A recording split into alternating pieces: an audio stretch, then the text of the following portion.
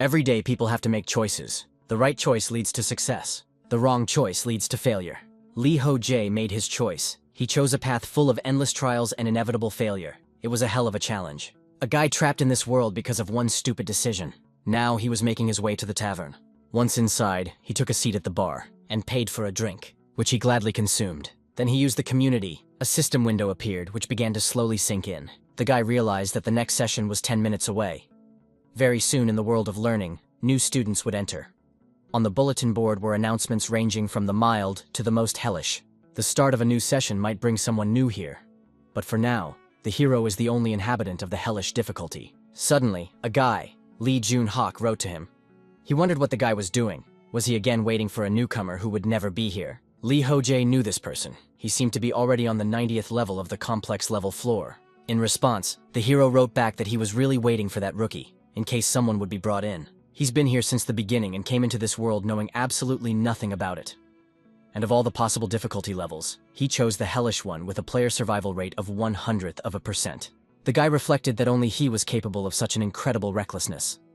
When the information about the world of learning hit the real world, the number of newcomers choosing the hellish difficulty level dropped drastically. Ho Jae would be happy for anyone to choose his own level. And so it was time for a new session. The protagonist froze in anticipation of someone going for his hell level. When he opened his eyes a few moments later, he saw several newcomers. And surprisingly, one of them entered the hell level. What a long time the guy had waited for this after all. He really wanted this person to see his ad. Suddenly, he saw a response. It turned out to be a girl who was surprised that she had gotten into the hellish difficulty. Ho Jae finally realized who it was after all. The girl was writing that she clicked the wrong place and didn't understand what she should do. That's why she was asking for help. In some obscure room, she was sitting there wondering what she should do. The main character texted her not to be afraid. She immediately inquired who he was. Ho Jae introduced himself. He too is on a hellish difficulty level just like her. He also informed her that he would teach her how to play. She will survive if she listens to him carefully, so let her relax. The hero thought about the fact that he would need this girl to get out of here. She needs to get to the 60th floor as soon as possible. So he inquired about the starting weapon she had chosen. The stranger informed him that it was a bow. Ho Jae, after seeing this, realized that she was finished. The first floors of training she would be going through alone anyway. To get through them on hellish difficulty with a simple bow would need to be a pro. The girl asked, "Is it really a bad weapon?" "She's in the National Reserve. That's why she chose the bow." The protagonist was interested in this. He noted that he was not saying that the bow was bad. In general, archers have the highest survivability among the classes, so she has no need to be afraid. She will improve anyway if she does what he said. Just don't trust anyone else but him. After reading this message, the interviewee asked if he wasn't just on a hell of a difficulty. Ho Jae reported that he is, but at the same time he is not. But there are quite a few other hell-bent players on the foreign servers. The stranger also asked what he thought about whether she would get out of here. The hero wrote that there is a living area on the 30th floor, and first let her try to get there. He then offered to explain to her the easiest way to clear the first floor.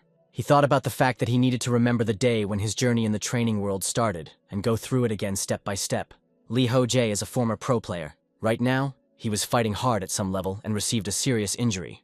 As a consequence, he fell to the ground squirming in pain. It became clear that he would no longer be able to walk because the wound is really critical. Gathering his strength, the hero thought that he needed to return to the waiting room.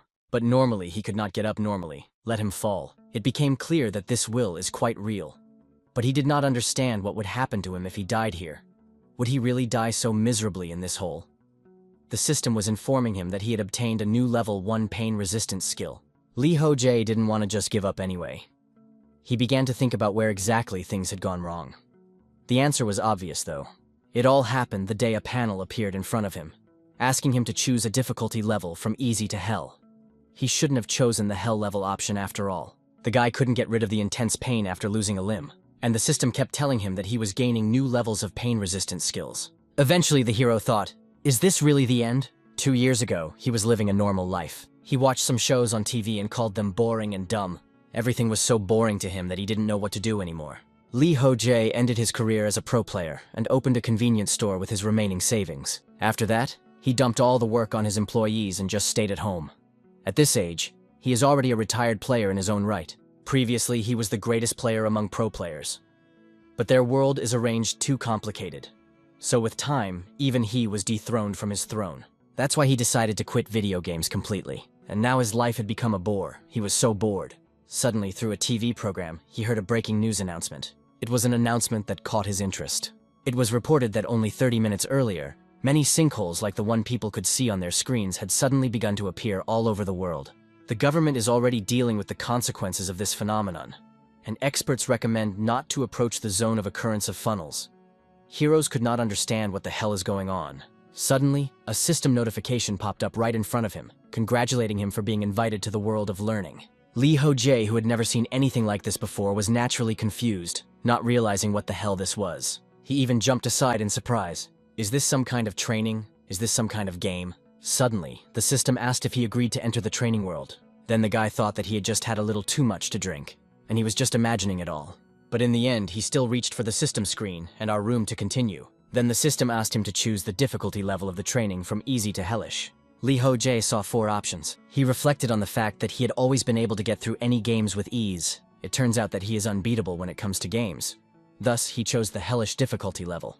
After that, there was darkness in front of the guy's eyes, until he opened his eyes and some strange person in front of him asked him to wake up. Ho Jae was confused. He didn't realize where he woke up. That's why he asked the strange guys, who were they even? In addition, where was he actually? One of those present said that this is the waiting room of the first floor of the drill. The hero continued to grow nearby, asking, what other first floor of the training? What are they carrying? He was asked to calm down. Didn't he see those messages? They were panels of sorts. They talked about training and stuff. That's what he's talking about now. Ho Jae noted that he had indeed seen them, but he was too drunk to change the whole point. Had they also been thrown in after those messages appeared here? The man nodded, confirming it. At this time, the hero turned his attention to the girls. Were they really here too? The interlocutor reported that they were as much in the dark as he was. If he knows anything, he asks to share the information with them. The hero reported that if you think about it that way, there have been stories on the news about some craters that have started appearing all over the world. So it is possible that all of this could be the cause of this. Another guy took umbrage. What is he talking about? What funnels? Is he saying they were thrown here because of those holes? Let him stop making up nonsense. Ho Jae objected. It was just his guess. The first man asked just to calm down a bit. He also noticed the guy doing something and asked, he has a pity. What's wrong? The hero explained. He was sure he was drunk just a few minutes ago, but now, for some reason, he feels completely sober. The man noted that if he was talking about it, it was likely that their bodies in this place were recovering faster than usual. This judgment by the guy was interesting, that they were recovering faster. But what did that mean? Suddenly, the interlocutor stated that he hadn't chosen his weapon after all. Seeing the guy's equally confused face, he said that he would get one soon. That's when Ho Jae received a new system notification, one that asked him to choose a starting weapon. The hero somehow interacted with it and suddenly moved to some room.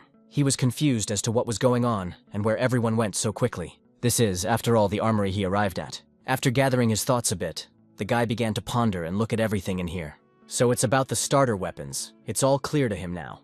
This is the weapon given by the game at the beginning of the passage. It turns out that if this is really a game world, then the starting weapon can greatly affect its further development. Thus, it is necessary to choose this weapon wisely. But if you think about the game world, it becomes more interesting with the choice. But now it is necessary to understand what he actually choose. Thinking about the choice of weapons did not leave the guy for a long time. He realized that first he needs to decide with his style of play. In such games, there is usually a distribution on the heroes of defense, attack, as well as support. And among them, he needs to choose the state's one. This will affect his playstyle skills, and even his swing. He does not have much muscle mass, and magic is not sympathetic to him, by the way, in any way. So heavy weapons and staffs aren't going to work for him. Perhaps he needs weapons for ranged combat, but most likely they are quite difficult to use. Although this style is safer than other options, as a person can attack while maintaining a distance. But that's only on the condition that there is someone to defend him. Or at the very least, there should be a lot of space for free movement. Also, everything depends on one's opponent as well. But what if the guy has to fight not monsters, but the people he saw in the room? In that case, he thinks that a melee weapon would fit much better. He should have asked them about their weapon of choice before this. His head wasn't working as well as it usually did, and that was bad. They could find themselves both on the same team and become enemies in doing so. And in the latter scenario, close combat is the best option. The guy has no idea about this game, but one thing he is sure of for sure is that the difficulty will be hellish. Summing it all up, the best weapon for him, it's this weapon. The system reported that he took a dirty shield with defense 5. A leather belt is more effective than this shield. It's shabby. He also used a child's sword with a damage of 3 points.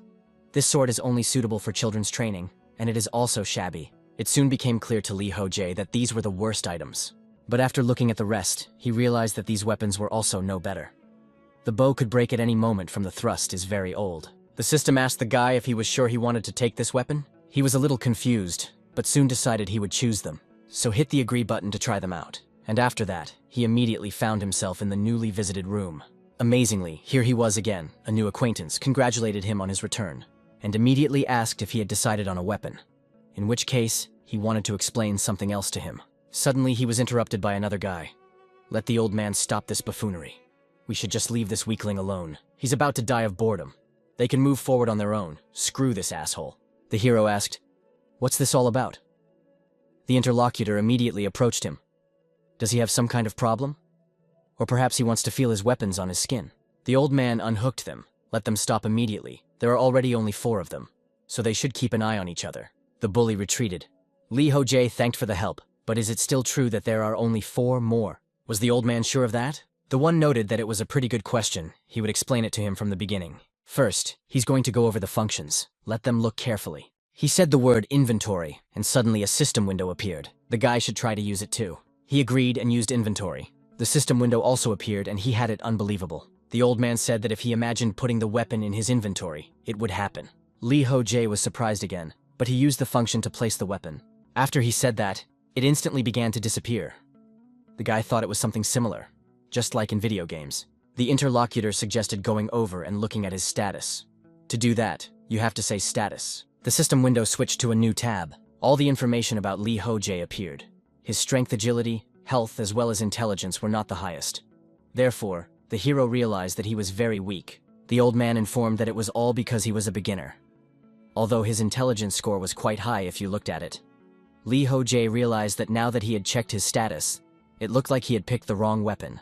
Following that, the interlocutor suggested going to the community. It turned out to be a special window where a guy could correspond with other people from other rooms. Lee Ho Jae. Now it became clear that they were distributed according to the level of difficulty. It also says the number of people at different difficulty levels. And in the hell room, it turns out that there are only 4 people. The protagonist is confused. Is that really all there is? The interlocutor stated that this is the reason why they have to look out for each other. The protagonist confirmed this. The old man said the last tab was the clock. It would appear if the guy swiped his finger on the screen cursor. Lee Ho Jae immediately tried that. The screen popped up with the required stacking, reporting that he had used 1 attempt and 0 days. There were 70 hours and 43 minutes left until training. So it was clear that they still had 3 whole days to go. There's an inventory, a character window, and other features. It's all very much like an RPG game, and they can also even chat with other players. So that means that this game is an MMORPG, and all that means is that these people are his allies at the moment. In that case, he should get to know them better. But should he take the initiative to do so? The guy made up his mind after all and approached them. He noted that since their fate has brought them together, that you just do not introduce yourself to each other. The bully did not approve of such an idea. Why would he introduce himself to him? But the old man said that the idea was quite good, and asked to let him start. It turns out his name is Choi Min-sik, and he is 47 years old. He is a very ordinary office worker. He was also involved in athletics at school, so he is confident in his abilities. The surprised detainee also introduced himself, and his name is Choi Gen-min. But he does not understand what they are doing now. The old man reported that they just need to be more coherent. The guy became indignant. Does he really look like a child? While he was indignant, the main character introduced himself to him as 26 years old. His hobbies are entirely related to video games. In fact, he was once even a pro gamer. Now Jo Gong-min was finally taking an interest. I wonder if he happened to play Magic Online. Lee Ho Jae countered that he hadn't played such a game. In fact, he was more interested in strategy games. He said that it was cool. He also liked this genre. Although he has only played Magic Online. The hero said that he also played it for a while. But after the global update, he decided to abandon this game. Choi Min-sik was happy that they suddenly found common ground. When the guys inquired, what games did he play? Only the old man wanted to answer something as he was interrupted by the remaining girl. She said her name was Park Soo-ah. She likes watching anime, and she can write more than 100 dissertations on various anime stories. The guys were surprised. They were even a bit confused by such information. Lee Ho Jae soon said, "Why don't you in that case share the information they have with them?" This game world is very similar to a normal RPG game. They were given starter weapons, and they can also check their status. Moreover, there are several of them here, so he is sure that this is a real MMORPG game. Gongmin confirmed that he had also thought about it earlier. The character revealed that one of the important components of any RPG is groups. Cooperative playthrough allows them to unlock the potential of each class as well as weapons. So why don't they show off their weapons and assign roles in their team? At that moment, he showed his shield as well as his sword. The old man agreed to this suggestion and showed his trident. Gongming supported them. He had a battle axe. In the protagonist's opinion, things were bad. Things were worse than he even thought, because they both chose to go into melee combat. And what about the last girl? What kind of choice did Ms. Suwa make? He had counted on her quite a bit, converging anything, whether it was a bow or a throwing weapon, it didn't matter. As long as it was designed for ranged combat and not melee combat. But unfortunately for the guy, the girl immediately pulled out a katana. Ho Jae realized that the situation was really bad, for there was no absolute balance in this group. Everyone had chosen melee weapons, as only such an imbalanced group could be. The old man wondered what the training was all about, and why it would only start in 3 days. Gongming was surprised that the man wasn't in the know. Training is the stage where a person is told about all the features of the game. Suwa was disappointed they would have to wait 3 days, and she was so reluctant to do so. The guy was indignant. Why is she looking at him like that? Is there something wrong with him? Did the hero think about this period? A little brainstorming, he turned to the guys. There's still quite a bit of time left before school starts. In that case, why don't they assign roles and practice? Then he wondered why they needed training. Training would be the easiest thing to pass, after all.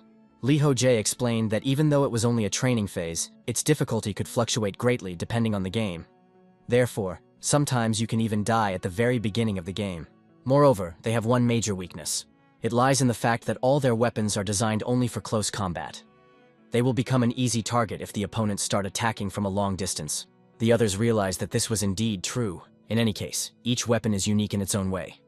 For example, the guy's sword is looking good for a frontline battle. It can take a hit, and at the same time hit back. And Gongmin can do a lot more damage with his axe. He will be the main attacker of their team. Together with him, they should be on the front lines. He would have the most important role. The guy agrees, so they should rely on him. Next is Mr. Minsik. Among all their weapons, his trident has the largest attack radius. That's why he has to cover their rear.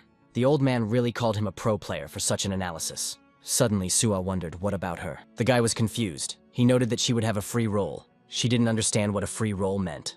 Ho Jae explained that she would be a support, such as from behind.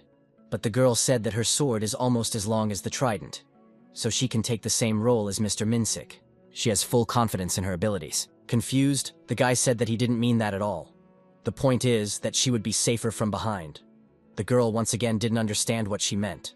Did he really think she should stay behind and watch because she was a woman? Perhaps he wanted to act manly and show off. But for today's society where gender inequality is valued above all else, his outlook on life is rather outdated. She was more than confident that she could be useful. Ho Jae knew it wasn't that. It was just that the katana was too long. And she's pretending to be some anime heroine, and she's holding it wrong in general. A girl can't swing such a huge thing with one hand. He doubted it would be useful in a fight. Suddenly, Minsik walked up to them. He informed the girl that he understands her feelings. But why don't they follow Mr. Ho Jae's advice? They don't know what awaits them in the training area, and they all chose a hellish difficulty. So it's better to listen to the pro player's opinion on this one since each of them is risking their safety. The girl pointed out that this is indeed true. In that case, she suggested to start practicing. Suwa was really imagining herself as the heroine of some anime. She called her katana the Eternal Judge and made it flicker in a stream of light. This was how she practiced together with the old man. The others looked at what was going on and didn't understand what was going on there. Gongmin asked her to stop doing that. Why is it that she's the one shouting nonsense before every attack? It's embarrassing to everyone present. Su-ah informed that you will apply the technique, you need to call it out in its name. So there's nothing embarrassing here. The guy wanted to say something else to her, but she just continued to call out the name of the so-called techniques. At this time, the old man clarified that instead of pierce, it would be more appropriate to say chop. After all, she is holding a katana in her hands. The protagonist realized that there's no way the girl will calm down, but it's good to see that they've at least mastered the basics. That said though, there are two other rather important points. Not only does the waiting room not heal much faster, but all weapons also regenerate at an incredible rate. Broken weapons and equipment mend themselves. Here, and I feel like eating as well as sleeping. Since their wounds are quickly revitalized in the waiting room, they can afford more intense training. But what happens if they die in this game? In normal RPGs, a person is resurrected at a save point, for example in a village. If this game has no function in resurrection, then losing really threatens them all with death. After a while, the old man told Gong Min that it was his turn to switch. He didn't mind, he couldn't wait. It would be up to him to find out who was more suitable for the role of leader. Ho Jae praised Suah for doing a good job. The girl, on the other hand, pointed out that the two of them had caused a massacre again. The hero reported that it doesn't matter at all who turns out to be the winner. In games of convenience happens quite often. Players try to figure out who is stronger and settle the matter through a battle. If Mr. Minsik becomes the leader, the guy thinks that their team will focus on defense. On the other hand, if Gong Min wins, offense will be the basis, and it sounds pretty fun. Suah, in turn, thought that Ho Jae would be the leader. The guy was confused, but the girl explained it by saying that he seems very mature for his age. The hero asked, does she really think so? In his opinion, he hadn't changed much since his college days and pro player career. Suah leaned on the fact that he said he went to Sohan University. In that case, he must be very smart. The guy said that his parents threatened that if he didn't score high on his final exam, they wouldn't let him become a PRO player. But he ended up quitting his job pretty quickly. The interviewer wondered what the reason was. The hero wanted to explain it. But suddenly he heard shouting. Gongmin resented that it was unfair to have such a long weapon, so he offered to switch. But the old man said that was absurd. The full potential of the weapon is only revealed in the hands of a true master. Ho Jae realized that there was no way they would calm down. The girls in turn felt sorry that they didn't have popcorn and drinks right now. The hero smiled. Was this really true? A little time passed and the system announced that there were 10 seconds left until the first challenge of day 0. The protagonist announced to everyone that it was time. Gongmin remarked that he had never practiced as hard as he had before in his life. Minsik had a similar situation.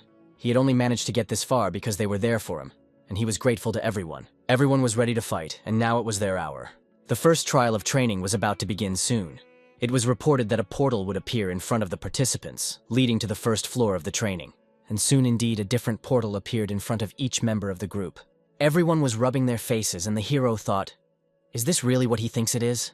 It turns out that if there are 4 portals, it must be in the single-player walkthrough. The team members asked what they should do. They only practiced their roles. Is it really all for nothing in that case? Ho Jae objected. The time spent practicing was clearly not wasted. Everyone quickly realized that he was indeed right. It was announced that the portal would activate soon, and then the main character's limbs began to move gradually. Everyone was again in a panic like they had never felt before. The hero asked them to listen carefully. Until now, he thought that solo playthrough was more effective. That was why he preferred solo play. But the past few days had come truly interesting. For the first time in his life, he was actually enjoying a team game.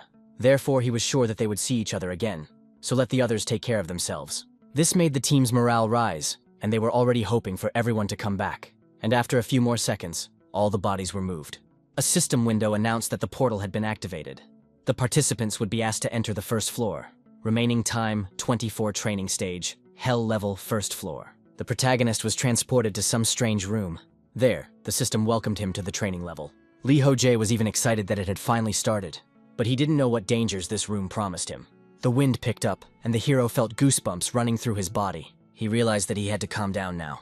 After that, nothing happened, and it became clear that the portal has not closed yet, and there was still a system notification hanging in it, asking about whether he wanted to move to the waiting room on the first floor. Ho Jae wondered if he could come back at any moment, which is quite convenient. To see, he walked over to the portal and clicked agree to be moved. After that, in literally a split second, he moved to the waiting room. But just as he thought, there was no one here. It was completely empty. There appeared such a denunciatory feeling, as if he had cleaned everything in 1 minute. But he didn't. It's clear to him now that he can come back here at any time, though he doesn't realize what will happen when the countdown is over. It's also interesting to see if the self-repair is okay. To do so, the guy cuts his arm open and sees that it's still perfectly functional. It turns out that in this case, even if he is on the cusp of death, he will be able to survive just by coming back here. That's great news, so it gave him the confidence that he could get through everything. While he was thinking about it, he suddenly heard a portal moving. Turning around, he saw Suah flying towards him. Takihi girl was confused. They didn't expect to see each other, and so after the collision, Ho Jae fell down. The partners stated that she didn't even know they could come back. They were both embarrassed from the situation. To make the situation less awkward, the hero decided to change the subject. He said that the self-recovery was still in effect, so if she was earlier, she would be able to return here at any time. Suah understood everything, but it would be great if her others knew about it. Perhaps they should wait for them. The hero agreed to this suggestion. Time leisurely that, but no one appeared. Therefore, the girl assumed that they wouldn't come back. Ho Jae even thought about the fact that they had already been killed. Therefore, He looked at the community layouts to see if everyone was still alive. It was good to see that the number of people hadn't changed and they hadn't lost. So it meant that they hadn't lost. Suah suggested that in that case, they should also go take the trials. The hero once again agreed. But before leaving, the girl noted that she had a request. When they return, have him teach her how to play video games. She wants to play with him together. But there is also something else she wanted to do. Suah strongly approached the guy. It seemed as if she wanted to kiss him. But it didn't happen at the last moment. She just turned away. She only said that when they came back, she wanted to get to know him better. Then she said she was leaving. And on that note, they started moving to other rooms together. The protagonist soon found himself in the same place he had been recently. He gathered his thoughts and decided to take another look at his status. His stats hadn't changed. Strength was the lowest, and from intelligence the highest. The guy realized he still knew very little about this place. There was a portal and also a time limit. Worryingly, there are no pillars, health, or mana.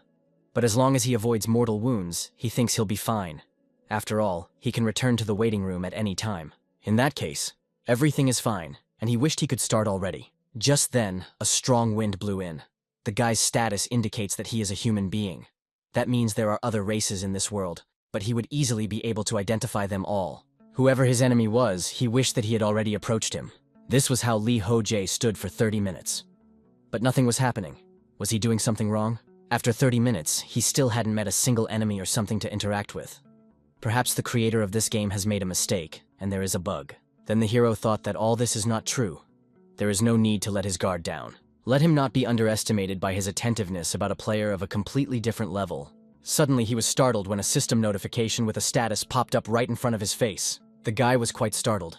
Next, he noticed a few skills, combat concentration and level 1 willpower. It turns out that he had even gotten new skills. Ho Jae decided to familiarize himself with them. Combat concentration states in that during battle, the guy's concentration increases, allowing him to stay focused for a longer period of time. And willpower increases a guy's willpower. Turns out these are two passive skills. In most RPG games, skills are divided into two categories, active and passive. Active skills must be engaged by the player themselves, while passive skills are active from the moment they are obtained. Now the guy tired more and more. Clear combat concentration and willpower are his skills.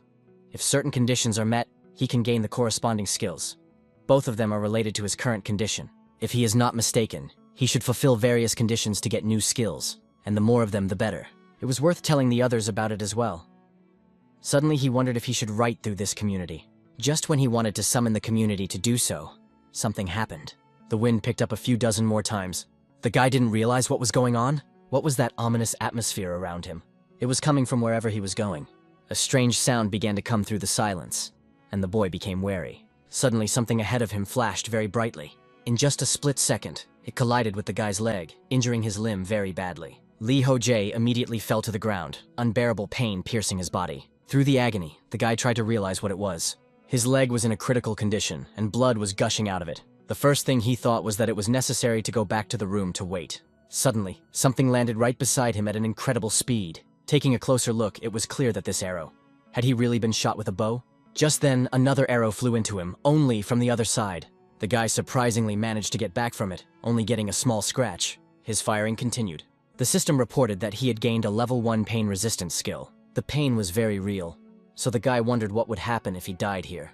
While he was lying under the hail of arrows, his skill, pain resistance, increased by level 2, and he also gained the blood loss resistance skill. These skills gradually increased their levels, one after another, but the situation wasn't getting any better. Would he really die miserably in this hole? The guy really didn't want that. He only wanted to survive. Suddenly, another arrow flew straight into his body in the back. This pain was several times stronger from the previous ones. It was simply disconcerting. Following that arrow came the thoughts that the guy was finished. If this keeps up, he's definitely a dead man. He won't be able to handle it with the gunfire. He'd be better off just dying and starting over. Suddenly he realized that it really is possible to start over. You could just die and start over. At that moment, his comrades appeared before his eyes. Ho Jae realized that this was not the way to do it. Together with his comrades, he had undergone difficult training and was glad of the time with them, so they must give up. Soon, he had another skill martial concentration. Ho Jae decided that he would not give up. He must reach the room while waiting. Therefore, he immediately pulled out the arrow that was in his back. It hurt like hell. No way to die. He didn't want that. Skills at this time were gradually increasing their level. The protagonist got up and tried to run. He could get through this game. He believed in himself. The portal itself only had an inscription about whether he wanted to return. As he ran towards the portal that led him to the room, expectations of arrows constantly flew through him. So he finally made it to the portal, followed by several dozen arrows. At last, an additional skill appeared. A moment passed and the guy was already in the waiting room. Finally, he could breathe out calmly because he had saved himself. It felt like he had gotten out of the underworld. This training was too difficult, in his opinion. Suddenly he wondered, what about the others? To that end, he summoned the community, and it gradually clicked through. But what the protagonist saw there dumbfounded him. What the hell was this? The guy was very confused. He once again decided to reconsider whether he understood everything correctly. I could not believe what the hell it was at all. In the community, the protagonist saw that there was only one member left among the bulletin board on the infernal level. Does it turn out that it's just him? Did everyone else really die? Perhaps this is some kind of joke. The guy could not believe it. In front of his eyes appeared comrades with whom he had recently spoken. It simply cannot be that they all died. Because of despair, the protagonist walked around the room for a long time waiting. Soon, he was visited by the thought that if you think about it, it was pretty obvious. Those two didn't even know that they could return to the room while waiting, and thus didn't know that they could heal themselves. Sua, for his part, didn't have the stamina to survive a few hits, which means they really did die. But this was just awful. Ho Jae was horrified, so why did they die? For a few more, which time he sat pondering what had happened and what he should do next. And so he decided to look at his status after all. His stats hadn't changed in any way, but there were quite a few skills added. Among them was an increased resistance to the status effect of pain. There was also increased resistance to the status effect of fainting and the status effect of bleeding. And if necessary, one of the skills lead to sense users. It has become clear that all of these skills are passive skills, and the remaining time of this round is 19 hours and 12 minutes. Ho Jae was disappointed by these numbers. He knew that he needed to continue the trial. At least he should at least survive this whole situation. He swears that he will pass this training on his own. So without thinking long, he returned to the portal and moved to the place of the trial. He slowly walked down this strange corridor, realizing that the first arrow would appear at any moment. It turns out that the bloodstains in the corridor had disappeared. Then apparently the floor overloads every time he enters the waiting room. This all happens just like in the game. In that case, there must be a way to clear this level as well. We need to find out about the reset. Just as he thought about the arrow, it flashed and swiftly approached him. It became clear that this was the first arrow that had wounded him. It was necessary to dodge the first shot, and the hero did so. He knew very well that this attack was aimed at his right leg, so he was able to deal with it. Great, at least he could deal with it easily. Just as he thought, the trajectory of the first arrow didn't change at all. So the pattern didn't change at all each time. He immediately wondered where the next arrow was, and it was already right next to his shield. Fortunately, the protagonist successfully reacted and was able to get rid of it. As he remembers, the second arrow was aimed at his chest, so he knows the trajectory of the third one. It turns out that it was aimed at his head. Fortunately, he made it back successfully, but the number of arrows only increased. Ho Jae reassured himself that it was all right. He would be able to block it. What he thought was success was not, for his shield could not withstand the onslaught and was destroyed. Too bad, his shield was destroyed, which meant he would no longer be able to use it to defend himself. This event caught the guy's attention, and he got confused and lost concentration, and another arrow slammed into his body. Too bad, he was wounded, so he needed to get back to the portal as soon as possible. Just when he thought of that, another arrow attacked his body and stabbed right into his shoulder. It's even worse than he thought. He needs to go back quickly to heal himself. But that wasn't all at once. Several arrows stabbed into his body. Ho Jae saw a huge amount of blood oozing out of his body. The attacks didn't stop at all. Another arrow flew into his head. Only the thought that he was dying slipped through. Suddenly, a system window appeared, reporting a level increase. Dexterity was raised by 2, while health was raised by 1, and so was pain resistance. The protagonist was instantly brought to his senses. It turns out that he had leveled up. Next, he decided to fight and tried to repel the threatening arrow, and even successfully coped with it. To all of this, his shield recovered and the arrow in his chest simply disappeared. After he repelled the arrow rushing at him, so-and-so stopped, but it was surprising. While there was time, Ho Jae decided to see the status, what had changed in his characteristics. He saw that he was at the first level, and his characteristics had indeed been upgraded. Did that really mean that his level was 0 before? Another interesting thought slipped into his mind. As soon as his level increased, he and all of his items recovered just like in the waiting room. If you think about it, this is actually a pretty popular feature. It means that he can regenerate both in the waiting room and when leveling up. The prerequisite for this is to block, dodge, and get wounded by arrows. In this way, you can gain experience in any of these ways, and every time the guy manages to survive by returning his room, the waiting dungeon is reset. He can then go through these traps and get as much experience from them as he wants. He wants to get mortally wounded and survive by leveling up. If he were in his right mind, such a thing would never have occurred to him. But now his level has actually increased, so he's definitely gotten stronger. Isn't that a great tactic? Everything is fine, just need to give it your best. In the system window, it appeared that the god of adventure was showing interest in Ho Jae. After a while, the protagonist was glad that he had done so even though he was very tired. His pain resistance skill had already reached the 4th level. The guy resented it. If this was all true, why was he still in terrible pain? But this was still not the end. He could gain experience again and again by getting injured and also by healing. This is the most effective way to level up. And as the time to level up grew shorter and shorter, the protagonist continued to advance. Several arrows were rushing towards him at a terrible speed, but the guy did not retreat. He knew what he was doing. And quite skillfully, one of them reflected and dodged the second. Soon another menu with various buttons appeared right in front of him. Ho Jae used one of them to use sprint and the other to use keen sense, and thus he sped away several times faster. He was already in another interesting room. He'd been here before, so he knew there were 2 crossbows on either side of him, which immediately fired after he got close to the room. The protagonist dodged them quite easily. He knew how to defend himself from some of the arrows he had fought before, and was able to fend them off. But those were not all the attacks made on him, though he managed them without much difficulty. Since the traps and weapons had already been neutralized, the guy decided to take a break. It had already been 28 days since his first attempt. He had managed to gather a lot of skills, and the fact that he was privately on death's doorstep allowed him to raise his level several times. That was just what kind of adventure god was this, and why was he interested in him? In any case, the guy didn't think he would be able to run 15 without stopping. It must be thanks to the level boost. He used the inventory and took out some kind of flask in there. There was hardly any time left anymore. A few days ago, there was a small announcement in the community that only 30 days were given to complete each stage. It is unknown what punishment awaits those who do not meet the deadline. But regardless of the circumstances, the guy needs to clear everything in the remaining 2 days. But the problem is that he has no idea what the next zone is, and doesn't know the location of the new traps. That's too bad. Moreover, they will be different from the previous ones in the future. He doesn't know why, but his night vision and clear sight skills have stopped working right now. So he only has to rely on his sword and shield. And of course, rely on his own abilities.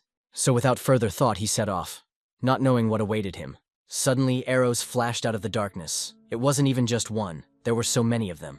Ho Jae was not at all confused. He knew how to be in a situation like this. A few of the attacking arrows he managed to repel. But here were some that were fired from his blind spot, so they attacked his body. It was really painful to receive such serious injuries. His pain resistance had already risen to the 8th level, so this was just nothing to him. Suddenly something strange appeared ahead. Is it really a way out? The joy of the protagonist was not limited. He rushed forward even faster, although his body was still tormented by arrows, which still brought a lot of pain. But he by no means stopped and reached the very room he thought was the exit. Right in the middle of that room was something strange that looked like a portal. The guy was confused, not realizing what this place was. At that moment, the last of his strength left his body and he immediately fell down.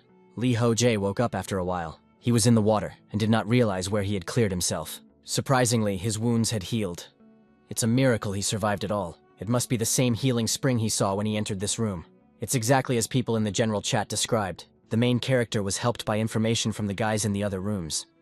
Some of them simply tested on the easy level and learned some secrets, and that there is also a shooting source in front of the boss room.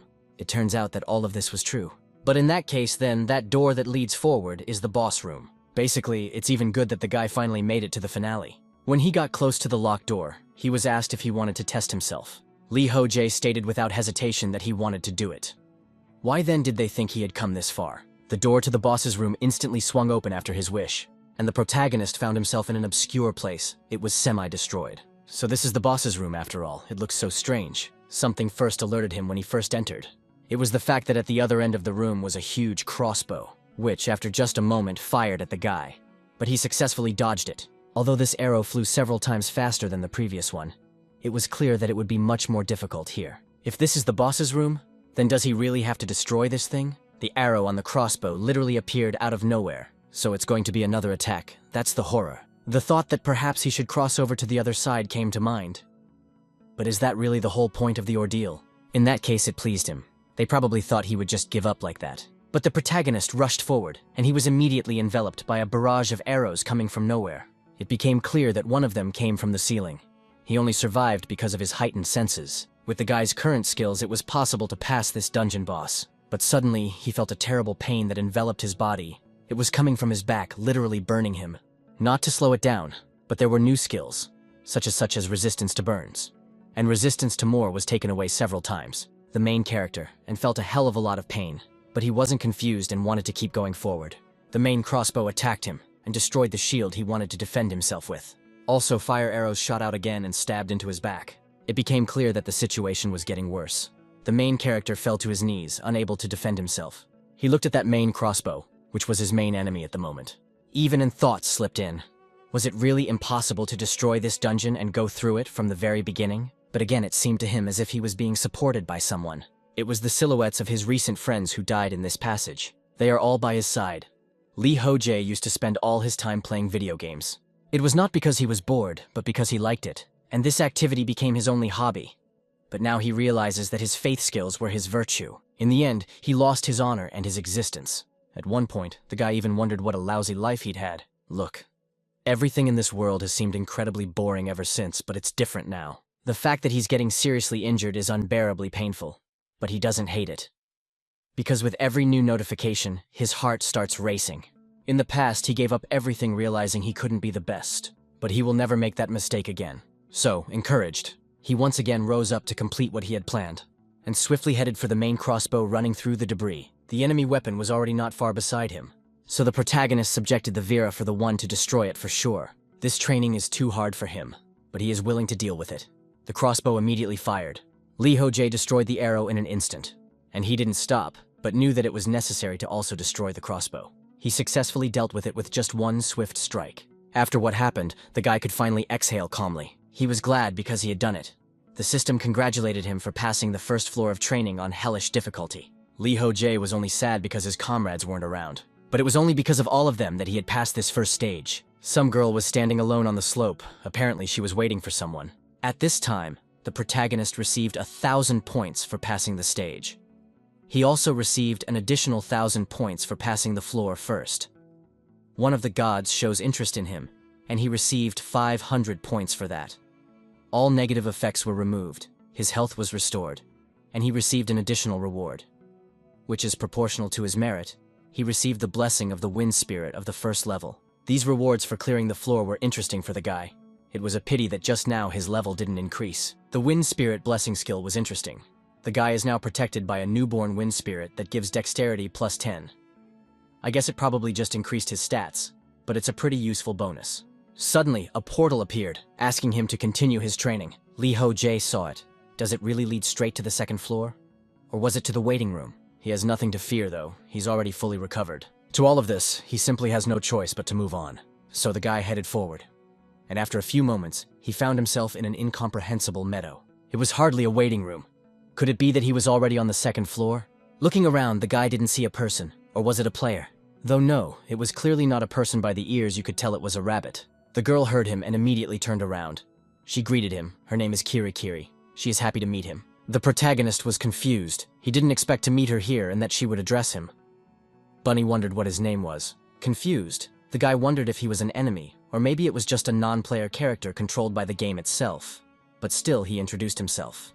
The interlocutor after that started muttering something. She was literally humming his name, and the guy wanted to punch her because of it. Kiri informed him that she was at his service. She is a floor manager of hellish complexity. The protagonist didn't know there were such, even existed here. The interlocutor explained that there is one manager for each difficulty level. He can turn to her every time he passes a floor. By the way, she congratulates him, because now, as a reward, he'll be able to use the store as well as the auction. The waiting rooms and residential areas only have the auction available, but right now he can use the store. I wonder if he wants to try it out. Ho Jae was so interested that he headed to the stacking area of the store. There, he saw equipment, books, potions, food, bedding, as well as toys. It became clear that they sold everything he needed. Kiri said that if he needed something, let him acquire it now. The protagonist, however, continued to marvel that there were even weapons and shields and clothing. He decided to choose weapons to begin with, but then realized that it would be more useful. The girl saw that he was confused, so she asked to let him explain everything. This gear, it's not suitable for him. Ho Jae wondered, wasn't she being too straightforward? After a while, he had already acquired everything he needed. Finally, after all, he felt like he was back to being alive when he changed his clothes. But he didn't understand why Kirikiri was looking at him so strangely. Was there something wrong with his clothes? He also had an interesting question. It concerned what would happen if the first floor wasn't cleaned up within 30 days. The girl explained that he would be returned to the waiting room. All food and water would disappear from his inventory. Consequently, he will have to spend points to buy from the store. Even though he doesn't feel hungry in the waiting room, he will be banished from there after 24 hours.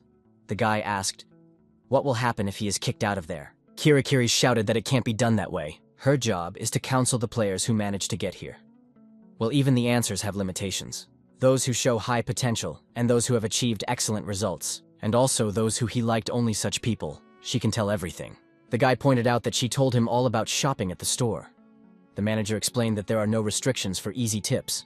These questions are pretty straightforward, and she had more meaningful, important things in mind. Now she could only tell him about one thing, and no more. So no more questions, because there is a thing he needs to know about. Ho Jae asked what she was talking about. The girl told him to buy potions with status effects. A lot of potions were needed, and the more the better. The guy immediately thought about it. It seems like the topic of the second floor would be status effects and everything related to them. Soon he said he had one more question he would like to ask. Kirikiri shouted that no more could be asked, but the guy still asked what happened to those who died here. The interlocutor was confused. She didn't know what she should answer to that, so as not to disappoint him. Ho Jae realized everything himself, so he said that everything was fine. He also thanked the rabbit for giving him advice. Now it was already time for him to go. The girl was glad that he wasn't disappointed and was ready to fight further. When the protagonist approached the portal, she turned to him and said that they would see each other again, so don't let them dare die there. Ho Jae smiled. What an interesting girl she was. But they would indeed see each other again. The portal brought the protagonist to the waiting room. There, the system welcomed him to the second floor waiting room. This was test 1 of the 29th day. Ho Jae hoped that this room had all the functions that the previous room had. His attention was caught by the system's question. Does he wish to enter the floor? So this is the second level test, but does that mean he can perform even before the first one is over? Then, if he clears 2 or more trials in one term, Up will get the appropriate rewards. It might be worth a try. Though no, one should be more careful since he's not allowed to die. Better to ask Kirikiri after clearing the second floor. There was something else interesting that caught his attention. It was that a bed had appeared in the given waiting room. Not bad. That's quite a nice bonus. One can have a great time resting on this bed. Ho Jae laid down on it, and it was very comfortable. So much so that he decided that it was necessary to take a nap just for a little bit. Only after a small group of period did he open his eyes in horror, not realizing how long he had been asleep. Turning his attention to the time, he saw that he had slept for 12 hours. He had never slept that much at a time before. How much had he already changed since he'd been here? It felt like it had been a very long time if he hadn't agreed to go into training back then. I wonder how his life would have turned out. Having spent time here, it feels like he's gone back to the days of his pro player career. Back then, he could train without sparing himself to win a single match, and was willing to put everything on the line to beat his opponent. Now he feels like he's back in the game. Even more, in one where he really puts on the line, absolutely everything. With these thoughts, the guy sat for a day, which time? By the time he realized that there was no time for reflection. In between pondering, he decided to look at the status window and saw that he had gotten an active skill. It's called Level 7 Battle Concentration. Concentration is greatly increased during battle.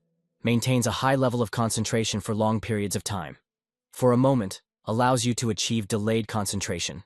If the mental stability is strong enough, increases the time of inhibitive concentration. Requirements: combat concentration level 6 or higher, developed, mental steadiness, experience high concentration, unassisted skill. The protagonist knew that it was originally a passive skill it changed after clearing the first floor. It wouldn't even require mana to use it, which meant it could use the new one as long as its mind could handle it. Since that was the case, it was necessary to try everything. Therefore, Ho Jae started practicing until he was exhausted and fell to the ground. With his mental strength at the moment, he could endure for about 5 minutes. It made his eyes darken. If he overdid it, he could lose consciousness. The consumption of mental power was more than he even thought. Therefore, he hoped that he could strengthen the mind under the mute level and perhaps continue to use it. The hero also noticed the auction tab. The auction window is a feature for those who have cleared the first floor. Players can sell and buy items from each other, regardless of the difficulty level they choose. Most of them are starter kits and unusable weapons. This was probably because they had only gone through one floor. Suddenly, the guy came across an interesting cat collar with a bell on it. It was written that cats do not like it when trying to put it on a cat. The cat may show aggression, even if he is its owner. The hero wondered, did anyone really get one of these? He wouldn't accept it as a gift either. Thinks that the blessing of the wind spirit can be considered a good reward. Therefore, he was really lucky. Soon, the guy was ready to continue the trials. The system reported that the second trial would start soon.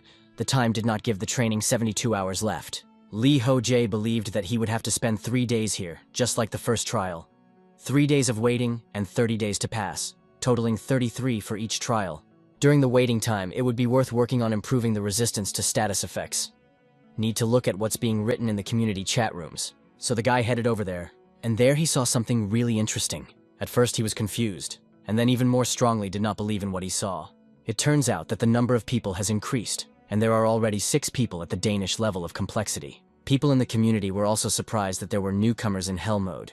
Most of the players there had died, but they weren't careful and died because of it.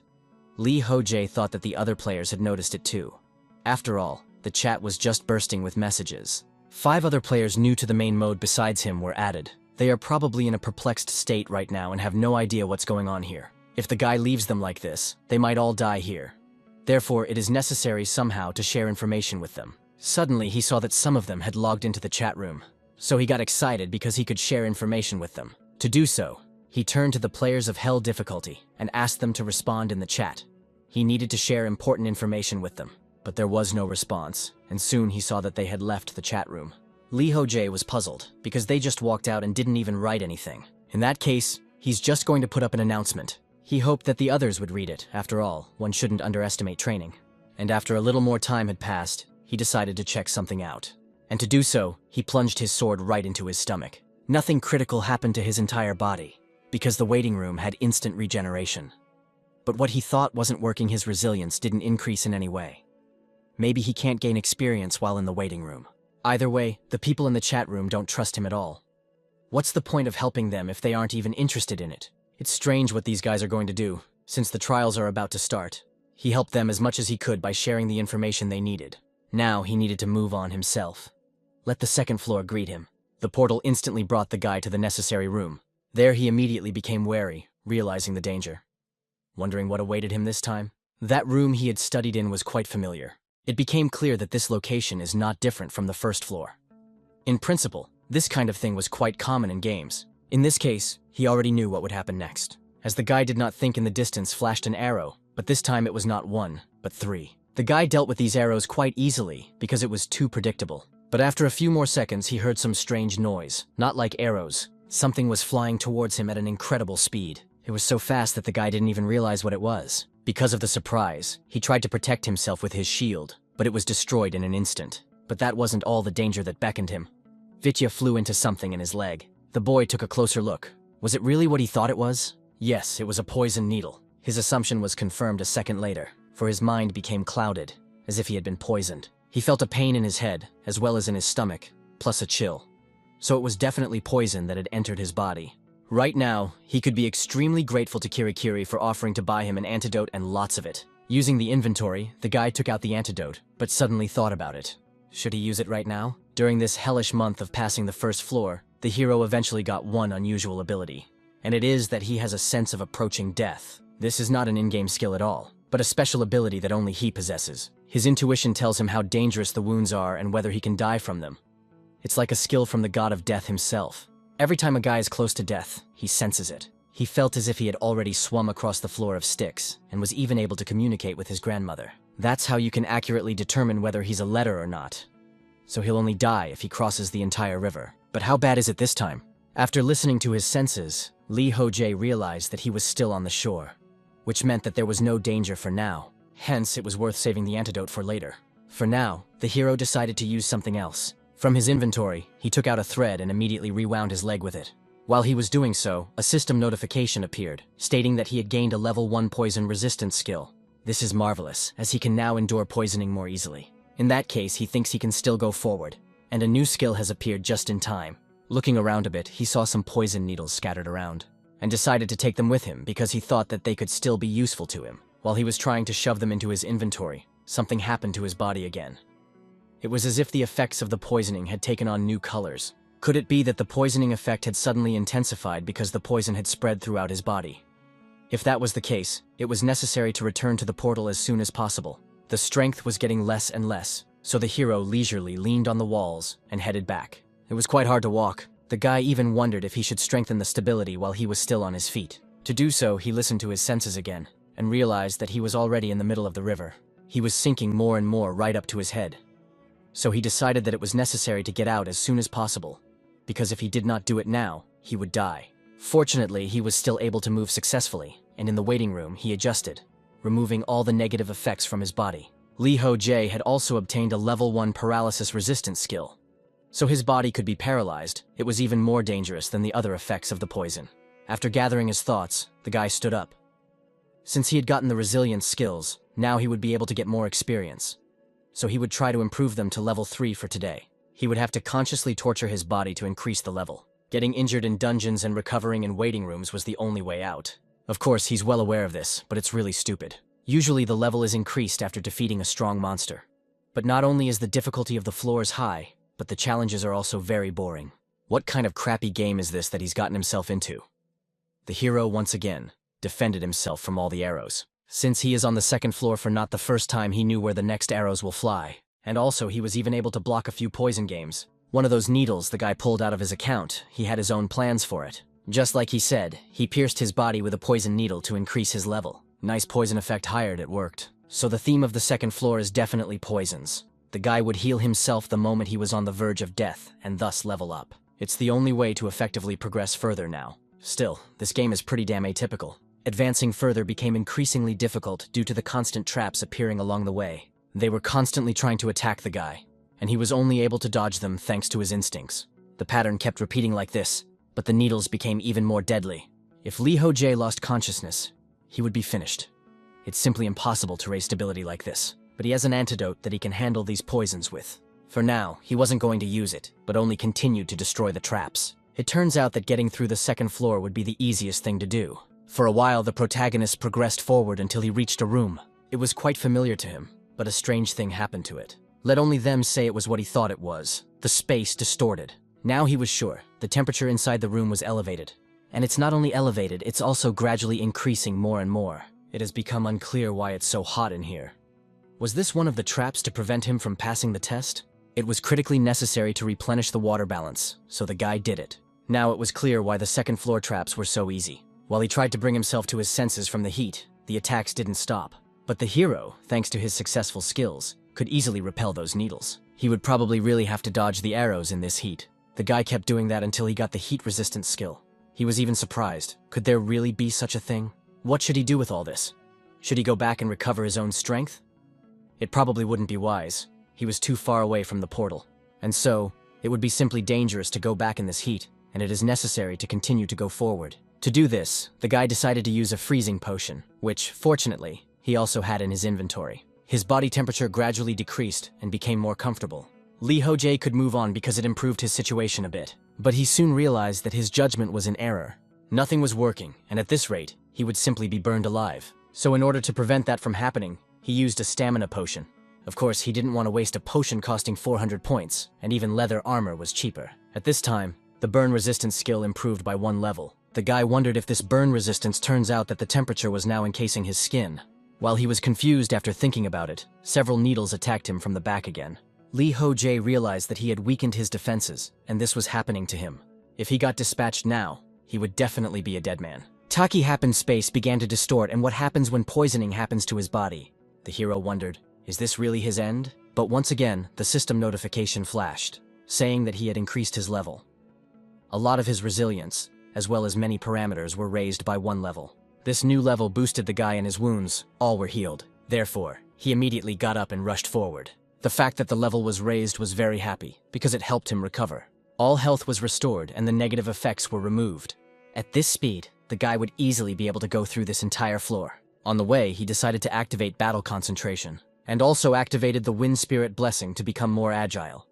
And because of this, he was able to spot and dodge the deadly poison needles. To himself, Ho Jae kept telling himself that he would do it and be able to pass the second floor. Confident in himself, the guy moved forward until he accidentally stumbled. And just like that, at full speed, he crashed straight into the wall with his head. It hurt like hell after that, especially since it was done accidentally. Come to think of it, Steam doesn't have to waste his last recovery potions on that. But he can't afford to die from getting tangled up in his legs. How humiliating is this? Suddenly, a system window appeared, introducing that the god of adventure doesn't want to see Ho Jae. The guy was confused. What do you mean he wishes to see him? Did he really see him fall down? There was also a rather interesting new skill. It was natural regeneration of the first level. It increased the rate at which a person's body recovered from various injuries. It became clear to the guy that it meant it increased the regeneration rate.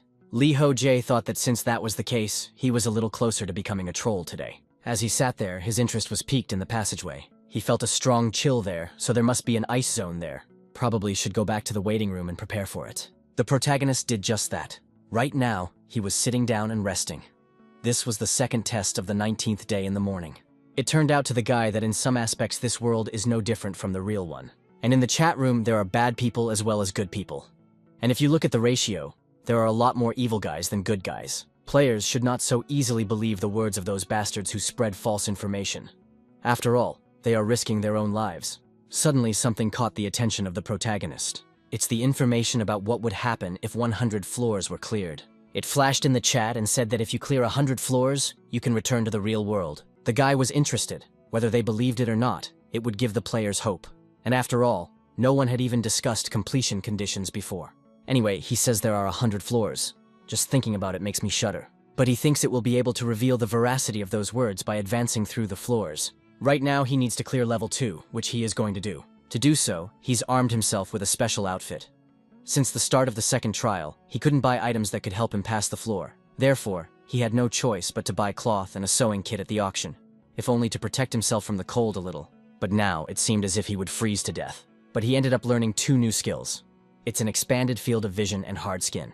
His field of vision increased, and his skin became tougher because of these skills. So they're pretty damn useful. And at this rate, the guy can become superhuman. But lately, the resilience skills haven't improved. Is this really their limit?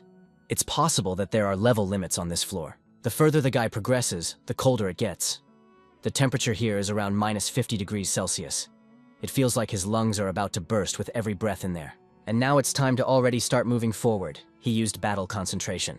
After which, he froze in anticipation, not realizing what would happen next. As usual, he was attacked by an arrow, but he dodged it quite easily. This level was already boring him. He needed to get through the damn second floor as quickly as possible. The guy's attempts were successful, and after a while, he found himself in a familiar room with a source. There he was glad that he had finally reached the boss's room.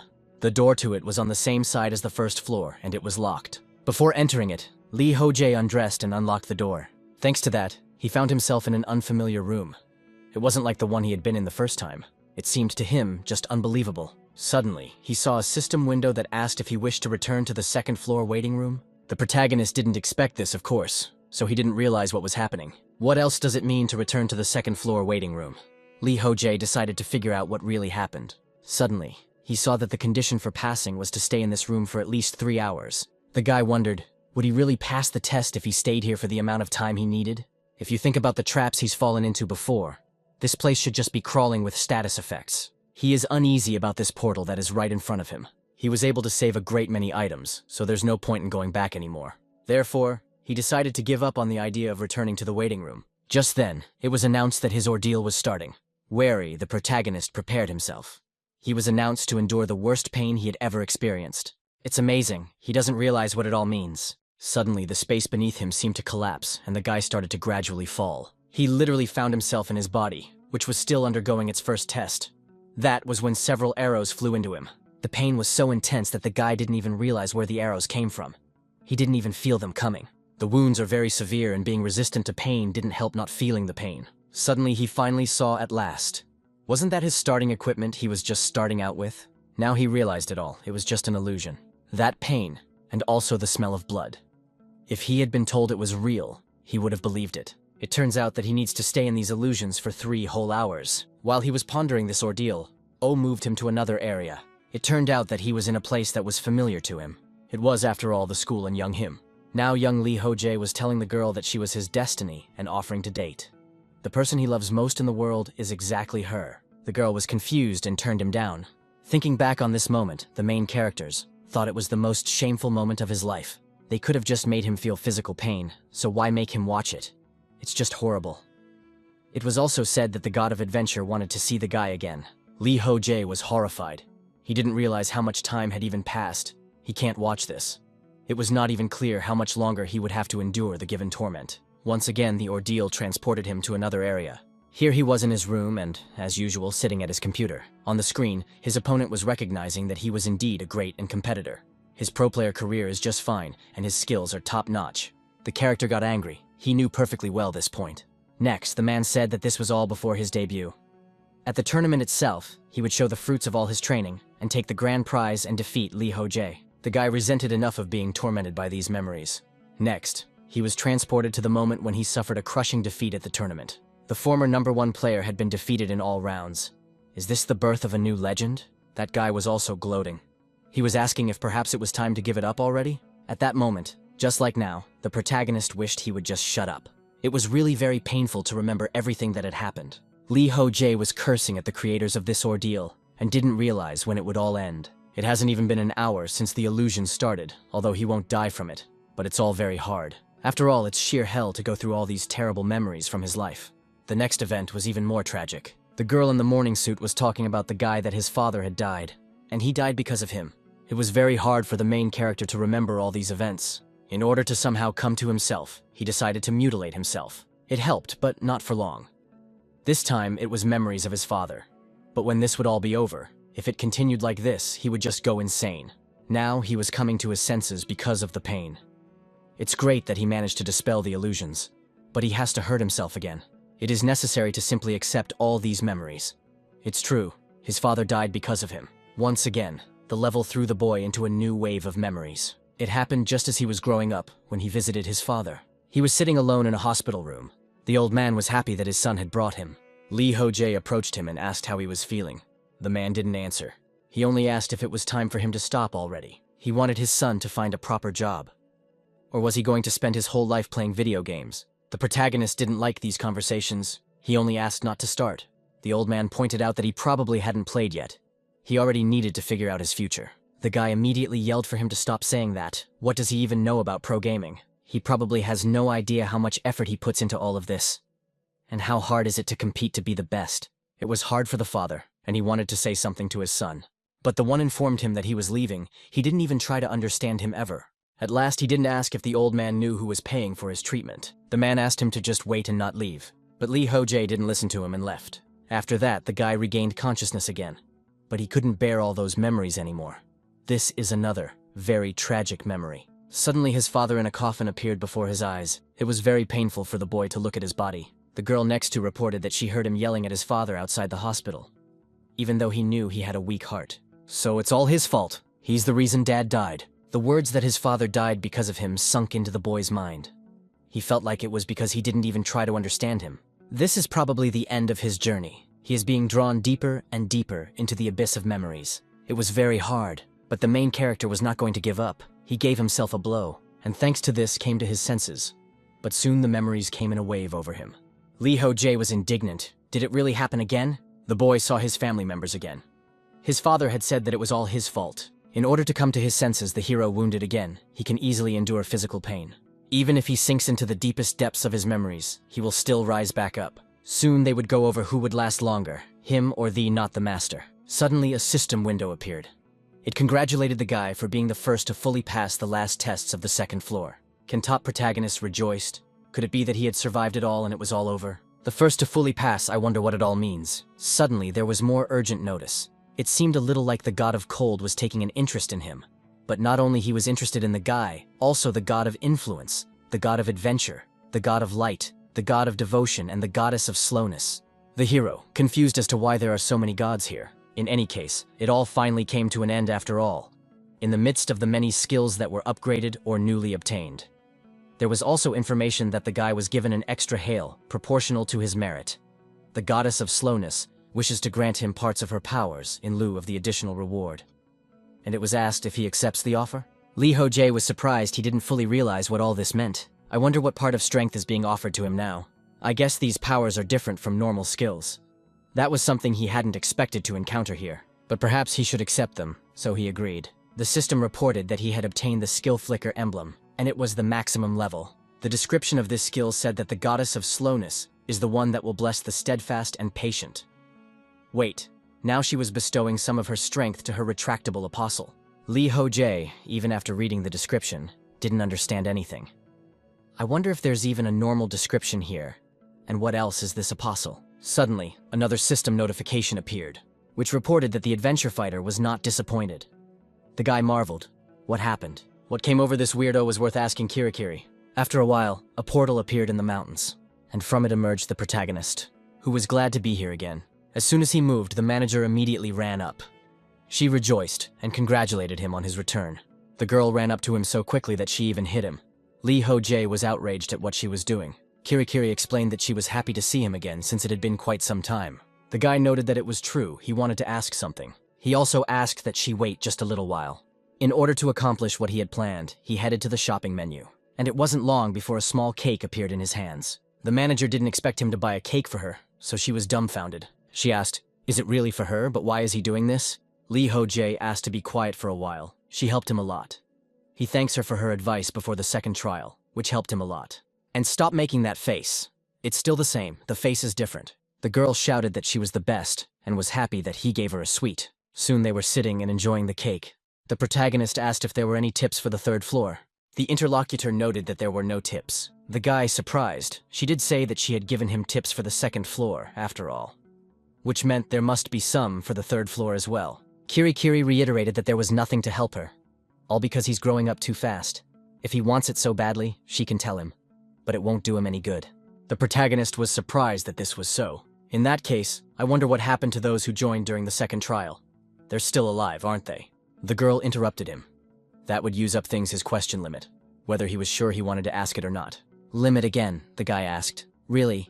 If he got an answer to this question that he couldn't get to the others already? She did say there was a certain number of questions, didn't she? Kirikiri said he got it right. It was clear to the protagonist then he would ask about something else. After thinking for a long time, he asked to tell him about the flicker emblem skill. Suddenly, she looked around and didn't realize where his interlocutor had disappeared to. She was in the distance, so he asked for answers to his questions before fooling around. Kirikiri agreed she supposed she would have to help him since he was so helpless. Flicker emblem, one of the goddess of slowness skills. Players who show outstanding performance on all floors can receive rewards from the gods. The boy inquired if it meant that the god liked him. In response, he heard that it must be so. Each god could only bestow a portion of their own powers once. To Ho Jae, it seemed like this was not a bad thing. The goddess of slowness had spent her only opportunity for him. He really liked it. Anyway, he would like to know about the effects of the flicker emblem, and the more details, the better it would be for him. The girl told him that he could look at them when he got back to the waiting room. He would figure it out for himself later. The hero agreed. Everything was clear to him now. To think that this girl is a floor manager of hellish complexity. At one glance, she doesn't seem strong at all. During the first trial, there was a player that tried to attack the manager. But at the end, he was easily twisted and was on the verge of death. Kirikiri must be pretty damn strong despite her own appearance. Soon, the guy noted that he wanted to ask something else. Who are the gods? What is their purpose, and what do they want from her? The girl told him that was something he would have to find out for himself. Seeing her reaction, the guy said he understood everything but was a little confused. She suddenly became very serious. It must be a taboo subject. He seems to have hit the main point of the game. He believes that the gods created this world and then called the players into it. And since Kirikiri is part of the game, she won't be able to answer that question. 2 of the 100 floors have already been passed by him. Next comes the 3rd and 4th floor. If he reaches the top, he will surely find the answers to all his questions regarding this world there. Therefore, he must do it. Before leaving, the guy said that he had one more question. The moment he passed the 2nd floor, it was said that he was the first to fully clear the last gate. I wondered what all that meant. The girl explained that it was a bug in the system. Ho Jae didn't understand what she was talking about, but the girl she was talking to said that she couldn't say anything about it. The hero then asked who the managers were, and if he could return to his world if he cleared 100 floors. Kirikiri simply replied that she couldn't answer that. Ho Jae was indignant. She wouldn't tell him anything at all. Suddenly the manager turned to him. She asked him to take this. It turned out to be a cape that the guy put on himself. The hero wondered if he could really take it. Kirikiri confirmed it. This cape was much better than his current one. The hero even wondered if he really did have such terrible taste. Soon he informed her that she could keep the cake for herself. The girl was pleased and thanked for such a gift. And after that, the protagonist said that he would buy her another one as soon as he returned, and they would see each other again. Following these words, they said goodbye together with her. A few moments later, the protagonist moved.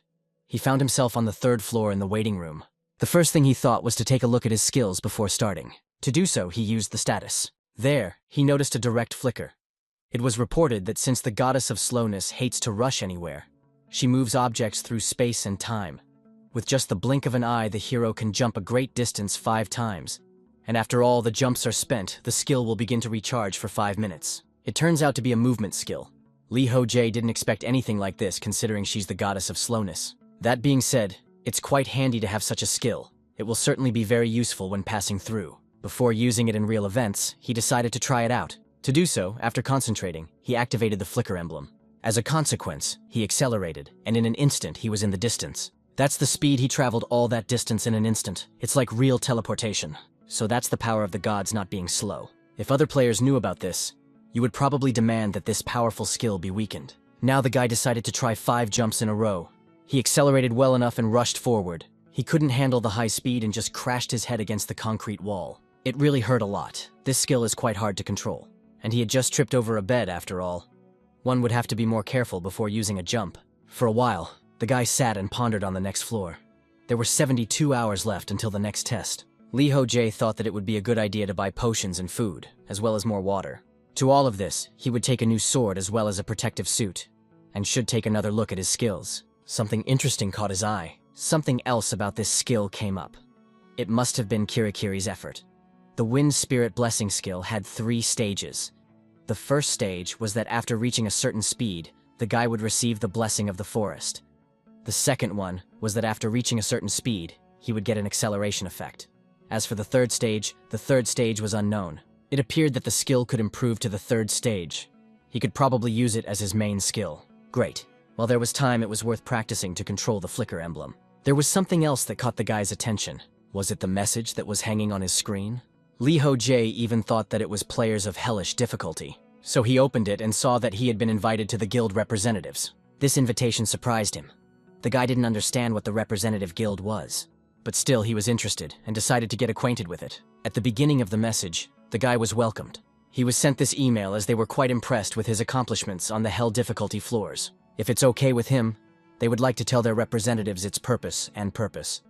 So look forward to hearing from him. The signature of the letter received was Lee Chang-seok's. The protagonist and himself saw that the community chat had been quite lively lately. But he didn't think that such a group would form so quickly. Previously, he hadn't noticed this person's name on the list of top players. After all, he was the only one successfully mopping up floors of hellish difficulty. It didn't make sense for him to mess with other people. So he thought it was worth putting this all aside for later. And right now, just prepare to get through the 3rd floor. He still had a lot of things to do. It's a hell of a long way ahead to reach the 100th floor. After a while, the guy was already on the 3rd floor of training. It was an unusual room that looked like a chessboard.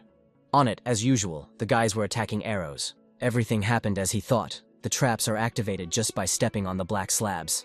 Hence, it is clear that means the white slabs are safe. But this is what the guy decided to find out. He stepped on a slab and waited to see what would happen.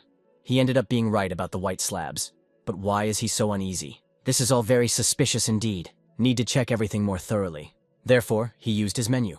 Just in case, one should be ready to activate the skill at any moment. With the help of the gift he received from the goddess, he moved forward quite quickly, and even wondered why he was having so much fun right now.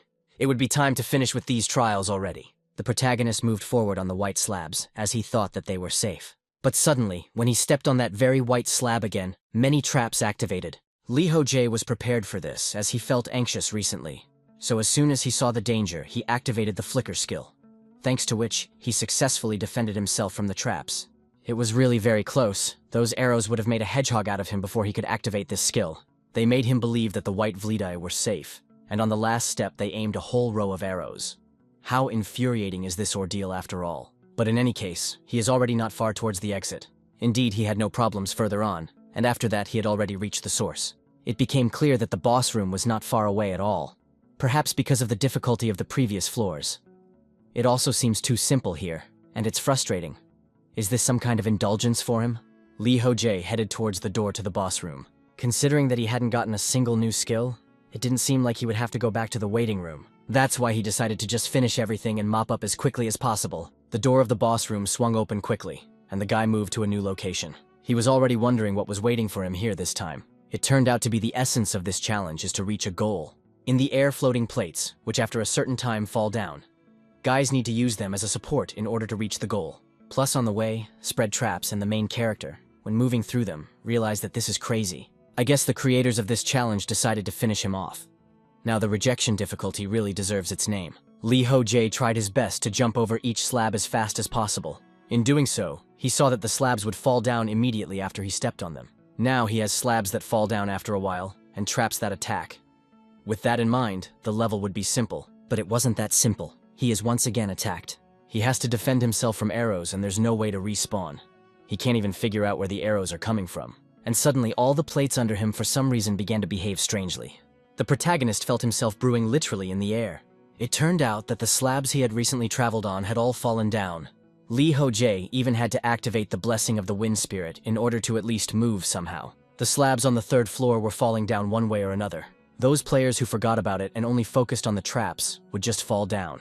And even after falling, they had to avoid a new trap and reach the goal. The unchangeable condition is to pass the boss room, and it consists of an impassable path on the slabs. However, the protagonist knew how to deal with it. Now the plates began to spin in a whirlwind, but increased his level and skills on the 1st and 2nd floors, he received an ability from God. Thanks to that, he could now activate the flicker emblem that was supposed to help him move around. He once again saw that the plates moving him forward had fallen again. He alone somehow needed to figure out how to move through this falling vortex. Still, the advancement he had was how he constantly activated the flicker emblem. Ho Jae's goal was to break this unchangeable condition, and so after a while, he even managed to reach the last slab. Of course, the effort to do so was tremendous. The system congratulated him for passing the 3rd floor of training on hellish difficulty. The protagonist thought he almost died this time. This boss room was really dangerous. After all, the creators of this floor had outdone themselves. They were hoping to kill all the players here. Ho Jae barely managed to pass this level. Soon, several system notifications appeared. One of them stated that the God of Adventures wanted to grant the guy some of his powers in lieu of an additional reward. He also received 1,000 points for passing the floor. The very first gods were pleased with him. He received as much as 5,700 points. But some gods were disappointed with him, and some points were also deducted. The guy showed up, he got the power this god switching wants reward. He got on his nerves every day, and force wants to give only now. Flicker Emblem is a rather cheater skill that exceeded his expectations. Without it, he never would have made it past the data floor. It's a gift that can't be refused. I wonder what kind of skill the God of Adventure gives him. The hero saw that this skill was called Talaria's Wings. They were at the maximum level, but the guy did not understand what this skill was. Description: it was said that this is a new part of the power of the God of Adventure. It is of great interest to players, and was created as a hit. Ho Jae was surprised. What do you mean? As in, let them not tell him that it was a useless skill. Confused, he decided to turn to the status to see what was up. He had quite a large number of skills, as well as resistance to various poisons and other effects, as well as level 7. Well, even if only a fraction of it, this god power and skill is at max level, so it would probably come in handy someday. It will be necessary to ask Kurakiri about it. After passing the next stage, the hero just about headed to the manager. The girl was happy that the cake arrived to her. Guys resented. Does it really look like a cake? Promises are promises, though. The manager asked what happened. If he was okay, he was kind of weird. At that moment, the guy wasn't really feeling well. He noted that his head was spinning and immediately lost consciousness. He didn't wake up until some time later. The first thought flashed about where he was. His head suddenly became dizzy and he fell down. Apparently, he was very tired, and because of that, he lost consciousness. Suddenly, she noticed Kirikiri resting on top of him. Was he really some kind of pillow for her? Although he shouted, but the girl did not react to it in any way, so the hero tried to just sneak out of there. Then he touched her ears. They are softer than he thought. Because of that, Kirikiri immediately woke up and shrieked. She was indignant, talking about him not touching her ears because of that. The sounds rang out sharply in her head. Ho Jae apologized for that. Like he said, he brought the cake after all. While the manager was eating it, the hero wanted to ask about the last level of the 3rd floor. No matter how much he thought about it, it was all very strange. The interlocutor inquired what he was talking about. The guy explained that the difficulty of the level had increased, and he thought he would even die. Kirikiri realized that's what he was talking about. It was because he went through it very strangely. The guy inquired what she meant. The manager stated that the boss room on the 3rd floor had a path downstairs, which was the way he was supposed to go, not jumping on the slabs that were falling down. They probably didn't even expect the player to be able to make it to the room without falling down. It seemed like the gods were really going crazy. The protagonist was outraged. Let them just wait. That's when he would find out who created this fucking world. He would beat the shit out of him. For a while longer, they sat and chatted with the girl. Ho Jae watched the community. but he didn't see any information there that could help him. Most of the community was simple, as well as medium difficulty, but there was also something that still caught his attention. It was that some people were discussing that the guild representatives were suspicious. They were quite unpleasant, sitting in the waiting room for some reason and probably plotting something. Many people actually also received an invitation but just ignored it. From all these messages, the protagonist wondered about this guild. It is written that they are sitting in the waiting room. Strange, this is a guild of representatives. This is most likely said about the people who sent the invitation. They are not like a normal guild that only pursues socializing with other players. I wonder what their goal is. After completing a level, all the free food and water disappears. Their players need to spend points to buy sustenance. In addition, after 24 in the room waiting for a person is kicked out. That's why it's unclear why they are there for so long. And how do they even support this guild? All these thoughts hung in the guy's head for a long time. Something is not right here. It might be worth asking the manager about it. At this time, she was enjoying a cake and did not pay attention to anyone. The hero thought that it wasn't worth wasting his limited questions on this after all. He wouldn't be able to help the players on the other difficulties anyway, and it wasn't worth getting involved. Better to focus on his own problems right now. He asked Kirikiri what he would need on the 4th floor. Have them recommend something. The interlocutor agreed to tell him he would need rope hooks and a spyglass to pass the next floor. She assumes that's all. But to the guy, even this amount of things seemed a lot. He also asked that she now tell him about Talaria's wings. The manager was surprised at such a question. It turns out that he had gotten another skill from God. That's incredible. He had gotten skills from 2 gods already. Soon, he skill's description appeared. Part of the god's power gifted to the guy when used, Talaria's wings appear on the player's back. The wings allow you to soar through the air, and they also have incredibly high magical defense. A power adventurer is used to activate them. It was a really good skill when activated summoned wings. And because of this, the main character can float in the air. Now he decided to test their actions and enjoyed landing. This is simply amazing. What a good skill, the adventure god is simply the best. But the girl explained that the wings allow him to hover, not fly. But that was already enough for the main character. After all, the main thing is how he uses them. He, in turn, can fly up, using the flicker emblem and thus increase the range of hovering. And the coolest part is that he has entire wings behind his back to have such a dream of every guy. Kirikiri looked at him skeptically at that moment. The hero realized that he looked pretty weird. Suddenly, the manager informed him that this would be her thanks for the cake she bought.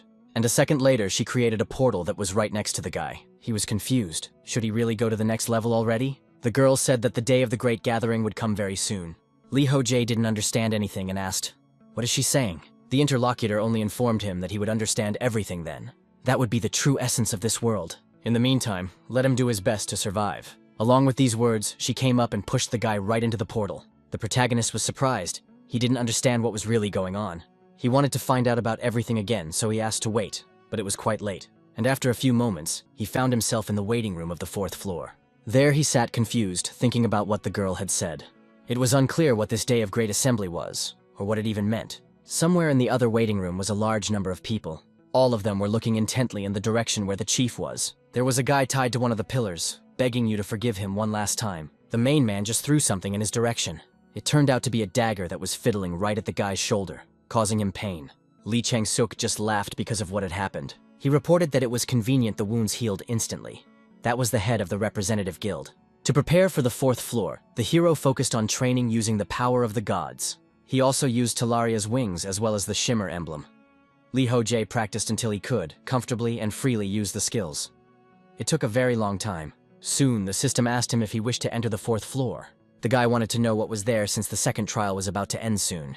Accepted the offer by the game, moved to a rather familiar place. He realized that he had already been here a second time, but the sound coming from this room was not the same as before. He didn't understand what it was, what that rumbling sound was. Let them only say that they had already appeared here, but they were clearly not traps. What the protagonist soon saw in front of him amazed him, for right in front of him was a real monster, who wailed and apparently wanted to kill this guy. It turns out that this is the first monster that appeared in the training, and it was so strong. It was just so big in relation to the guy, and not at all unfriendly, because a moment after it appeared, it immediately attacked. Ho Jae felt his strength. He was clearly at a loss and didn't understand how to fight him. Kirikiri didn't advise him to change his weapon, so he could remove him with his current weapon as well. In that case, it was necessary to concentrate and act according to the situation. He ordered to activate combat concentration. While the guy was preparing to fight, the monster attacked again. But the protagonist was expecting this attack, because he prepared himself using his skills. He dodged quite skillfully, and the monster didn't manage to hit him. After that, he thought that the creature had lost concentration and decided to attack from his blind spot. But the goblin paid attention to that. He turned out to be quite skillful. And even despite his huge body, he deftly counterattacked the guy with his hand. Ho Jae did not expect such an attack, so he missed this strike.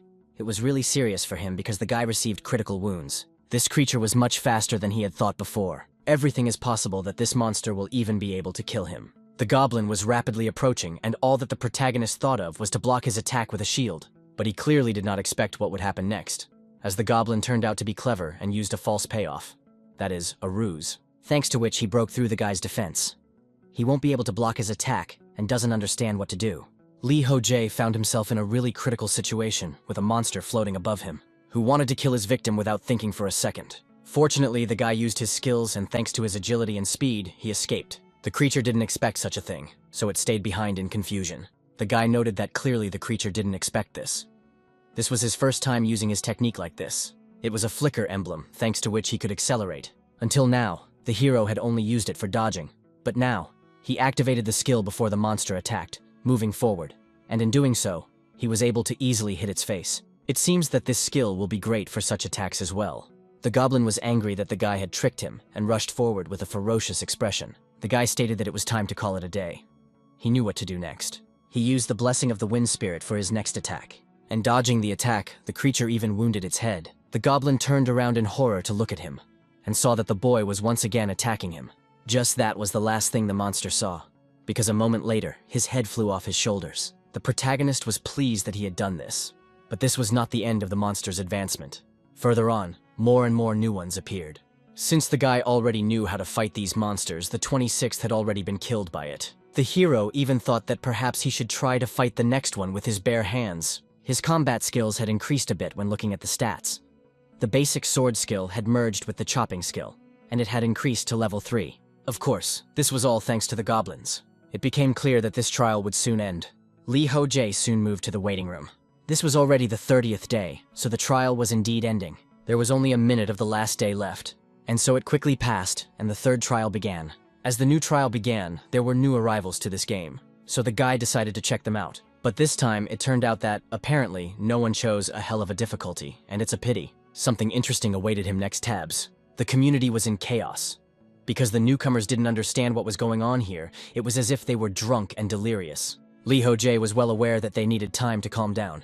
So he wrote to the guys and left them to calm down and listen to him. Which is very different from the world they lived in before. They won't be able to go back anytime soon. And making a single mistake here could get them killed, so have them listen to him carefully. The others are confused. What is he talking about? Some even suggested that he had died and this was hell. And some said that his leg was eaten by a monster, and everyone around him was killed. The hero asked them to calm down, but the monster made him curious about what they were talking about. Someone asked what kind of monsters they were talking about. He was pretty interested too. It was a player on a different difficulty level, and the hero had never seen it. The guys who were discussing the monster asked if he hadn't heard anything. At this point, they all find such villagers realized. It is that their home, the one that was their world, has turned into a sheer hell. The protagonists until the end did not realize what had happened. It had all happened before. The monsters came out of a portal in the middle of the street and are moving towards a residential neighborhood. Portals appeared all over the planet, with countless monsters coming out of them. The army was completely helpless. Unknown portals appeared all over the planet, from which horrifying monsters came out, killing people. The military as well as some police officers were struggling to contain their attacks.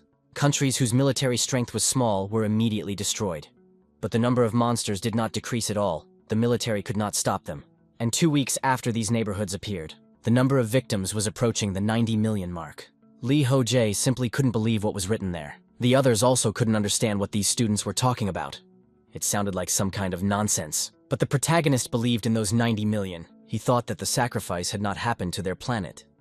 And how could this have happened? Suddenly he thought about his mom, and also his sister. There were too many messages in the community. At the same time, he can't even make out where the newcomers are writing. Have monsters appeared on Earth, and is it all serious?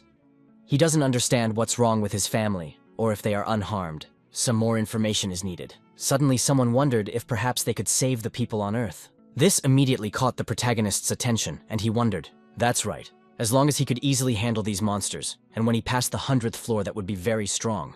Much stronger than even now. It was as if he was locked in this world for no apparent reason, for nothing explained. There's no purpose, no reason, no method, but he doesn't deny that his training has made him stronger. In other words, they were transported here so that they could save the world. In the real world, it's been over a month since the portals appeared, and today is day 0 of Trial 3 in training. The hero finally understood the essence of this world called training. The day the newcomers told people about what happened in the real world, everyone changed. The first was that there was an increase in the number of players actively going through the floors, and there was also more determination from those players, whose families are now in the real world. Even if he didn't enter the raid, there were those who showed support to other players. The hero was also helping everyone's rump.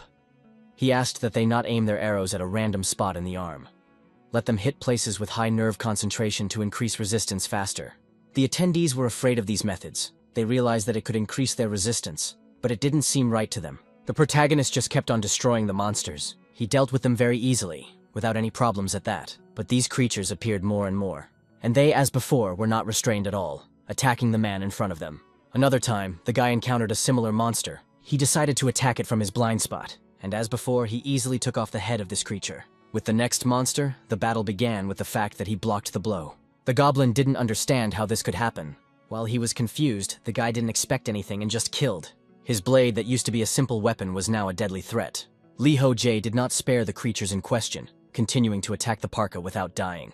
Thanks to these attacks, the creatures were unable to resist, and only if or victims. The guy had honed his skills so much that he could fight them with his bare hands. After a while, he decided that 2 hours of sleep would be enough for him.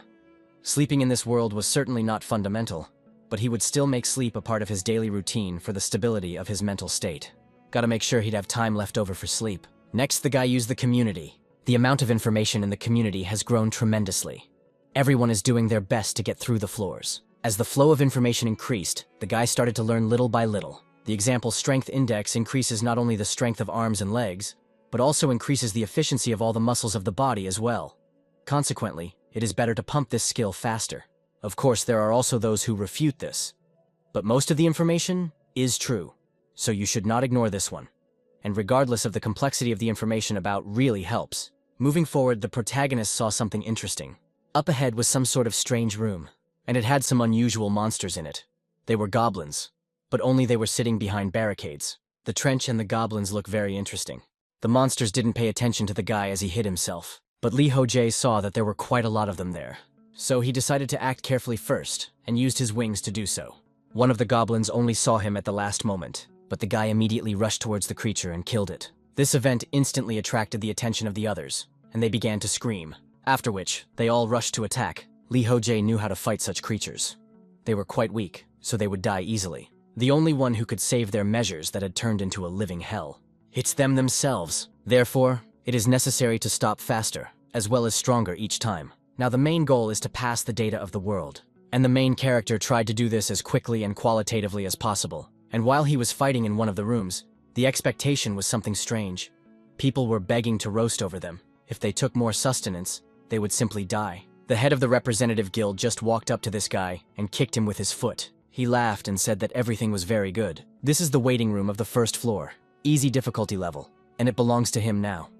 And there, the second floor is not far off. How dare a slave challenge him? Let the boys take care of the ones who had arranged to go upstairs with this scum.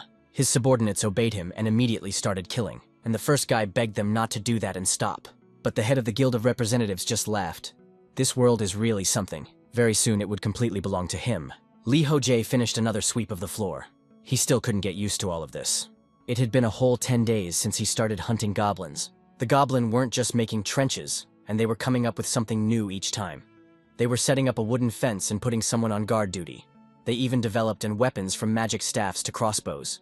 But these goblins posed no threat to him, since he could repel magic and arrows with the wings of Teleria received from the god. He could approach these creatures in the air, covered by his own wings. Fighting was easy enough, as he took no damage from their attacks. His shield is in bad condition, need to repair it in the waiting room, but he can't go back there all the time.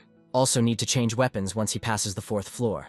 Come out that both the shield and the sword need to be changed, and once he acquires new ones, it is necessary to remember to change it. The guy relied on the skills he had gotten from the gods, but after a few days of battles, he had acquired a bunch of different skills. Those skills that were previously inactive quickly swayed, which meant that it was better not to repeat the same actions, but to utilize his full combat potential. Basically now the guy is only dodging arrows. Most likely, his combat skills swayed once he fought a lot. Some of them were still at the first levels, and some had already surpassed the 10th level. Suddenly, Ho Jae wondered what if the skills from the gods were interfering with his pumping. And while he was thinking about it, some strange shouting sounded behind his back. It turned out that there was a new monster. Not at all like the previous goblins. The boy wondered if it was the goblin sergeant. Although no, he looks different. They are similar in shape, but this one is obviously smaller. And this is his first one-on-one fight. Since his battle with Goblin Sarge, a monster without a second thought for a guy like this. In a short moment, the protagonist was able to notice that this creature moved exactly like the sergeant. The weapons of this monster turned out to be its fists, which at a certain moment glowed in red. Thanks to these hands, the monster attacked swiftly and broke through the guy's defenses, who didn't expect this attack to be so strong at all. Ho Jae was thrown back quite a distance. He was confused that it was just his hand, as if it had teleported. And while the protagonist was thinking about it, the goblin was advancing further. It was already beside him. The protagonist immediately had to use combat concentration. It was only because of this that he saw the monster's hand teleporting towards him in slow motion. But even with the help of his skill and speed, he didn't have time to dodge, so once again he was attacked quite heavily and thrown aside. But in the air, the guy oriented himself and used the flicker emblem. Thanks to that, he was even able to counterattack quite skillfully. But he didn't seriously injure the creature, and the fight continued again. The guy was outraged that his enemy had dodged. Had he really planned it? If the guy gets hit with such a low level of defense, he's definitely dead. And so he noticed that the creature was actually about to attack him. So he immediately used his own wings to defend himself. It turned out that those wings, in turn, attacked the goblin. Ho Jae resented this goblin, probably thinking that he was enjoying being his whipping toy. But surprisingly, he dodged again. Did he really read his movement? The guy even lost a few teeth in this battle. This creature's fist strikes when it glows red. As I look at this situation, it is definitely a skill. But the protagonist can't figure out which skill can be reused without any restrictions. He thinks so, even though he uses the skills himself, but he still thinks it's cheating. Suddenly, the guy saw that the monster was rushing towards him again. In order to increase the distance, the guy threw his weapon at the monster. Tom, of course, had to defend himself, but it was easy. But the protagonist knew that the guy would do that. It was planned by him. He immediately pulled out another weapon from his inventory and threw it again at the monster. The one, of course, dodged, because this attack was more dangerous than the previous one. The guy did this on purpose to shorten the distance. Although the monster is quite fast, but he will be quicker. The goblin considered his movement and immediately placed a block in front of his face. It was clear to the guy that he had closed in and there was no point in attacking head-on. But in such a case, he decided to act a little sophisticated. So after making a few false moves, he attacked his chest with his foot. After that, he also used the flicker emblem to increase his attack. Thanks to these actions, it even managed to break through the monster's defense, and that was excellent. But the joy was short-lived, as the monster quickly came to its senses and counterattacked with its fist. And this attack, like the previous ones, was very deadly. The guy was confused, not understanding why his punch was as strong as it was even in this position. Ho Jae flew off to the side after this punch, but he recovered quite quickly and even got to his feet. Here was the power of pain resistance and unconsciousness. Resistance worked perfectly. What couldn't be said about his opponent? While he couldn't regain consciousness, the hero decided to act. He immediately ran up to the monster and plunged his blade right into its head. Thanks to this, the creature was killed. After that, Ho Jae received the Goroth Stone. This stone was given by a great flame warlock to a sergeant from the Red-Eyed tribe. The boy realized that he had miraculously survived. But it's not fair to make him fight an enemy that uses a skill without limits. Goblins are mobs that are easy to fell. Isn't that how it should be? The hero also saw his level increase. In addition to leveling up, some skills also increased by 1 point. After a while, the guy made his way to the source near the boss room. He was wondering what to do next. The goblin sergeants appeared at the very beginning and now, at the end of the 4th floor. They would clearly be stronger than usual and goblins. Stronger from all aspects from physical characteristics to skill level. Even the current goblins might be different from those appearing on the medium difficulty level. The original plan was to progress quickly, not stopping unless there was any major problem. That way, the protagonist could get through the tutorial much faster. But now, he couldn't pass it in a hurry. The 4th floor was really hard. I guess the boss wouldn't be weak either. To be honest, this challenging him in his current state was too reckless. So to begin with, the hero returned to the waiting room. He thinks it's worth reaching his limit on this floor, just like he did at the very beginning of the journey. And when he feels he has reached it, he will already move on to the next level. It's not that there aren't those who pass the floors above, it's just that all of them are on the average level of difficulty. It seems like someone recently passed the 3rd floor, on the hard difficulty level. So the guy isn't progressing all that slowly. His method is clearly not wrong.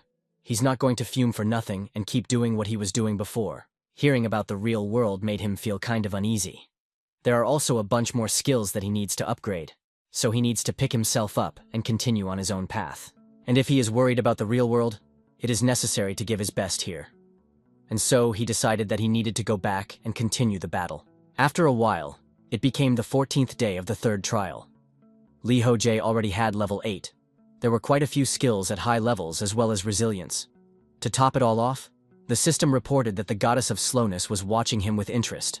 The guy realized that his growth rate was very fast, one could definitely tell. Aside from basic skills, piercing resistance was increased, as well as hard skin. And as for skills from the gods, he uses Talaria's wings more naturally already, managing to use them effectively for both melee and defense while doing so. Now, he decided that it was time to move forward. Thus he once again headed out to mop up the floor. Those monsters he had fought were now already easy for him. And right in front of the guy, the boss room appeared. He thought about that as he returned to the waiting room of this 4th floor and went raiding twice a day. The raids were pretty easy, but the boss room would be different from them. Along with these thoughts, the guy swung the door open, for he was curious about what was inside. When the door opened from there, a thick wind immediately blew, as well as an ominous atmosphere.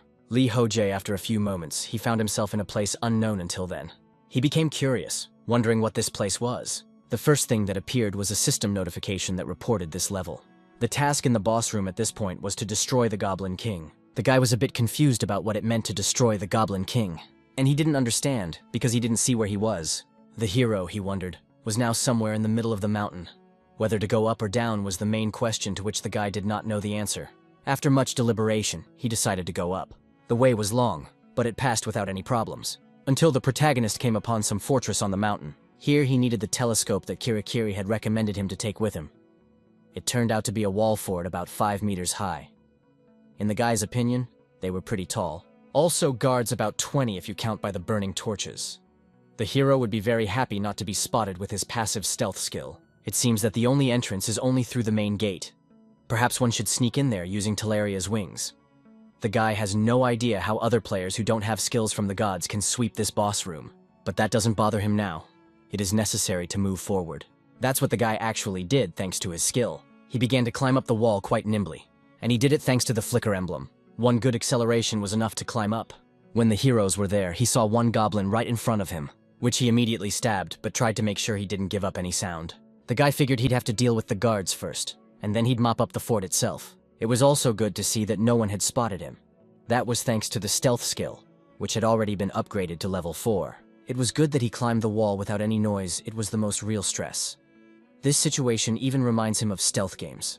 The guy's thoughts were interrupted by a noise from the goblin that was at his back. This creature called for help when it saw the protagonist. It was now clear to the guy that being stealthy was probably unnecessary. He used his own wings to speed up. Right now, it was already time for battle. Time had passed, and the sun was already beginning to be understood.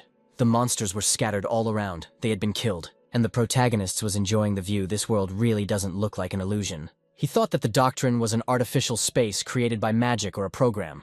But this view is simply impressive. This place could be a planet somewhere in the universe because it has a pretty realistic look. It would be a nice world to live in. And now he's going to continue on his way. This fort is located on top of a mountain, and he had cleared it out.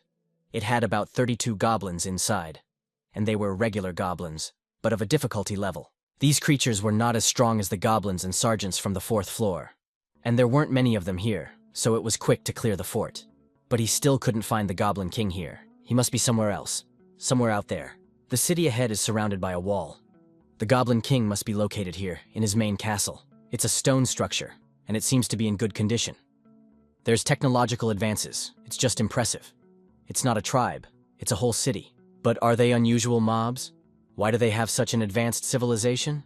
The guy wouldn't even be surprised if there are about 100,000 of them living there. He can get there in a day or so. To all this, the city is in the center, and on the sides of the world, on the mountaintops, there are forts. Based on the size of the city, there are probably about 100,000 soldiers there. If they surround him, he will obviously lose. Therefore, it's not worth fighting in the open area near the city. That leaves 3 places where he can fight. This is the castle, the center of the city, as well as the fort. The main character's thoughts were interrupted by some noise coming from outside. It could be seen that someone was heading in his direction along the road. Ho Jae looked through his telescope and saw that they were horsemen. There are about 20 or 30 of them, and they're heading straight for him. But it's all for the best. The boy will face them here. They'll have a hard time unlocking the gate to this fortress. If anything goes wrong, the guy will retreat and attack another fort. By capturing each fort, he'll reduce their numbers. And once all 4 forts are defended, he'll go straight to the city. Once there, he will wreak havoc and simply smash them. And then he'll infiltrate the main castle and kill the Goblin King there. Again, some time passed, and these riders were all defeated. One of the creatures screamed a lot, and the protagonist didn't understand what he was yelling about. During the battle, the goblins were communicating with each other. When the first standing goblin that shouted to the rest, some of the riders separated from the main group and headed towards the city. The one leading them held the guy back until the end, so that the separated goblins could reach the city in time to warn him. Even though he was his enemy, it was a good strategic decision. The lad knew what to do with those riders, though. He rushed towards them thanks to his own wings, and attacked the given creatures, killing them very easily. For the past 3 days, all Ho Jae had been doing was fighting goblins. They sent more and more soldiers to the forts. At first, they sent a few dozen at a time, and then it was already 50. When they got over 100, the guy moved to another fort, and there what he thought before he cleared it very easily. Thanks to his wings, he can move between forts, spending about 3 hours on the way. Meanwhile, the troops that were sent to reclaim the fort need to spend a whole day pursuing it. Therefore, they are no match for the mobility of the protagonist. After a few such movements, they sent 200 soldiers to each fort. All of this happened right now. The guy destroyed the guards in one of the forts, as well as the 200 soldiers who arrived there. Seems they thought they could beat the guy with that many. Plus, these reinforcements are armed with spears. But when it comes to the battle inside the fort, the guy can easily defeat 200 goblins, thanks to his level being doubled. Ho Jae even has a hard time believing in your growth rate anymore. After killing those goblins and clearing all the forts, he must have gained a lot of experience. In just a week, he's gotten stronger incredibly fast, and that's fine. The Goblin King, who was the guy's main target, didn't like it. Ho Jae once again used his telescope to look at his enemies. At this time, a huge crowd was approaching him. There seemed to be around 800 individuals. That's one rather large group. It must be a hastily assembled group because there aren't many soldiers in the city right now. Since the guy had only defeated goblins in the past week, their strength and numbers had noticeably decreased. The number of riders has dwindled, and the regular foot soldiers seem to be untrained civilians, who were recruited in a hurry. Only 1 out of 5 is an experienced soldier. So it seems that they are sending all the men they can find, which means it's already time to visit the main castle and wreak havoc in their empty houses. Suddenly, the system reported that the dueling god was disappointed with the guy because of his method of fighting. The guy wondered, what should he do in such a case? Does he really want the guy to solve issues head-on and get killed? But suddenly, there was a notice of Chaos Headquarters, was pleased with his actions. Ho Jae was happy that he found with himself, in which appreciates his hard work. Although the bad feeling he has right now is because he seems to be an evil god. But anyway, it's time to move forward. As before, to move quickly, the guy used his own wings. And after a few hours, he found himself in the outskirts of the city. Then he landed on the roof of the nearest building. Great, he's infiltrated and remained undetected. But the question becomes, what do we do now? Alternatively, you can go out in the open to fight the monsters. As soon as the guards arrive, he'll take off and move to another location. In terms of mobility like before, he has a big advantage. Starting fires in different places is also a good plan. If the whole city is engulfed in flames, these creatures won't even have time to put it out. Although if they have a storehouse with gunpowder, then you just have to blow it up. All it takes is to sow confusion amongst all those goblins. And it doesn't matter if the group that was sent to the fort comes back. He can easily get out of here and lurk somewhere in the city. And these goblins do not revive, as in various games. The guy sees that they don't have many troops left. The ones sent to the fort are probably the last ones. If he successfully riots in the city, he will be able to get into the castle and kill the Goblin King before the troops arrive. Suddenly, the guy turned his attention to the road. It turned out that there were several goblins walking along the street. They looked very much like humans in some ways. Could it be the Goblin Child and also his mom? The boy noticed that they were smiling. This situation made him wary. Therefore, he paid attention to the others who were in the city. Normal life was going on there. Ho Jae couldn't believe it and was confused. In this city, goblins live the most ordinary life. They eat, laugh, and fall in love as if they were ordinary people. Perhaps this is an illusion. Is it true that this map was created for the player by the game system? We can assume that these are real existing places somewhere in the universe. In that case, for these creatures, it is the guy who is the monster. He's a horrible monster that just showed up and started mauling them, collect him left to right. I really wonder what that goblin said to him before he died when he tried to mount him. They all fought not for life but for death, and fought to the last man. They also looked at him with great hatred. He did not attack and was overwhelmed with anger as well as malice. They hugged the corpses of their dead comrades and wept over them. Ho Jae realized that he had indeed killed countless goblins, but he didn't even feel an ounce of emotion, for he thought that this was just some kind of game. Because of this, he had a shitty feeling on his heart right now. He kept thinking that the goblins of this were just an illusion. They would be resurrected when he returned to the waiting room. No matter how many times he came back here, they would live exactly the same life as they do now. After all, that's what the system says. But is that really the case? Ho Jae even thought about giving up. He is no longer going to wreak havoc in the city in question. He still has time before the troops that were sent to the fort arrive, so he will go to the castle and kill the king before they arrive. But the question arises, how to find him. I wonder where a powerful person could be, especially considering the structure of the fortress. What if she saw a structure that was boarded up? Could it really be there? Thinking briefly about the character, decided to delve into the place using her own wings. The creatures inside were indeed creatures that were immediately wary. They defended their lord with all means at their disposal. The protagonist turned his attention forward and saw that there was indeed a king, if you consider the crown on his head. The ruler has 4 bodyguards, must be they are strong, but the guy will quickly deal with them. He used his own wings to do so, as well as the flicker emblems. And as he thought, he dealt with all the bodyguards very easily. After that, he found himself not far from the ruler. As he thought, he wanted to destroy this king, who almost did not resist. But suddenly the guy heard some strange sound. Because of this, he became confused and immediately stopped. The enemy king he was trying to kill was saying something in his own language. The guy thought, did he really say he wouldn't fight back? He apologized for not understanding him. Looking at the eyes of the ruler in question, he saw a kind expression on his face. It was obvious that he had already accepted his fate and would approve of what the guy would do next. Ho Jae didn't expect this. He was confused. After which he informed him that if he did not resist, he would organize a quick death for him, and thus killed the ruler in question. The other goblins in the room immediately fell into mourning. Suddenly the guy saw something else that caught his attention. There were goblin children hiding behind the columns. They crossed their gazes with the lad. The hero did not want them to run out to him. Let them stay where they are. He does not want to kill them. But these creatures did not listen to him. We did not choose and began to sob very loudly. The guy did not understand their language at all, but the meaning was obvious. Suddenly the system reported that he had passed the 4th floor of training on hellish difficulty. All the negative effects were removed and his health was restored. He had gotten quite a few points for passing the floor. Some gods were disappointed in him and deducted points because of it. And those who were interested gave him even more points. It was also said that the guy would be given an additional reward proportional to his merit. Many gods are willing to bestow some of their powers to him in lieu of an additional reward. Ho Jae wondered, are they really voting to grant him a skill?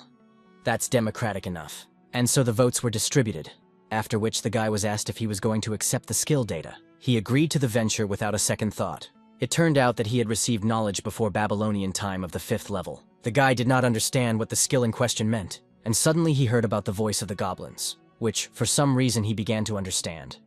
It turned out that they called him a monster, and said that God would punish him. Now everything became clear to the guy, but he was not to blame for the situation. It was the training that instructed him to kill them all. He just had to do it. If it had been his will, he would never have been here. The memories of what had happened were making the guy angry. Data updated, hysterical, and cursing him for killing their esteemed father.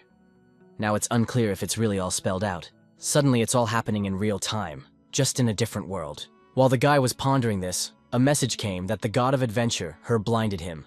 The protagonist was confused. He did not understand what was happening. It also turned out that the goddess of slowness was furious.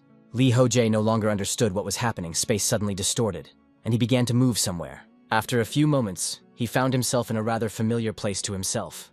Therefore, the guy instantly started looking for Kirikiri. After looking around a bit, he actually saw her. As he turned to her, the girl glanced at him but ate her gaze was something strange. Ho Jae even wondered if she was avoiding him. The manager asked a strange question. Is he angry with her? The hero was surprised and said, at the camp, angry. But the girl continued to assert that she knew he was angry. It's all her fault. Ho Jae reiterated that he wasn't angry and didn't understand why she was asking like that. She probably shunned him because of that, though even he would shun someone who was completely covered in blood. Kirikiri reiterated that he was angry with her. The hero yelled out that he was starting to get angry if she kept calling him that. Let him wait a second. That's not the point at all. He can't figure out what's even going on until the end. After reading the notification about his eyes went dark and he was forcefully thrown here. The guy thought, can the gods really use their own powers on him? I wonder if such a thing could happen. Why would the god of adventure do such a thing?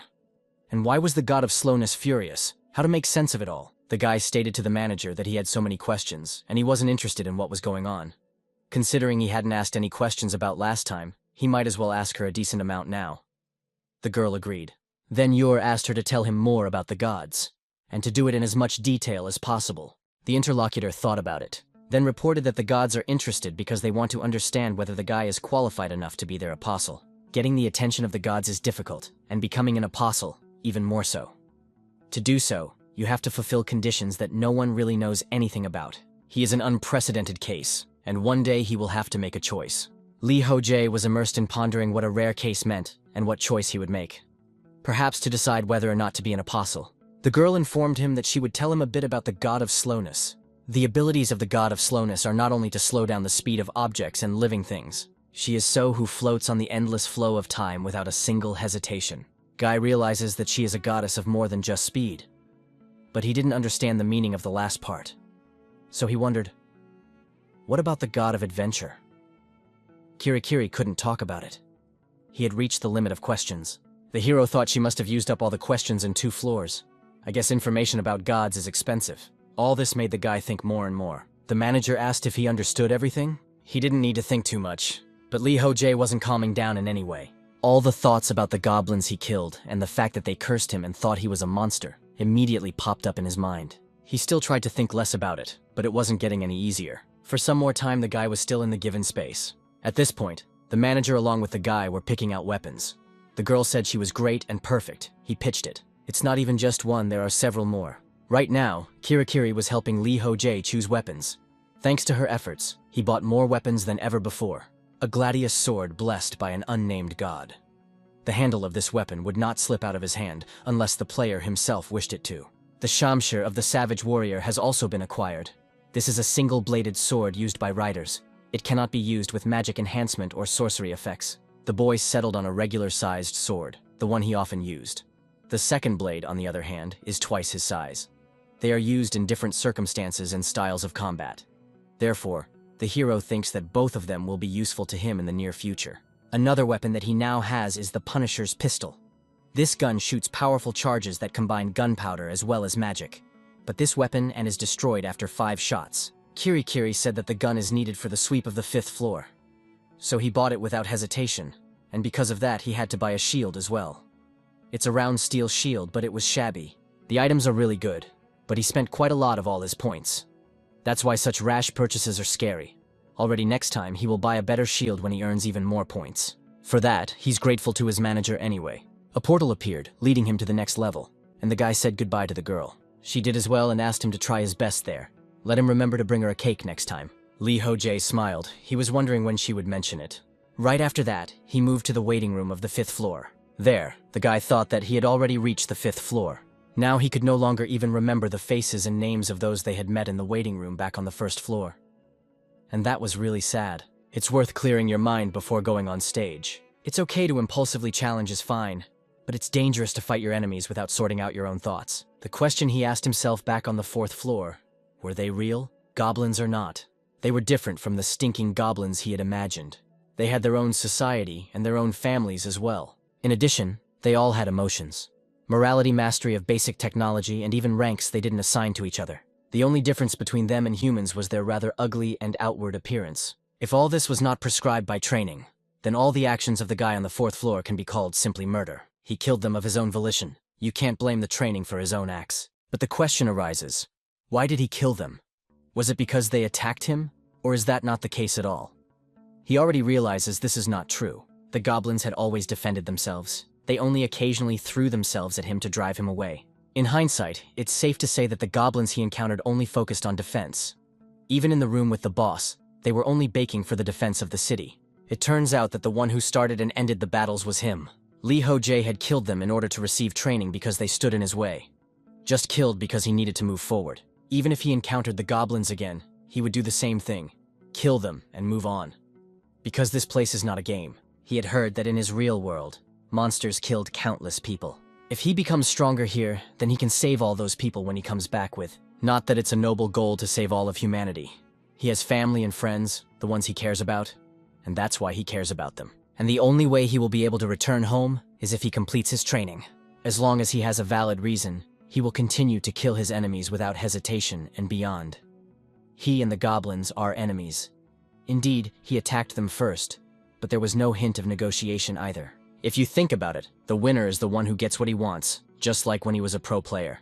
If my difference is his life is on the line now, he or the enemy will die, the one who loses.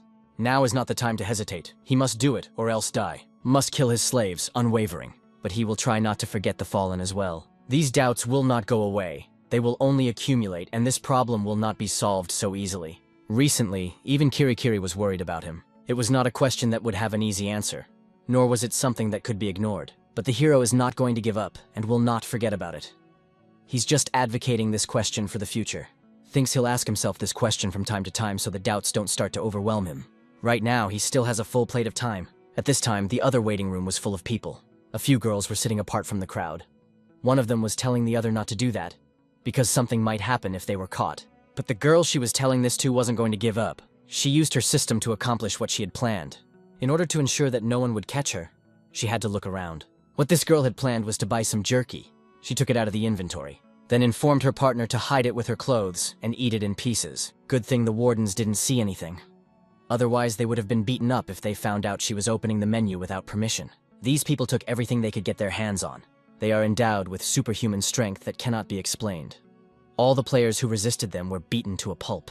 The only difference between them, this wave of recruitment, those from the first wave, they from the second. It turns out they've already gained some power through training. That's probably why they won't let anyone out of the waiting room. They shouldn't have let them take away their own weapons so easily. The menu screen that appears in front of their eyes, portals leading to different worlds. The inventory with weapons and status all look like they are in some novel. But even so, it's all just useless. Is there this game you are? They should have been given a lot more information. Because what kind of world it is and where they are now. Also, is there any way to defend yourself against them? What to do to become as strong as them? The girl thought about the information she needed right now. Suddenly, a warden approached them. Who was it that gave her permission to open the menu? The girls were wary and immediately looked at him. The warden approached them and started beating them up. The guild leader, the representative, cheered. There are always people like that. They are lying people who don't realize their position. He asked if he should take the chance to teach her doom. Previously, this guy had been in training like everyone else. He was having a hard time with it. But luckily, he even managed to get to the source that was at the entrance to the dungeon boss's room. But all of this was very difficult for him. And since he didn't know what he was getting at, he headed straight to the boss. Suddenly, right before the door itself, a system notification appeared. It reported that the first test had been completed, and he had failed to clear the first floor. The guy was indignant. What do you mean, failed? How is that even possible? While he was confused and not realizing what was even happening, suddenly he was moved to the waiting room. Looking around, the man realized that he was not the only one who had failed to clear the first floor. This information, he was really glad. And sometime after the second trial began, new players entered the waiting room. Lee Chang-seok knew that they were no different from him who had failed the first trial. These new participants were at a loss because no one would explain to them what to do next. So looking at them, a brilliant idea came to the guy's mind. He decided to become a king in order to rule in this world. The Guild of Representatives started sweeping the second floor after subduing the first floor waiting room. They took away the food from the newcomers and taught a lesson to those who wanted to pass the floor on their own, while making them an example to others. Dying in the waiting room is indeed very difficult, but it is quite possible. Even if the time to pass the waiting room is over, yes, you can return after the second challenge. Before heading to the boss room, for 29 days, you will have to survive on your own. But in the end, Lee Chang-seok will reap the sweet fruits of his labors. After all, he is the king here. His slaves are novice cowards who don't have the courage to continue their training under his leadership. If these slaves are retried, his India will have unlimited food. This is how stability will be achieved. The power and sustenance of food will constantly be there. The guy is going to be at the power of the guild representatives because of these two criteria. He can dominate the waiting rooms of the first floors of any difficulty. This is how he will strengthen the position of his own kingdom. This plan is certainly not perfect, but the probability of failure is 0. Of course, there will be those who will want to destroy them, since slaves can send messages of help to higher-ranked players. But in this case, Lee Chang-seok has his own plan. He rejoiced that everything is really hers perfectly. The messages arrive time after time. In the meantime, the girl who had offended continued to be beaten up. The head of the representative guild was pleased with himself. He rejoiced as he thought about how this world was simply the best. At this time, the protagonist continued to be on the 5th floor in the waiting room. He kept an eye on his own characteristics. Beside them, a message appeared for the slowness genius to watch him with interest. Ho Jae found out that on the 4th floor, his level had increased by as much as 2 units. His growth rate is simply incredible because of this. His skills while doing so also shook quite nicely. It was a pity, of course, that the stability skills remained unchanged. I guess they could have been pumped up if he had lost on purpose and didn't try again. Also, the guy got a message that the goddess of slowness is furious. But it doesn't show that here. Instead, it says to have the goddess of slowness watching him with interest. Perhaps in that case, she is no longer angry with him. Suddenly, the guy's musings were interrupted by an interesting message. It appeared to be private, but it was unclear who might have sent it. The person who sent the message signed himself as Kim Min-hyuk. Lee Ho Jae was interested but didn't know who this person was. Although he thinks he had seen him in the community before, he wondered what, exactly, this was all about. The interest overcame him, and the guy opened this message. The person who wrote to him stated that he was incredible to hold reach the 5th floor. The hero noted that he had only just arrived here, but the interlocutor again called him incredible. Others can't even pass the 2nd level of the hellish difficulty. Oh, and the ones on the difficult difficulty are in difficulty on the 3rd floor as well. Lee Ho Jae's explanation was that he was just lucky. If he didn't have the willpower skill, it would have been very difficult to get to the 5th floor. For the sake of the community tab, he thinks that people don't know then to us skills. Yes, and he used to keep quiet about it. Kim Min-hyuk asked what the guy knows about the guild representatives. The hero thought that he must be talking about those guys who sent him an invitation earlier. Everything looks quite suspicious. This was confirmed by the interlocutor. He thinks to stand and bastards take away from the newcomers in the food. Stuff, thought the protagonist. These guys are just nuts. Turns out they've been trying to recruit high-ranked players to join them lately. Lee Ho Jae asked why they needed them. The interlocutor said he wasn't sure right now, so he would find out further. The guy offered his help. Min-hyuk informed that it's fine that he wants to help him. There's something. I wonder if he knows anything from the non-Great Gathering. Speaking of the day of the Great Gathering, it was the protagonist who got the information from his manager of hellish complexity, Kirikiri. The day of the Great Gathering is the first event in training where players from all difficulty levels will gather. This was the only information that the protagonist had. Kim Min-hyuk stated that, to be honest, the day of the Great Gathering would be held very soon. He also asked that the hero keep their communication a secret, since he is not sure who is a member of the guild representatives and who is not. Lee Ho Jae informed that he understood and will keep it a secret, and also praised for the good work. After chatting, it was clear that the guy's traveling representatives would be at the day of the Great Gathering. I wonder what they are up to. Are they recruiting high-ranked players there? If the boss room on the 5th floor is huge, the guy should prepare well for it. He's not going to lose to anyone who stands in his way. Be it monsters or even humans, the day of the Great Assembly is approaching, and you need to be ready for anything. After a while, the protagonist found himself on a floor sweep. And there he saw a new monster, with which he naturally had to fight. But this guy managed well enough, although these lizards fought at the moment too. While the guy was dealing with the second monster, the first one attacked. But the hero used his god-given wings and easily repelled the attack even at this speed. Though the lizard fell down after the collision, it still somehow tried to attack. But the protagonist used battle concentration instantly. As a consequence, he easily deflected the blow. After that, to counterattack, he immediately used the flicker emblem and very quickly approached the enemy. The lizard did not expect such a great speed, so missed this blow and was killed. The hero was glad that there was no problem with them. He reflected that he also could not get used to them to Shamshir and needed a mentor. It was probably all because of his condition right now. He had been on the 5th floor for about 2 days now. The monsters on this level appeared to be humanoid lizards as well as geckos. They were much more aggressive than the goblins were. These creatures did not use any defenses, but compared to the goblins, the lizards are more hostile and stronger, so they were not easy to deal with. It seems that he had a relatively easy time because of his level up on the 4th floor.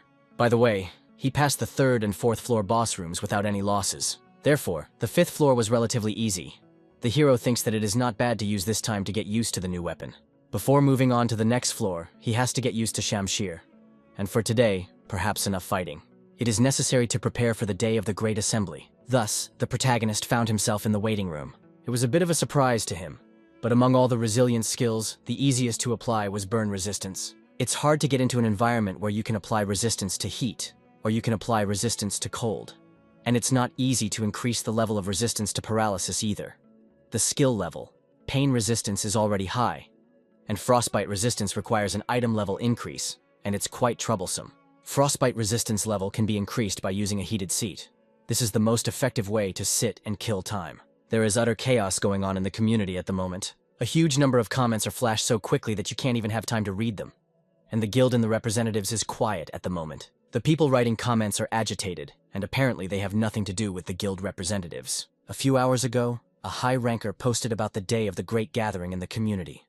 This news set off some chain reactions within the community itself. Now, those who have been communicating through the community tab without knowing each other will be able to meet up. For those on the brink of life and death, this is the most peaceful event. For those risking their lives, this news is like rain in time of drought. But the protagonist still doubts that this event will be peaceful, though looking forward to meeting people in such a pleasant atmosphere. A little more time passed, and an announcement came that the day of the Great Gathering had arrived. It appeared that one great meeting would last 24 hours, and it was suggested that one enter there. The lad showed up, not expecting to see such information. To all of this, it was reported that the forced move would be in 5 hours. It seemed to Ho Jae that they even thought of those who might be fighting right now. Even after a few minutes, time had shifted. It looked like time had stopped for the duration of the event.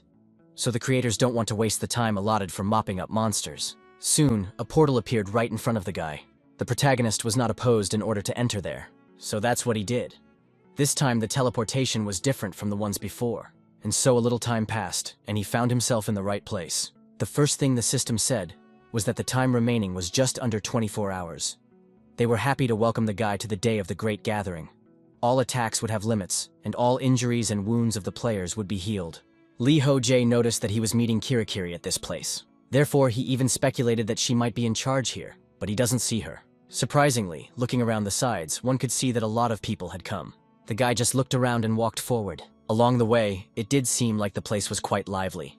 It had been a long time since so many people had gathered in one place. The atmosphere here is quite pleasant, with everyone laughing and having fun. It is shown, this is what the day of the Great Assembly is like. Suddenly, the protagonist from the back heard a request for his autograph. Alarmed, the guy turned around to see who it was. It turned out to be the mid-level difficulty player Kim Min-hyuk, whom Ho Jae had been corresponding with recently. The guy is a big fan of the main character, from back when he was a pro player. Ho Jae found out that this was the person who had been chatting with him. The interlocutor said that he should grow up earlier to tell everyone that he is a pro player. Then a lot of people wouldn't be so miffed. But the protagonist countered that he has been retired for a long time. I wonder what about those creeps from the Rep Guild? Kim Min-hyuk pointed out that they aren't there yet. They're discussing finding new victims with high-ranked players. Thinks they'll arrive a little later. Ho Jae didn't understand anything. Everyone should be free as the time in the waiting room of the third trial had expired. The victims and attackers are separated, but why aren't there any? The interlocutor said that there are a lot of those guild creeps on the second floor. When the third trial ends, they will return to the waiting room on the first or second floor. The character said that meant it would be hard to avoid meeting players from the guild representatives. While the guys were chatting, someone started to approach them. The hero immediately turned his attention to them and asked if it was them. It turned out that they were high-ranked guys. Kim Min-hyuk asked to be careful. I'm sure the representative guild has informants among the high-ranking ones. But before jumping to conclusions, it's necessary to find out for sure. I wonder how strong he is compared to them. The guy pondered for a moment, after which the community is pretty damn strong. The day of the Great Gathering is the first event where all the players will gather in one place. Guy was looking for those who spread false rumors, namely the guild representatives. The hero asked his new comrade if he thought there were any members of the Representatives Guild among those players. Kim Min-hyuk replied that there aren't. He highly doubted it. Are there any members of the Representative Guild among those who pass the upper floors? Then it will become a problem. Ho Jae at this point just decided to give time to talk to each other. When he got here, there was a warning about not attacking other players. But an interesting question arises. Is it possible to injure yourself? To check this, the protagonist took out a sword from the inventory and cut his hand. Well, something strange happened. The blade just slipped. Something must be protecting the body from being maimed, though he can see that a small wound appeared on his arm. But still, instant healing is inherent to sword attacks here, so it's useless here. In that case, he decided to test a little different way and hit himself, but he didn't feel any difference. It didn't hurt at all.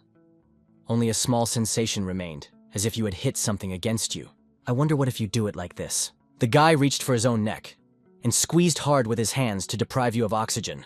But in an instant, something stopped him and just threw his hand away. After that, the choking sensation instantly disappeared. If that's the reaction now, then it's something similar. It turns out that there is some kind of player safety threshold, after which the system starts to repel the hand. While the protagonist was distracted, Kim Min-hyuk came up to him and offered to talk. Ho Jae was confused and asked who he was. The new comrade was indignant. Had he already forgotten him? Min-hyuk turned out to be a really good guy. He helps the others without any benefit to himself. And despite his responsiveness to the world and constantly forgetting his name, he has too much of a bland appearance. The atmosphere in the area continued to be quite good. At this time, the protagonist was chatting with Min-hyuk. He offered to just tell everything about the community, what the guild representatives were up to, but the interlocutor objected, "You can't do that. After all, they would definitely jeopardize the informant." The informant is the player who told Min Hyuk that he was being held back by the guild and bullied. He also turns out to have been imprisoned and victimized by this guild. The passage will continue, and they better find a way to stop the people in question. The hero stated that it's not just the possibilities of players of different difficulty levels interfering in limited. Min Hyuk objected because the representative guild gathers players from all difficulty levels. There are about 10 people at the medium level too. He thinks there will be some on the hard level too. The hero pointed out that he was right, that there would be more and more of them. And this is really already bad. Lee Chang-seok is in charge. Either he can control them all, or he'll be killed by his own associates when the time comes. There are probably a lot of people who would want to be in power. The guy realized that he was much stronger than all those gathered here. That could only be realized by looking at all of them. If in real life the powers of this world can be determined by brand name clothes, then here it can be determined by weapons or equipment. Behavioral gait and social skills also tell a lot, and before the guy didn't even think about it. Based on the information he got from people from other levels, we can say for sure that the difference in skills is just enormous. And also the atmosphere in the different levels is also different. It seems like the other people are a bit relaxed. He's not peacefully chatting and enjoying himself. At the easy level there are no ponsu, and passing is easier, so the danger is much less. But on the medium level, you can get enough points to buy sustenance. At this level there are those who are just trying to survive. And then, of course, there are those like Min Hyuk, who take the initiative and strategize. Now there are those like him who set the tone for the entire game by gathering and sharing information, as well as gaining the support of others. On a difficult level, the atmosphere itself is very specific. After all, most of these are stuck on the first and second levels. Even though information about the third level has already spread, only a few people have been able to pass it successfully. This is the result of a combination of the high probability of returning to the starting point for healing and the low effectiveness of the attack. Most people know each other fairly well. Among them, those who have passed the third level stand out the most. Perhaps they are already quite tired from passing, as they always have very gloomy faces. Soon, Ho Jae told the people that they needed to pump up their resilience. He too had once gone through such a trap where it was hellishly hot, but people didn't understand how to pump it. They would just die there. The hero objected. He doesn't just have to get back to the waiting room in time. Then he was asked how to raise the burn resistance skill. But the levels don't have trials involving fire, so why would that be necessary? The guy replied, "To raise the resistance level, you just need to touch something hot and endure." That's what he's showing right now. The participants only stared dazedly but interestedly. They must have started to panic if he was hot and needed help. Ho Jae reported that he was fine. Health is automatically restored here as it is. So why make such a fuss? That's how they'll be able to increase their burn resistance skill. Kim Min Hyuk asked, what is his resistance level now? The hero replied that he had the same level 4 for heat and cold, and level 7 for fire. The guys were aghast. How could it be possible to upgrade to such a level of fire resistance? He must be an absolute monster. Ho Jae then thought that it wasn't worth saying that his pain resistance was at level 11. Suddenly, his new comrade turned his attention in a different direction. There was a contented guy approaching them who was different from everyone else, and along with him was quite a large number of people. The protagonist immediately realized that they were most likely the guild representatives. Kim Min Hyuk took the initiative and approached the head of the representative guild. After a moment, they found themselves very close to each other. Lee Chang-seok asked if he had any business with him. The guy introduced himself and stated that he had something to say. There are rumors that their guild is taking food and water from other players. And that's not all. They are obstructing the walkthrough and also attacking. The interlocutor spoofed at him and asked if there was any proof. Before saying anything, he should provide him with confirmation of his own words. Min Hyuk reported that it was talked about in the chat room. Lee Chan-seok was indignant, so he means he's accusing people based on just rumors. It's disappointing. While he was chatting, so another guy who called him senior approached him. Ho Jae realized that the guild had gathered a lot of people with high rankings. They, on the other hand, only have a few high-ranked middle-level people, and him. And these people only have a few ordinary people, and the rest are all medium and difficult pass level. It's probably their victim in the back. He's theirs from a normal level, and yes, they look scared. It turns out that the problem is much worse than he thought. Looking around, the protagonist turned his attention to the girl. It seemed to him that she was looking at him. The girl at this time thought that this person is definitely Ho Jae. He is standing apart from everyone and is not nervous at all. So different from the people around him. His appearance is not like everyone else. His things are not from the real world. She realized that there is no time now. This event is her last chance. Lee Chan-seok, that rascal, killed her sister. Before she died, her sister had given her all the information she could get her hands on. All kinds of information from the training world. It wasn't information worth dying for. This information is recalled as clearly as if it were engraved in her memory. And among all this information, there's information about a man named Ho Jae. He's the only survivor of the hellish difficulty. He often wrote things in the community, and many people began to think he was a hypocrite. But he, in turn, posted a lot of useful information about traps for newbies. Right now he's teaming up with normal difficulty level players. Most of the people who treated him as a hypocrite were exactly normal level.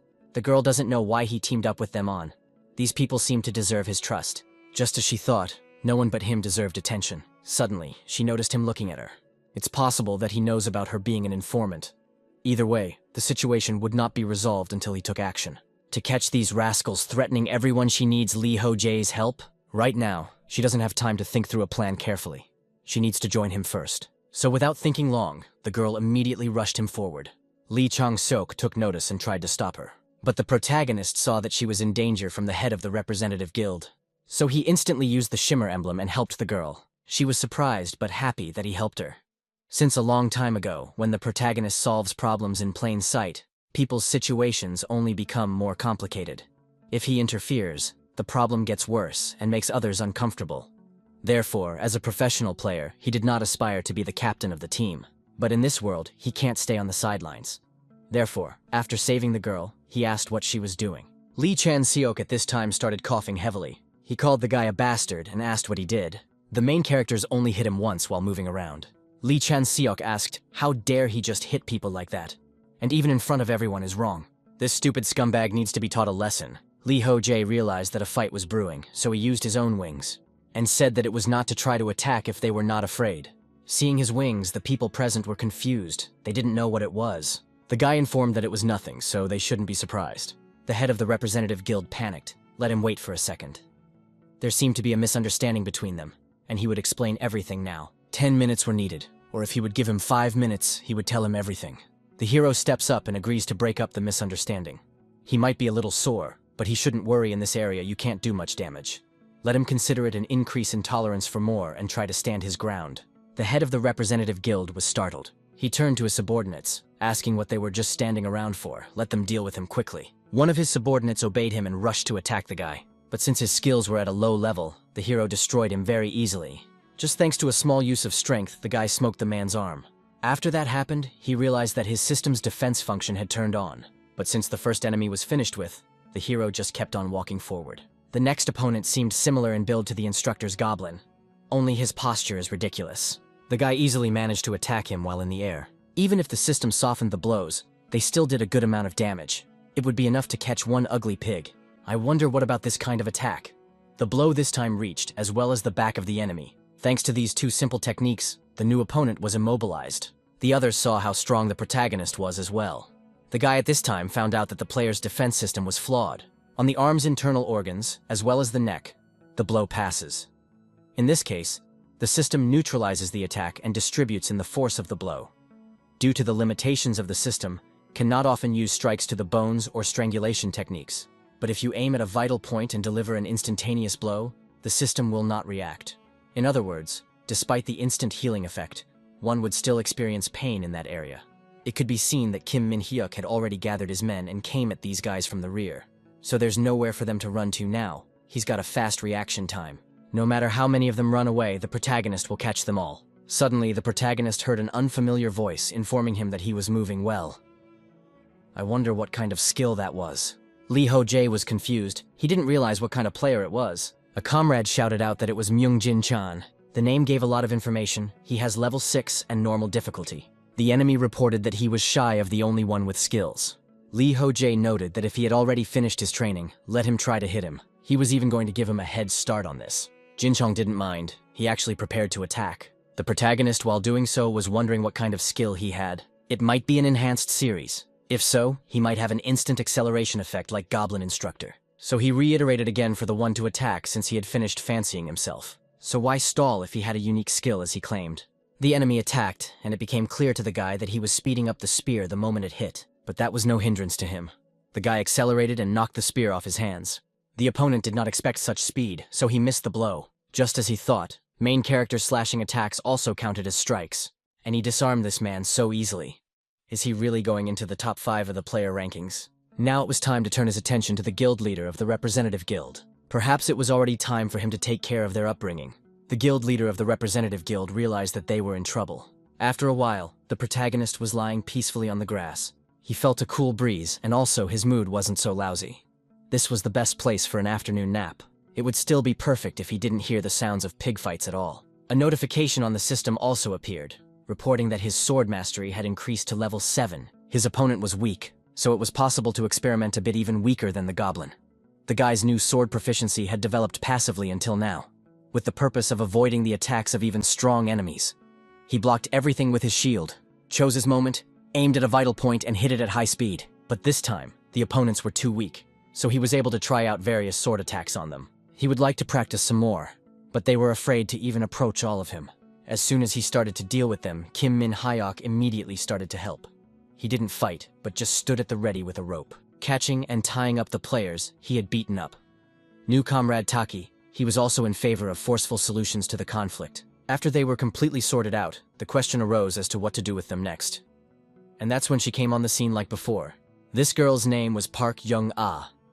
She was also the one who was hurt by the guild representatives like many others. She was the one who gave information to Kim Min Hyok. She also suggested a plan on how to neutralize the activities of the rep guild. The best option would be to send the guild members from the first floor to the second floor, and to warn everyone about possible retaliation from them, and to prevent this from happening again as a punishment to instruct the newcomers, using the guild students as a punching bag. In addition, by training the victims to get rid of their fear of the guild, they would unite and learn how to fight. After finishing the discussion, Park Young-ah gathered everyone together. She told everyone about all the dark deeds of the guild, the representatives, and all the people who had suffered at their hands. She also asked everyone to show understanding, including those who had not directly encountered the guild. She called for support for those affected, and it was appropriate to punish the perpetrators. Through her speech, she was able to convince the victims to be more courageous and unite. Kim Min Hyuk. The other players stepped back, giving Park Jong-ah the opportunity to take matters into her own hands. With this act, they showed everyone that they supported the girl, and everyone decided to act according to her plan. So now everyone scattered and started practicing, using the members of the guild representatives as a simulator. The rankers are helping them with this.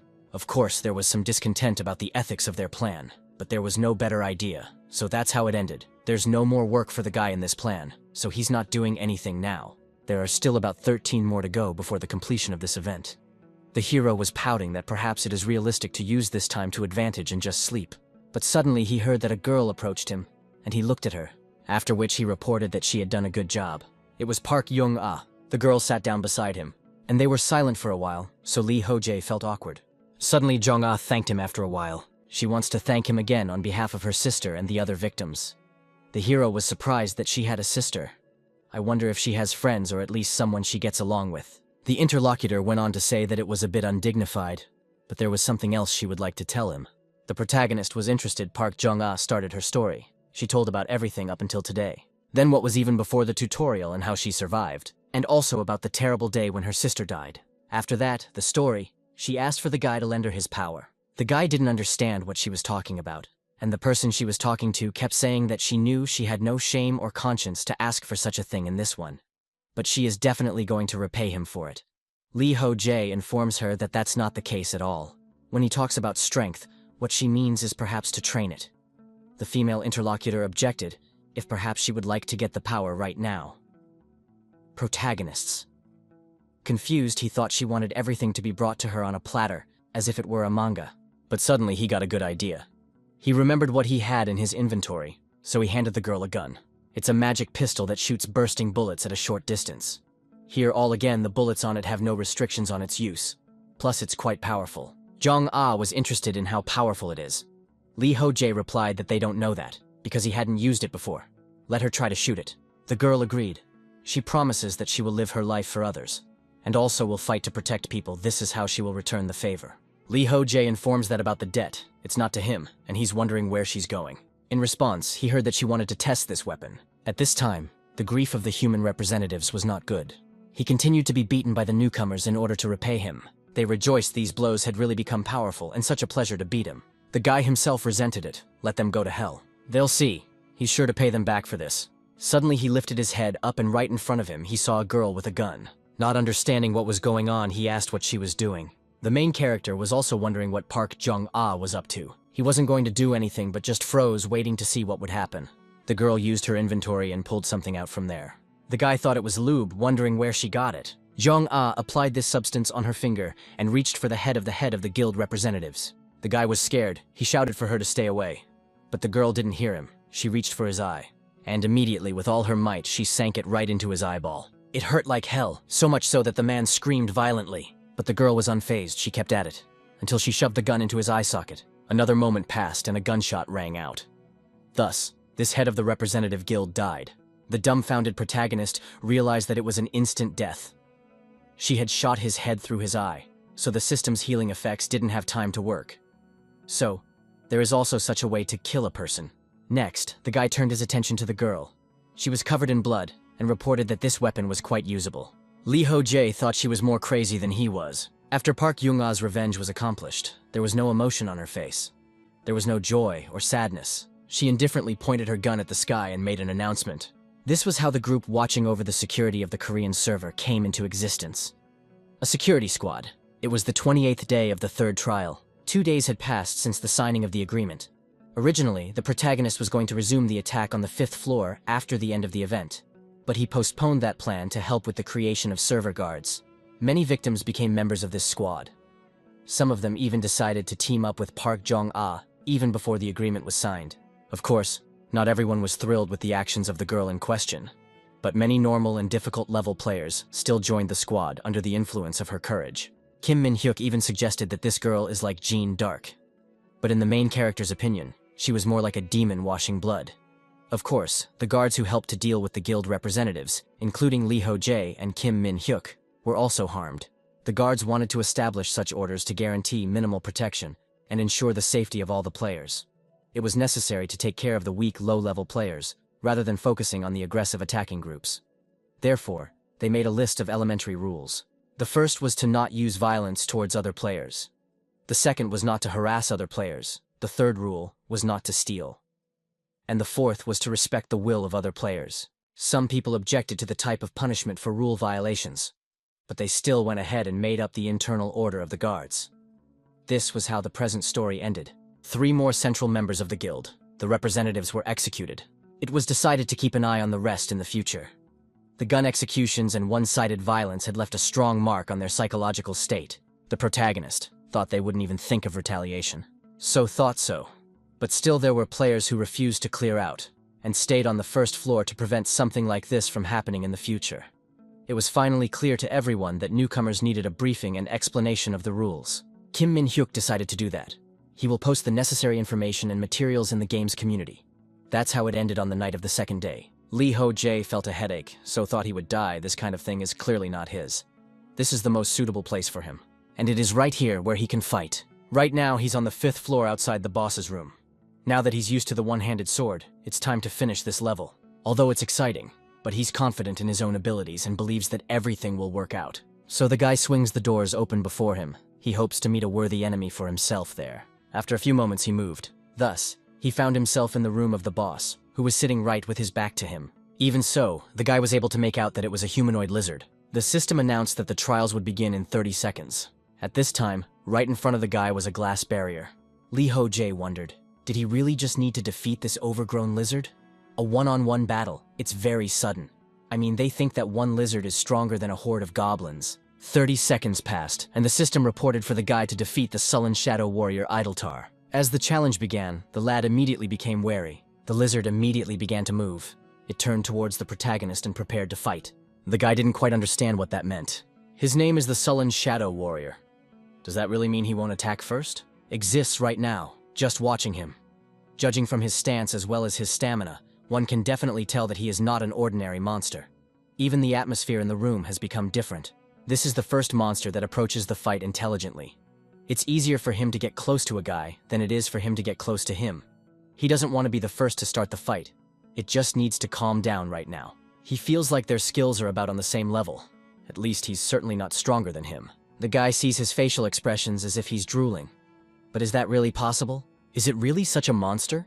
Well, there's nothing to be done about it. Soon they will see what he can do. The confused girl sat in the waiting room. She learned that the items recommended from Kirikiri were a gun and insect spray, a canister, smoke bombs, and a quick elixir. The protagonist perused the list. He noted that it was a bit expensive, but let them all buy it. The girl asked if she should use all the points sent.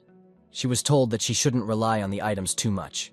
Ho Jae replied that it was true, but the 5th floor boss was very strong. Much stronger than he thought at the time. The battle between the protagonist with this creature was about to begin. The guy could clearly see the expression on that lizard's face. It felt like he was nervous and his defense stance was strange. He had heard that humanoid mountain lizards were his only ones. This creature is too focused on defense. It turns out that this lizard that doesn't look like a humanoid lizard. His nickname is Grim. Well, it was time to start the fight anyway. Only the guy was about to attack, when suddenly the lizard informed him that he is stronger. Never seen ever so outstanding. The guy was confused and the creature noticed this. He is so surprised that he even started to hesitate. This is clearly the effect of the Tower of Babel knowledge skill. That is a skill obtained from the gods. Apparently it is not limited to understanding the language of monsters. The enemy said that strength is only expressed through calmness as well as fighting spirit. He would be honored to fight this guy, and he wouldn't be sorry if he died in a fight with him. Ho Jae soon noticed that the man is smiling. He pretends like he doesn't care, but the guy can see all of his emotions thanks to his skills. As he came up with the knowledge of the Tower of Babel not only provides translation from the monster's language. Grim was surprised that the man understands him. Turns out he is pretty strong too. Too bad he was born human. It's been a long time since he's seen such strong opponents like that one. So to show his respect, he will let him attack him first, 3 times. The hero in question smiled. He is grateful for such an opportunity. It's the first time he sees someone give a head start in a fight to him. In any case, the counterattack defense is much more important than the attack itself. So there won't be much of a plus. But that's not a bad thing. He's going to show the consequences of his choice to the creature in question. Therefore, he immediately used his own wings. It was a deadly combination of Talaria's electric wings. The attack swiftly headed towards the Grim. But it failed because something happened. The protagonist wondered what had happened. If he had deliberately set himself up to be hit. He was able to see his electric attack, react, even dodge it. I guess he also has the ability to speed up his thinking and concentration in battle. At that moment, the protagonist was attacked by the creature's spear. As a consequence, he had to put distance between them. So this lizard is keeping its distance. Looks like he didn't lie about being able to attack 3 times. Ho Jae was really confused. Previously, he hadn't come across any enemies that Talaria's electric wings didn't work on. If such a thing happened, he thought it would be a huge and heavy enemy with great striking power. But now he was facing an enemy that anticipated his attacks and avoided them. Grim reported that the guy was indeed a very unusual person. Even wanted to make him his husband. This is the kind of thing the protagonist was confused about. He asked what the man was saying. Is he not mistaken, and the one is going to make him his husband?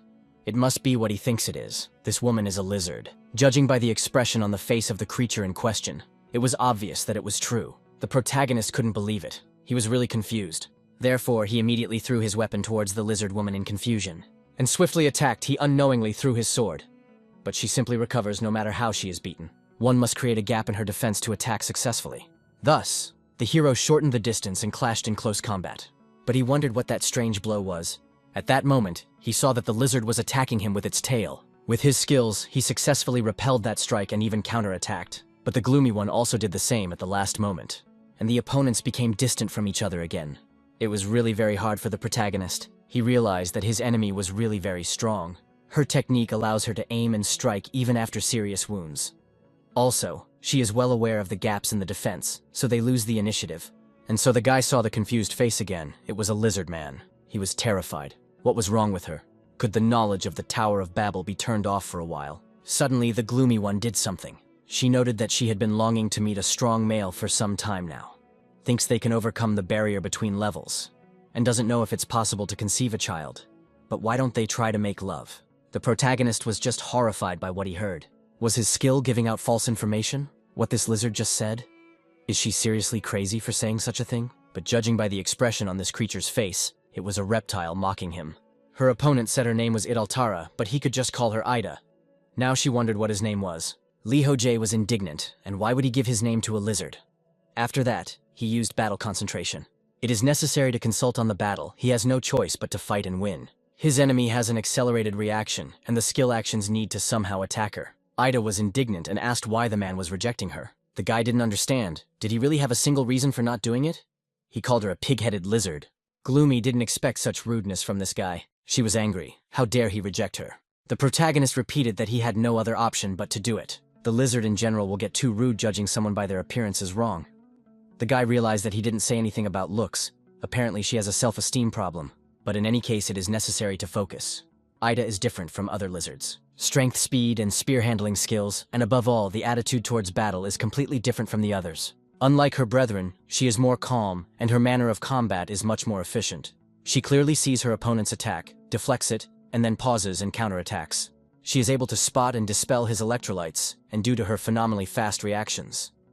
Physical attacks are no problem for her either, as she can regenerate damaged body parts. Her incredible speed and unique thinking may be the result of some skill. But evasion and recovery works automatically. In any case, the recovery skill has a big disadvantage. It doesn't work for long after the guy threw his sword at her and attacked with his shield. She took damage. It turns out that this skill can't be used all the time. So, here is the answer. You must first make a normal attack and let her recover. After that, immediately hit it with lightning and be done with it. Ida stated that he was really overreacting. But it couldn't be helped, since this was the case. She would make him stay together with her. The protagonist wondered, is he really her yandere syndrome? What else can he do to make her happy? The reptile became indignant, after which it rushed forward to attack. It became clear that rage had blinded it. Ho Jae should be thankful that she went on the attack so recklessly. Because of the speed he saw, the guy realized that it was an astounding power and he wouldn't have time to dodge. Therefore, he decided to use combat concentration. He decided to use his shield to mount an attack. Now they would see what this lizard could do. And so the guy's shield was penetrated in just an instant. But the protagonist was just waiting for that. He immediately swung his blade. Thanks to that, he immediately severed the lizard's limb. But it instantly reacted and tried to attack him. To eliminate the threat to himself, the hero immediately used the flicker emblem and stayed back. After that, Ida stopped while trying to stop her own blood. The hero was glad that they had finally exchanged attacks after all. Because she didn't fully utilize her recovery, things didn't go according to plan. But she still took some serious damage. The guy originally wanted to cut off her arm, so if he continued fighting like that, he could win. The opponent stated that he was overreacting. He had just tried to kill her. If she hesitated a bit, it wouldn't just be her arm that would get hurt. The protagonist realized that it was all pointless to deny it. Suddenly, Ida said that if he continues like this, she will stop accepting him as a boyfriend. And after that, she'd just kill him. She did something, and her muscle mass started to gradually increase. Not only her limbs, but her whole body began to increase in volume. The guy, surprised, he didn't expect that to happen. It turns out that this creature is moving right now to the second phase. Soon the transformation was complete, and the lizard kicked his foot, causing a small earthquake. The hero even lost his concentration a bit. Seeing the creature tighter, tried to attack him. But the guy successfully dodged, although his shield is about to break. It's only getting worse. It definitely looks like a boss monster now. Ida attacked once again. The guy had to back up until he hit the wall. He didn't realize when he could last. He had used the flicker emblem too much. There were about 2 times left to use it. At this point, he just dodged the blow. After which, he decided not to defend himself further, but to continue his counterattack. Taking advantage of his speed, he even tried to pierce through the monster's chest. But thanks to her great speed and agility, Ida pushed back his blow. Now, the protagonist had to defend himself, and he did so with the help of his electric wings. Now it was clear that she really wants to kill him, and it's serious. But he is not going to just give up anyway. After landing on the ground, the hero declared that she was really strong. The lizard asked, "What is he saying? Did he really change his mind now?" Ho Jae only stated that she was just giving him time. Ida asked what time he was talking about, not realizing what was going on. Hero informed that her proposal was so sudden and he's embarrassed. Therefore, he needed time to think about it. He realized that now is the best thing to say when he doesn't want to say no. He had heard about it from the younger ones at the university, the female interlocutor asked. And just how much time did he need? The guy realized that she calmed down pretty quickly after his words. Is he really an unrealistically handsome man in her eyes? It doesn't take much time at all. Since she stopped, that's a very good thing. This lizard is mad and no one knows when he will become mad. First, you need to restore your own strength. To do so, the guy took out a clutch elixir from his inventory, as well as an elixir that restored strength, and immediately drank them. After that, Ida asked if he had thought well. The hero objected. Let him wait a little longer, he should concentrate. Saying that, the guy pulled out his single-bladed shamshir sword from the pollock, and thought about the need to focus. When he practiced this technique in the waiting room, there was a 90% chance of failure. If he failed, she would immediately start fighting back. Attacking with electricity is quite a difficult task. The hero thought that he had no choice but to use it at the same time as Talaria's wings. But he has another option. That is to use a weapon. However, just using miles to attack, crossing it with the opponent's sword is somehow unworthy. Then we should combine that technique with the use of wings. Perhaps in that case, he might be able to do something. The speed of the sword swing and electricity need to bring these two powers together. Quickly get close to his opponent and shatter. After thinking it over, the protagonist swiftly approached Ida and cut her. The lizard didn't expect this, but immediately reacted by fusing her body together once, as it had done before. She was pretty angry again because he had tricked her. Meanwhile, the hero prepared himself for what he would do next. He instantly summoned his wings and flew towards the lizard. It was only at the last moment that she noticed the wings spreading out beside her. Those wings didn't just appear there, they attacked her. The protagonist was sure that this way he had already won, but he had completely forgotten that the lizard in question had a tail. She last moments grabbed the guy's leg and also dragged him behind her. Thus, Ho Jae was attacked no less strongly than his rival. As a consequence, he and his enemy were lying on the ground together. After a few moments, the protagonist regained his senses and began to rise. He even wondered how Ida was feeling, but she just lay there without moving or saying anything. Then the protagonist thought, did he really have it all worked out? He hadn't really had it this bad in a long time. Killing like this wasn't easy. What's even worse is that his body doesn't obey him at all. At first she thought to use the elixir, but then realized that it was not necessary to do that. One should just go through the portal, and then he would be fine. One could use a quick move. At that, the guy wondered if there was something wrong here normally. When a person passes a room, the boss all automatically recovers. On top of all this, why didn't the end of sweet message appear? Could it be that his enemy was still alive? It turned out that his thoughts had been channeled in the right direction. Ida was still alive. She noted that this overreaction, this man was getting cocky. He is indeed overreaching, is a very bad person. But now he can't move, judging by his reaction. She will not kill him in any case, but become a mental husband. Ho Jae in turn thought to himself, so that this psychotic lizard better kill him. She also, like the guy, couldn't move properly but tried to crawl. The protagonist thought this was horrible. This lizard's obsession to get married is going too far. There's no way the pain shock is going away, but he can move a little bit already. This is the best time to move the electro attack, or at least Talaria's wings, any remaining weapons. It's also too bad he gave Park Chana's gun away for nothing. The lizard kept trying to crawl closer and closer to him, talking about making him her husband. The guy thought it was better to just bite his tongue and die. Though no, it's still quite early. He says no to death today, he just needs to concentrate and realize what he can do right now. Ida kept crawling and kept saying that he would become her husband. Ho Jae realized that she was too preoccupied. But why is she so obsessed with him? Need to come to his senses now and figure out what he should do. To do this, the protagonist decided to use the system. It is necessary to conduct an attack of electricity on Talaria's wings are still inaccessible. Hands have already begun to obey, but the head is still dizzy enough. In the list of his inventory, the guy saw a warm stone. But would it work? Essentially, lizards are reptiles, which means they are cold-blooded. Because of that, they're probably vulnerable to temperature changes after all. In this case, let her crawl to him. He'll smell that rock right down her throat. And yeah, she's gonna leave her hubby with her forever. To the protagonist, it seemed unbelievable. She's already exhausted, and still continues with this nonsense. Soon the lizard was very close, and the protagonist held a warm stone in his hands. Ida tried to reach for it with a limb, but suddenly the bottom then happened, and her hand immediately dropped down.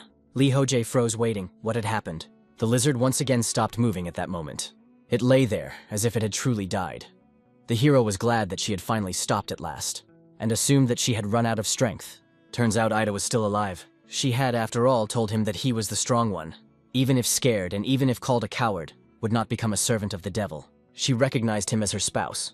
This low man is cowardly but very strong, so she is going to definitely marry him to herself. This was the last thing this particular lizard said. Ho Jae thought that this time she was definitely dead, even now making him squirm. The guy wondered if she was being bullied by her comrades. She used a different defense tactic than normal humanoid lizards with their abilities. It was kind of grim. She had gotten so excited at his compliments that she even felt a little sorry for him. But regardless of the circumstances, they were destined to kill each other, though he apologized to her. And after that, she closed her eyes to the water of disrespect. That was how the lizard Ida died, with a smile on her face. Immediately, a system notification appeared, stating that the 5th floor of hellish training difficulty had passed. All injuries had been healed, and the damage received had been nullified. The guy had successfully cleared the floor and received 1,000 points, and another 1,000 for doing it first. There were also additional rewards for several floors in a row, as well as for having several gods sympathize with him. The protagonist was really happy that the floor in question had been cleared. It was announced that he had been given an extra reward based on his play. As usual, the gods offer him to swap the extra reward for a special skill. This time, the cup of sticking out for it tilted to his side. After that, the system asked if he accepted the special skill. The boy was interested, but at that moment he felt a catch for some reason. Obviously, the skill the gods wanted to give him was different from the usual ones. Last time, he had gotten knowledge like this, before the destruction of the Tower of Babel. A good skill. But there appeared to be too much extra thought when talking to monsters. It seems like the gods are giving gifts to see how he reacts. Either way, it seems like those gifts shouldn't be helping him. There are a lot more votes in favor than last time, which means most of the gods want him to get this skill. So it's somehow unsettling, but he sees no reason to refuse. After all, if he goes, it will appear more gods and negative reacting to him. And contrary to his expectations, but it might even turn out to be useful. So weighing the pros and cons, the hero decided to agree. And so a notification appeared, saying that he received a skill of the deceased of unknown level. The guy was surprised. The name was very interesting. The description of the skill said that it was the name of an unknown god who refused to reveal his name to the player. The deceased can be summoned for a certain period of time with an item that has a part of his soul engraved on it. There are divine restrictions on this skill, and the number of uses is 5 out of 5. At that moment, the goddess of slowness looked at him anxiously. Ho Jae was well aware that summoning the dead was an incredible power. After all, it wasn't even just a game skill, but a miracle of some sort. Is it possible to use something so incredible? And what does this have to do with the 5th floor? Suddenly, the heroes flew to attention that some kind of stone appeared over Ida's body. It turned out to be the stone of Idaltara's soul. It is the stone of the strongest and most sinister warrior, a tribe of Ludo lizards from the swamp of Iden. It could even be sold. Ho Jae couldn't believe it. Didn't they want him to bring Ida back to life? He's going to start the bagpipes about her husband. Does he really look like someone who wants to kill himself? There have also been notices that some gods are resentful of the guy, or disappointed in him. Some were even bored or judging him. The guy, for his part, decided to just ignore it all. Soon, a portal appeared. The guy thought that apparently there are no reasonable gods. He decided to use displacement, and soon found himself in a familiar space. There he was immediately met by Kirikiri. She informed him that this time he had done really badly, trampling on a woman's heart. The protagonist asked her to stop. Would she really want to see him making love to a lizard? It's already at least indecent. At this time, a portal leading to the 6th level appeared in the waiting room. But it said that before entering the next floor, a team had to be assembled first.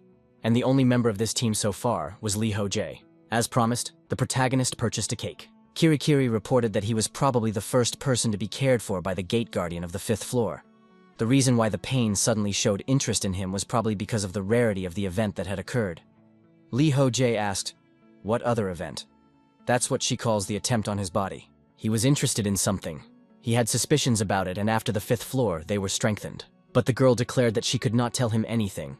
The hero did not understand. Does she really read his mind? He stated that the goblins and humanoid lizards had their own cultures as well as society.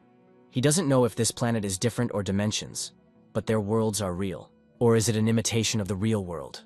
It turns out that here, training outside the Earth, he realized this one by watching them. And the monsters that appeared in the real world too. The manager sat silently and didn't say anything. It became clear that she really couldn't say anything. The protagonist accepted it and said that he wouldn't ask anymore. The girl was immediately happy. She continued to eat the cake. Either way, she doesn't care. After all, it's just his guesses.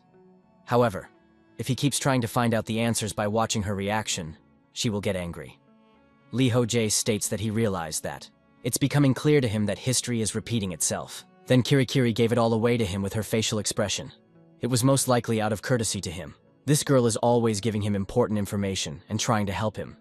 So there's no need to brazenly take advantage of this child's good intentions. He even apologized to her. After a while, the guy was about to leave, and the girl asked if perhaps he would think about it some more.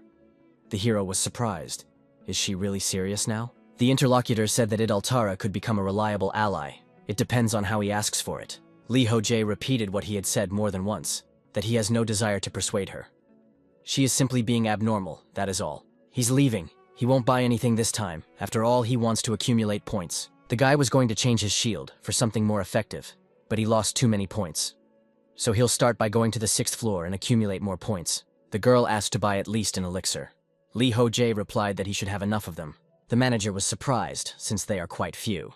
Then the protagonist thought that the 6th floor would probably need a lot of elixirs. As a result, he spent all of his remaining packs on elixirs. Because he never once regretted what he had bought on Kirikiri's advice. In parting, as usual, the girl asked him to be careful. Also, let him come back soon, even if he couldn't win. Let him come back faster anyway. The protagonist asked if the 6th floor was really that difficult, but he never heard an answer. Still, there's no other way but to check for himself. So he used the teleporter to move to the waiting room. But what he saw there dumbfounded him, namely the inscription that in order to pass the 6th floor, he had to first assemble a team. Is this team a game? It came out of nowhere. To all of this, needing a team of 5 people is just crazy. The kind of players who can team up with him just aren't there because he's alone so far on hellish difficulty. The implication is that he can't team up with players on other difficulty levels. His partners have to be on town level too, just like him. Thus, he has to do this if there is no one else who chose that level besides him. This is too much even for unconscionable. The creators were hoping that there would be more than 5 insane people who could make it to the 6th floor. So this is a clear oversight by the developers. Must be those gods who are constantly watching it and are the developers. They are turned perverts, watching others and flirting with players. What else would you expect from them? Suddenly he wondered what if Idaltara was resurrected. Though he soon decided he couldn't do that.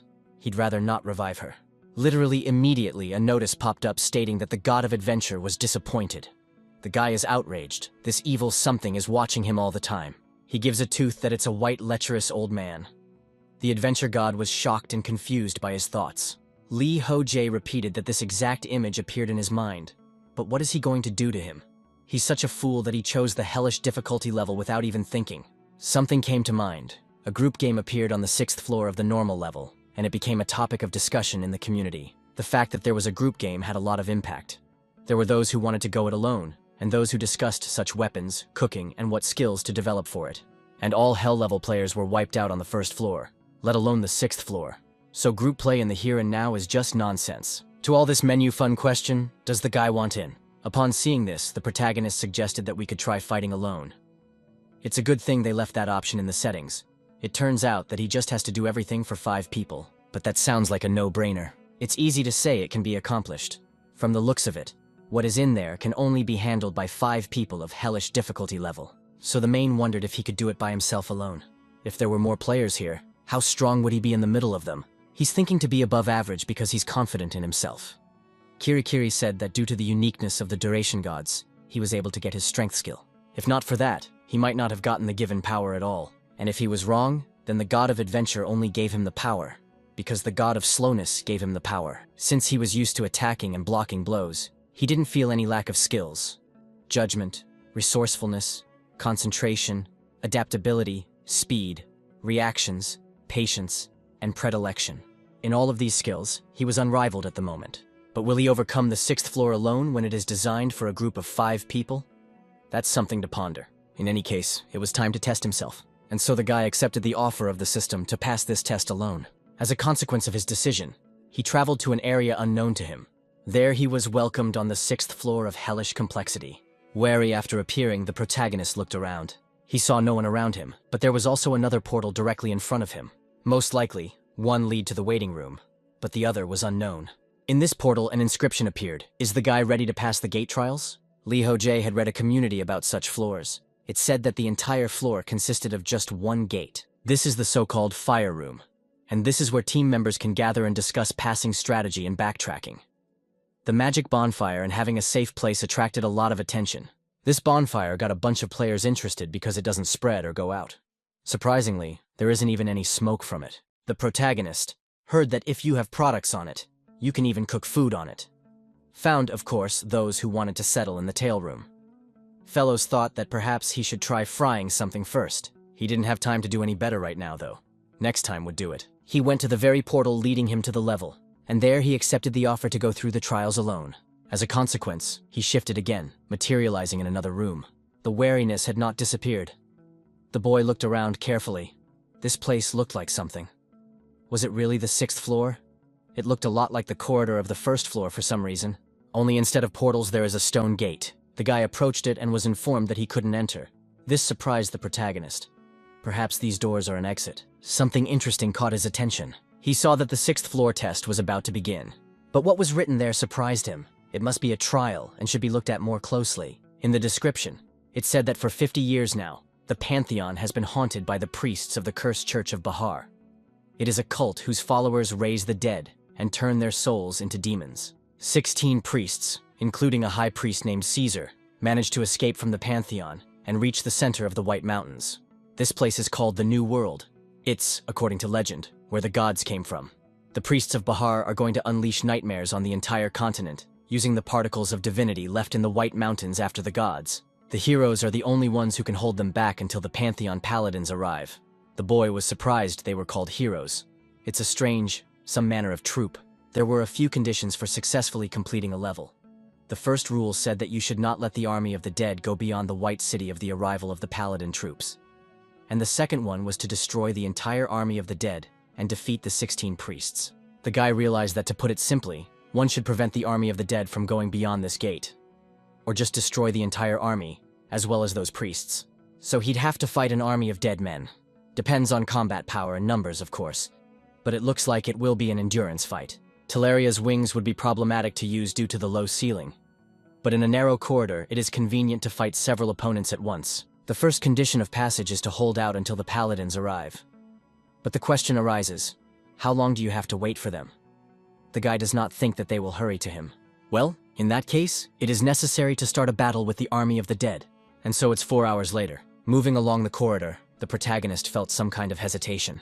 Because of this, even the ceiling began to gradually crumble. Ho Jae instantly turned around and saw a huge number of skeletons. This amount made him quite confused. What was even going on? Did the sound of their footsteps grow too fast? Although from the looks of it, these skeletons didn't look particularly strong. If one uses the advantage of the narrow corridor to the fullest, they will not be a threat to him. The main problem just now is the sheer number of them. If you look down the corridor, there is no end to them. There could be tens of thousands of them.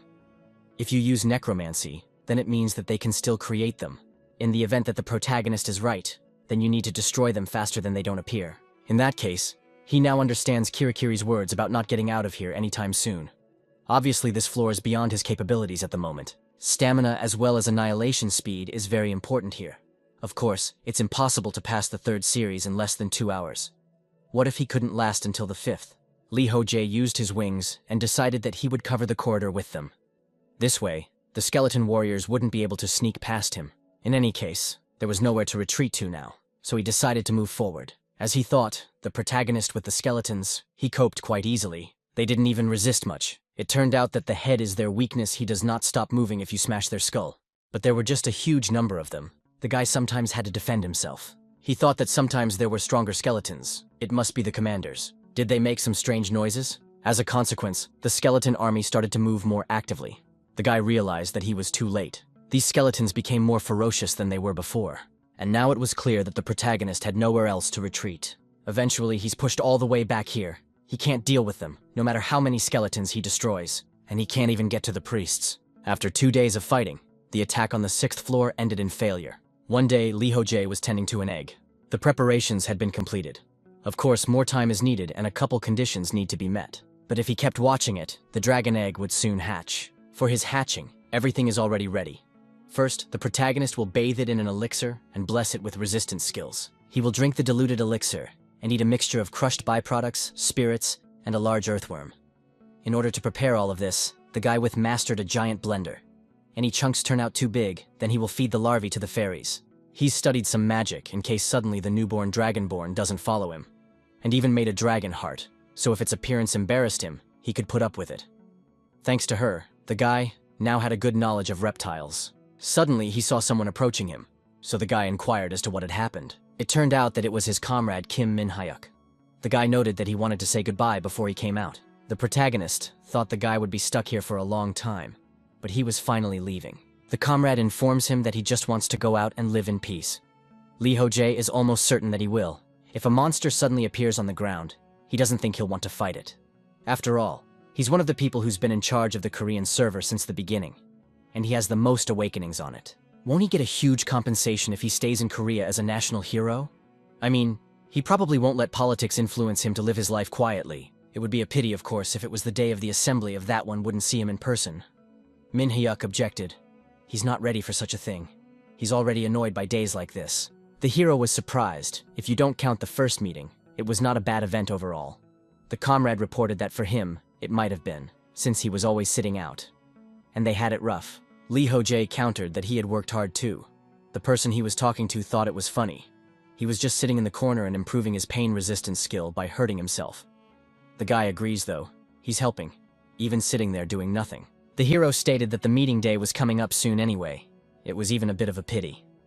The comrade asked when it would be he would happen. The comrade was surprised that he didn't know. After all, it hadn't been that long since he started working as a vigilante. Min Hyuk asked if Jeon-ah knew about it. Lee Ho Jae pointed out that she should know about it, and the comrade explained that in that case, there would be no meeting. Meetings are only held when there is a serious problem in training. If the day of the meeting was publicized, the vigilantes would have already known. That's because Jeon-ah will stop problems at the root. The protagonist said that perhaps the next meeting will be held when they are done with training and move on to reality. Trailing off, the comrade inquired about their relationship with Jeon-ah. Lee Ho Jae was embarrassed by him in no way before, but wondered what he was asking so suddenly. Min Hyuk meant that it's already time to move towards unification little by little. The main characters didn't realize that he would apologize if he didn't make up. For now, he's stuck here and there's nothing. The comrade informed that if he leaves, that comrade will be the only person Jeon-ah can talk to calmly. So let him help her. Lee Ho Jae wondered if he'd said everything, how he still had time to worry about others. The interlocutor asked him not to reject the offer and to think hard. It looked like Jeon-ah still had feelings for him after all. The main character was surprised. Next, he asked Min Hyuk if he liked Jeon-ah. The comrade noted that he never did. Lee Ho Jae sent him a message and asked him to check. Comrade was dumbfounded. There is one profanity in the chat. It is necessary to hold his hands. He has no decency. He is just fucked up. He must be laughing. Let him take his pills already. The hero said that his resistance level is so high that the pills won't help him anymore. In the end, the guy even agreed to talk to Jeon-ah later. Min Hyuk noted that if there really is a meeting, he will see that newcomer. He's on the 6th floor right now, after all. He hopes that one doesn't expect much from him. Lee Ho Jae asked what's so surprising, and there have been those who reached the 6th floor before. The comrade informed that he is some kind of soulless. This player is really very good. The protagonist turned out to be not as good as he is. He was not able to pass the given 6th floor even from the 3rd time. It was really astonishing for Kim Min Hyuk because this guy is a monster. Still, the rookie looks quite talented, even if he doesn't think so. I wonder if he thinks that one can pass the floor data. Lee Ho Jae explained that he is an archer. If he fails, he will send an item to back him up. With this item, he would definitely be able to easily get straight to the 10th level. And if he was lucky enough, he could even get to level 30 like the American beginners. The comrade remarked that he was curious about how strong his friend was right now. Lee Ho Jae asked why he would do that. Min Hyuk noted that when he comes out, he'll definitely be asked about it. If you compare him to a G-class monster, what kind of strength does he have? In the real world, all monsters were categorized into classes based on their strength. First from A to F, then S was added, and then the G-class appeared. Monsters of this class are considered a national threat. There are currently 4 monsters of this high class on Earth. This class usually take over a territory and stay in it. A monster of this class, Oakler, settled in New York City, leading to an open clash with the US forces. At that time, the best players were mobilized, as well as the army. As a result, Oakler was defeated, but the damage was enormous. More than half of the top players were killed. The protagonist heard all of this in the community from the newcomer. Since he had been in training since the beginning, he had never seen these monsters. However, based on the information he has, of course, he is much stronger than these monsters. There's no point in even thinking about it. The comrade reported that he had heard such an unceremonious answer somewhere, but he was grateful even for it. Thus, their conversation gradually drifted to matters of the past. They reminisced about their first meeting, about the bad as well as the good moments. The main character had only met Kim Min Hyuk leave a few times at meetings, but it became a fond memory for him because he had no others. And after all, he was alone on the hell level. It became a friend and even a family he never had. When they go out into the real world, they will never be able to meet, and messaging will also be unavailable. Kim Min Hyuk revealed that he will leave first, and they will see each other outside. The main character asked to say hi to the people outside. For some reason, he felt like it was more like saying goodbye. Lee Ho Jae realized that it was time for him to get out too.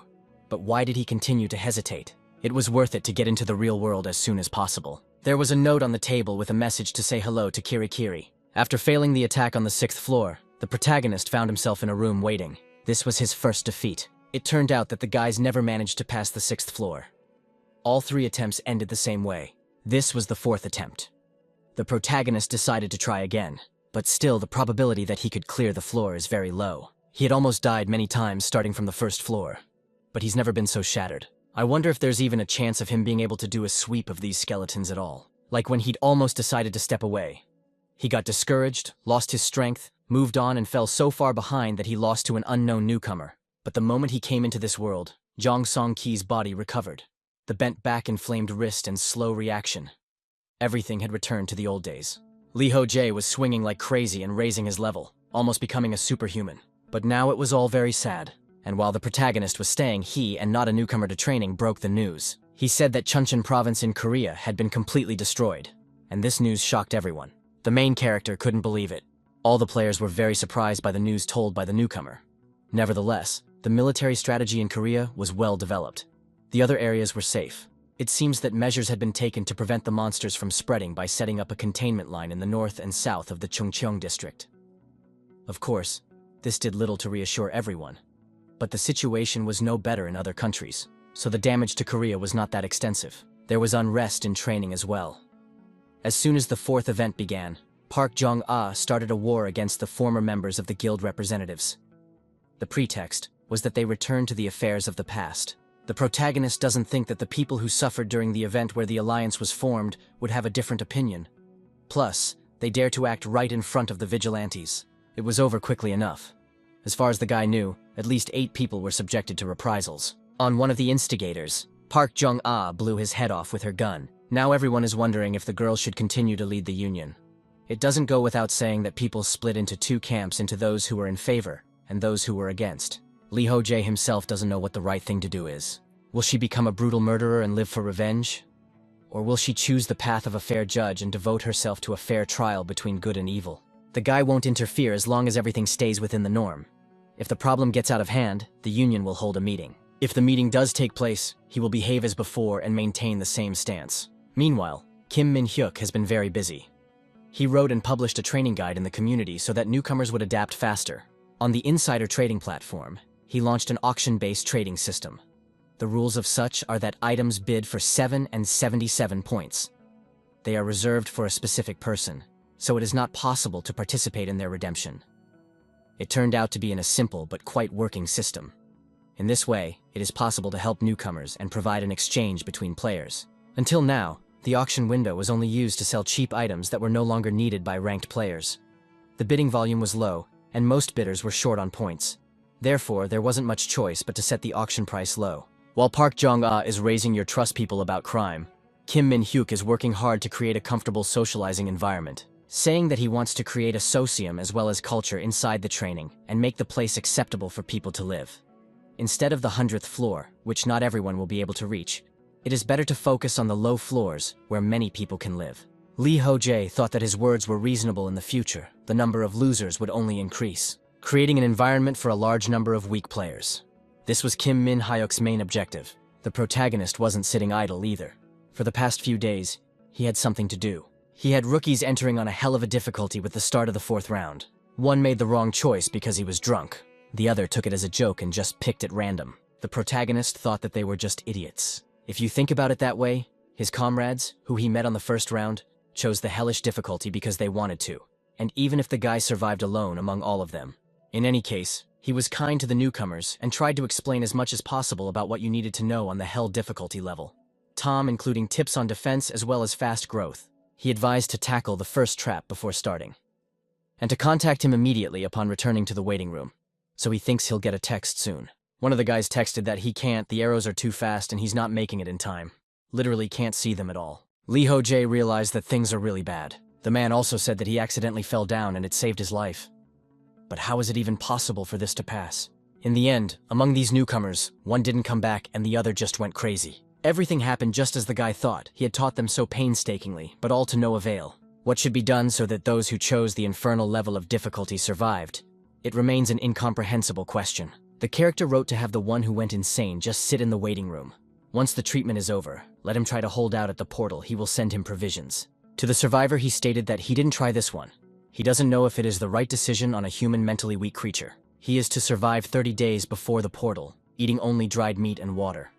After that, a couple days in the waiting room and 30 days again at the portal. He may have to live like this for a very long time, but it can't be helped. On other difficulty levels, the losers Kim Min-hyuk takes care of and helps them up. But on the hellish difficulty level, you can't do that. That's all Ho Jae can do at this point. He just has to go on his way. After a while, he was sitting by the fire and didn't understand how he could get past the fucking 6th floor. He had the birthstone of Goblin Gractus, as well as the birthstone of Goblin Gross in his possession. And of course, the soul stone of the humanoid lizard Idoltara. With the summoning of the dead, he will be able to increase the number of allies to 3. He doesn't know if they will be good allies, but if he talks them into it, something will work. If these 3 join him, then we can split into teams. They will split into 3 teams and take turns attacking. This will help to conserve forces, and also give the opportunity to connect the reserve in case of a critical situation. When the commander appears, the reserve will become a quick reaction group and go on the attack. Alone, the protagonist will not be able to simultaneously attack the commander and fight off the advancing skeletons. Or, you could try to fight your way through 4 at a time. Given the width of the corridor, it's quite possible. As thought, the main character summons the dead, a very useful skill. So much so that he begins to think that the fight, and specifically gave him this skillet to pass the 6th floor. But he is confused by the phrase "a certain amount of time" in the skill description. It's unclear how long that certain amount of time will last and what will happen. Will the summon disappear? Obviously, group floors will appear in the future. Further, is there a guy here to handle using summon then, who knows when he will bump into a wall?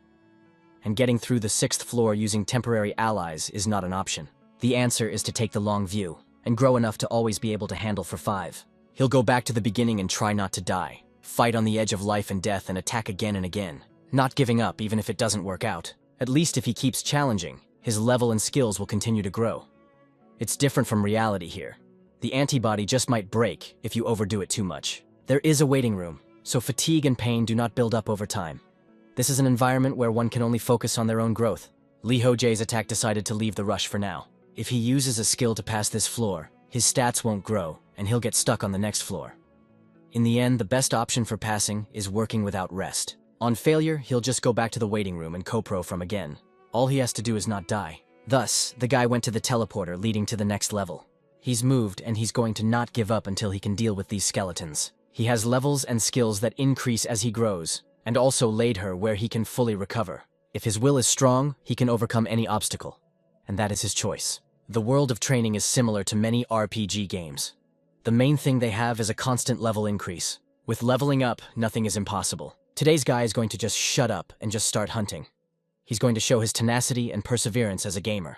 And to do that, he will achieve level 20 to begin with. Soon, the 4th sweep attempt was completed, but it was, as usual, a failure. Following the protagonist was another girl. She didn't understand why one man of hellish complexity didn't listen to anyone, he didn't take advice, and died. That was about 8 years ago. She has already read the old threads, and now there is nothing to read. Very bored. Just waiting, she wants to get on the floor quickly. This girl's name is Lee Young-hee. In the waiting room, her resistance and skills didn't improve much. The elder didn't say that it was necessary. She is also like the main character on the 6th difficulty level. However, after reading all the threads in the community, Yeon-hee learned to some extent about what was going on in the Korean server. At first, the girl thought that the senior was lying, but he ended up becoming the leader in training, and the strongest player. It's just unbelievable. She had heard of Ho Jae before she even came here. He's the only Korean server player on the Hell difficulty level and the strongest player. He is also very unknown in the real world. Ho Jae is a former pro gamer. There were a lot of TV programs about him and his background.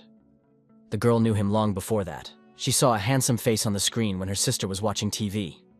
Her sister told her that the man was a pro gamer. Then she said that instead of being a gamer, he could have been a celebrity with that face, and just forgot about it. This guy is now her darling senior. When she mistakenly chose the Hell level, he was the one who gave her back hope. That is, her support. If it wasn't for him, she would have died long ago. He even supported her in every possible way when attacking her. The girl rejoiced, calling him her support. Suddenly, she was confused and wondered what she was even thinking. A message had just come to her asking if she was done with her preparations. It turned out to be Park Jung-ah, and the girl was confused. She said she was done and asked what happened. Jung-ah reported that nothing much happened. The senior asked her to walk her out. This was something Yeon-hee didn't expect. Talking about this person, she must be referring to Ho Jae the first time she heard him called that. The community communicates with each other informally, and even swears profanely. She never once ripped the guy. That's how she felt from the beginning. Jung-ah reports that he went to the 61st floor to collect glasses. I wonder if she remembers what needs to be said to the curator. The girl replied that she remembered. At the same time, she realized that the interlocutor was rude even today. Could it be some sort of hostility? Could it be that she's calling Ho Jae that on purpose too? It's unclear why she's bothering her and what she's done wrong. But I'm done thinking about it, After all, it would be time to go on the attack to mop up the floor. Right now, Yan-hee was on the 6th floor of the Hell difficulty level, and she was greeted there. The Elder didn't reveal much about this floor. He gave basic information about enough information to not die, and told the rest to search on her own. But the girl was in agreement with him. On the 6th floor, there are endless soldiers, skeletons, and the priests who create them. Therefore, it is necessary to find a way to hold out until the paladins come. After all, she won't be able to handle the constant heating of the warrior skeletons. In that case, it is fine and must be tried. Gathering her thoughts, the girl rushed forward. On this floor, speed is life. She used a top-level magic stone and a magic concentrate potion. Using a portal along the way, she placed it near the entrance. So far so good. Next, she decided to use Sylphria. Thanks to that, she accelerated even more. From now on, it's better to move with magic, and leaves traps from time to time. Moving forward, Yan-hee finally reached the right room. At this fork, she decided to leave an explosive magic circle. And now the detection skill can be used. That's fine. The skeletons are still far away. From here, we need to move on. Take the 3rd turn left and the 2nd right, followed by a 6th left turn. She has memorized this route very well. And so moving forward, the girl saw something. This something was in front of her in very large numbers. And it was, of course, those skeleton warriors. After seeing them, Yan-hee decided that it was necessary to use Amitar Date Spilkion magic. It is a spiritual magic with the ability to fly as well as invisibility. At this point, it is necessary to advance near the ceiling. After all, the way there is absolutely free, and ahead were those who were controlling the given skeletons. It was a few priests, who were even something like people. Having reached the given room, the girl decided to hide behind a column. She turned her attention to the 16 priests. If these creatures sensed her, they would immediately attack. She should be sustained longer than 6 seconds as her limit. After gathering her thoughts, she stepped out into the open, or used a bow. Thanks to that, she successfully attacked one of the priests. All the others immediately paid attention to her and began to say that in their own language. The girl realized that she was going to be attacked, so she used combat concentration, due to which her attacks only increased. She could fire 2 shots at once. As a consequence, several victims were hit and everything was going very well. That was until a certain point, until one of these priests entered the fray. He immediately used his own necromancy, summoning skeletons. Yan-hee realized she couldn't handle them, so she used a portal. And because of that, her body materialized, and it appeared right at the beginning where the girl put the first portal. Thanks to the magic of the portal, you can immediately return to the designated place. But she used too much higher magic and in a short time. Still, her magic power and level are fickle. Still, it worked out pretty well this time. She's going to continue surviving on the hellish difficulty level. And now the powers have already left. The protagonist was also given this level very hard. He was once again welcomed to the 6th floor. The 6th floor trial would soon begin. Ho Jae advanced down the corridor. He knew that it was about 2 hours more to go to the skeleton soldiers. It was a waste of time traveling after all. Perhaps he should look into improving his resistance skills. Although he's not sure if he'll be able to recover in time before the battle. He can't drink elixirs all the time. In that case, it's possible to just practice. This, in fact, the protagonist began to do, but it turned out to be even more difficult than he thought. It seems that he too often neglected to exercise because his body has long since overcome human limits. Doing basic exercises was most effective in growing tax resistance. The guy kept moving until he came upon the skeletons. There they were. It was time to get some work in. Without thinking for a second, Ho Jae attacked the skeleton. In this fight, his level had increased. Strength and magic power increased by 1 point. Health, on the other hand, was increased by 3. Also, basic shield proficiency increased, and melee was increased. But once again, the guy failed, and failed the tests of this floor. From this, he was outraged. Someone once asked a question to the best player of a popular role-playing game. Wasn't he tired of hunting all day long? That player informed me that he would ask the question back, am I bored of living? After all, life is an endless repetition. He does his favorite activity every day. He is not bored with it. Ho Jae thought that was a good answer. He became a professional player not because he liked a particular game. It was because he liked to win, so he became a professional in one single game. That's why he never got bored of playing the same game over and over again. Now, however, he now goes to run up to the man who was in first place and ask him to teach him not to get bored when doing the same thing day in and day out. It's only after a row outside that these skeletons are getting steamy enough to make him sick already. Also, the sounds they made were horrible. The same sword movements and the feeling of pain from being cut by a rusty knife. The main character was angry. It pisses him off that he has no strength, but he has to do it. Besides, there is also an upside to this as well. The movements of swinging the sword became native to his body, and immediately, he swung the weapon with the same technique. And because of this, he has found the attack that suits him, and that he mainly uses. Because of this, he has grown considerably as a swordsman. His basic sword proficiency was now at level 10, and his basic shield proficiency was at level 7. But the 6th floor was still not something he could conquer. He kept failing it. Ho Jae had increased his combat concentration level, so when he fought, his intelligence level increased. His combat concentration had surpassed the 13th level. Until now, it seemed to him that the targets were moving quite slowly. But now, they had become so slow that it was as if they were standing still. Right now, the guy couldn't use concentration for more than a minute at most. One should pay attention to this in the future. After all, he could grow even more. His some skills were improving, and he was even acquiring new ones. But time after time, the guy failed the tests of the floor in question. This angered him, but he also acquired the 2nd level Battlecry skill. Battlecry is a kind of buff, as a rule. In the game it is owned by tank characters. Its effect is a small increase in security. The exact number of the hero, unfortunately, does not know. He got it when he got really angry and started yelling at the skeletons in response. Thanks to them, his throat remains intact. But as before, the test was failed. After a while, the hero reached the room with the priests. There he was met by the Death Knight Asdius. He informed that here the guy will meet his doom. He will give him peace. Ho Jae advanced quite far and met a mid-level boss. The first times he thought that he was the final boss. Therefore, the guy desperately started to fight him. But as before, simply failed this challenge. At some point, the corridor ended and a fork appeared, stopping his progress for a while. After that, other forks began to appear. So, if the hero went through one tunnel, the soldiers from the other went to the stone gate and opened it. Therefore, the guy did not understand how to be. Refused to attack and wait for the arrival of knights and communication option. Once he managed to stand for a whole 13 days, but the help never showed up. He ran out of potions and couldn't try any further. The guy thought it was all about the limit of his stamina, not a lack of strength. Of course, there is a way to clear the road after the breakthrough before the skeleton soldiers from the fork get here. It's a very attractive way, but the difficulty is no joke. In any case, you need to keep pumping yourself up to pass this floor. You just need to concentrate on growth. The guy's resistances also grew very well. The paralysis resistance grew a lot, and Bora resistance no longer increases with simple injuries. Finally, the protagonist finally managed to defeat the Death Knight Asdius. His level was immediately increased, as well as some skills. He also acquired the skill magic chain of the 1st level. Thanks to this skill, he could now utilize the magic slumbering his body. It was difficult to understand how the magic circulated in his body. Through hard work, he was able to put magic into his hands, but the flow was very weak at first. His magic circuit had already exceeded the 4th level. The magic spread throughout his body and his physical abilities improved. Ho Jae speculated if one channeled the magic muscles, they would be able to manifest explosive power. For that, he needed more practice. The guy was used to using magic. He even learned how to put magic power into his sword. Since he couldn't use magic indefinitely, he had to find ways to extend the time he could use it. Advancing further up the 6th floor, the protagonist finally did make it to the boss, who reported to the false god Syllable to see the power of the Great Abyss. There is only one absolute good in this world, and he is going to save the absurd world. He is a courageous man, but he has simply lost his way. He is like Caesar leading him to his death. But the protagonist was not going to die so easily. He attacked this boss. Of course, he failed to win, and he ended up in the waiting room. After failing once again the test, after a while the guy sat and used the meditation skill. Unfortunately, this skill has nothing to do with increasing mana. It is a simple meditation.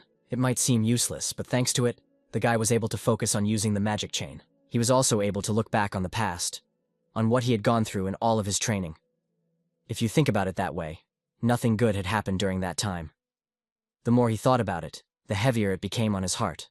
But the boy couldn't stop thinking about it. He kept meditating like a bewitched man. Negative thoughts led to depression, and depression led to a decrease in his motivation. Immunity to mind distortion was increased by a 2nd level. The protagonist felt stressed and pressured to distortion. It is straight up amazing. He'd been noticing signs of it lately.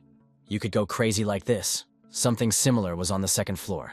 Back then, Ho Jae was confident that he could handle it. But now, he was constantly failing the 6th floor test. Because of his desperation, he had even acquired a level 1 soul scream skill. He obtained the new skill, molding the magic into a battle cry.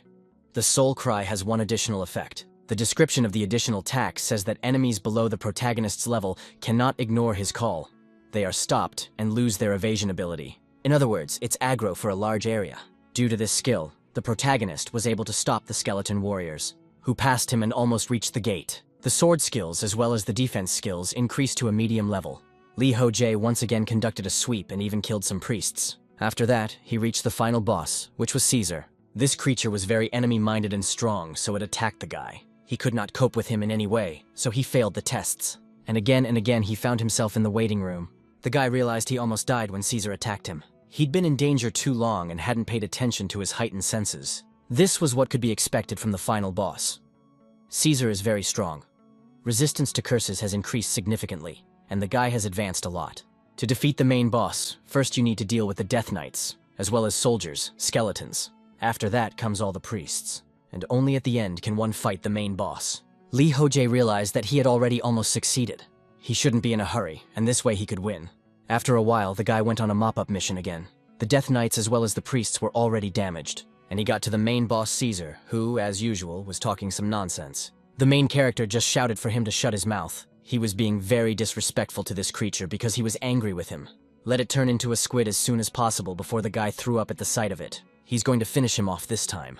As it was, Caesar used his tentacles, which the guy chopped off. But these were all lying around so much that the creature kept attacking. Since the guy had fought it many times before, he knew how to proceed, and so he advanced. Soon he found himself too close. It took a very long time indeed, but now he was going to end it once and for all.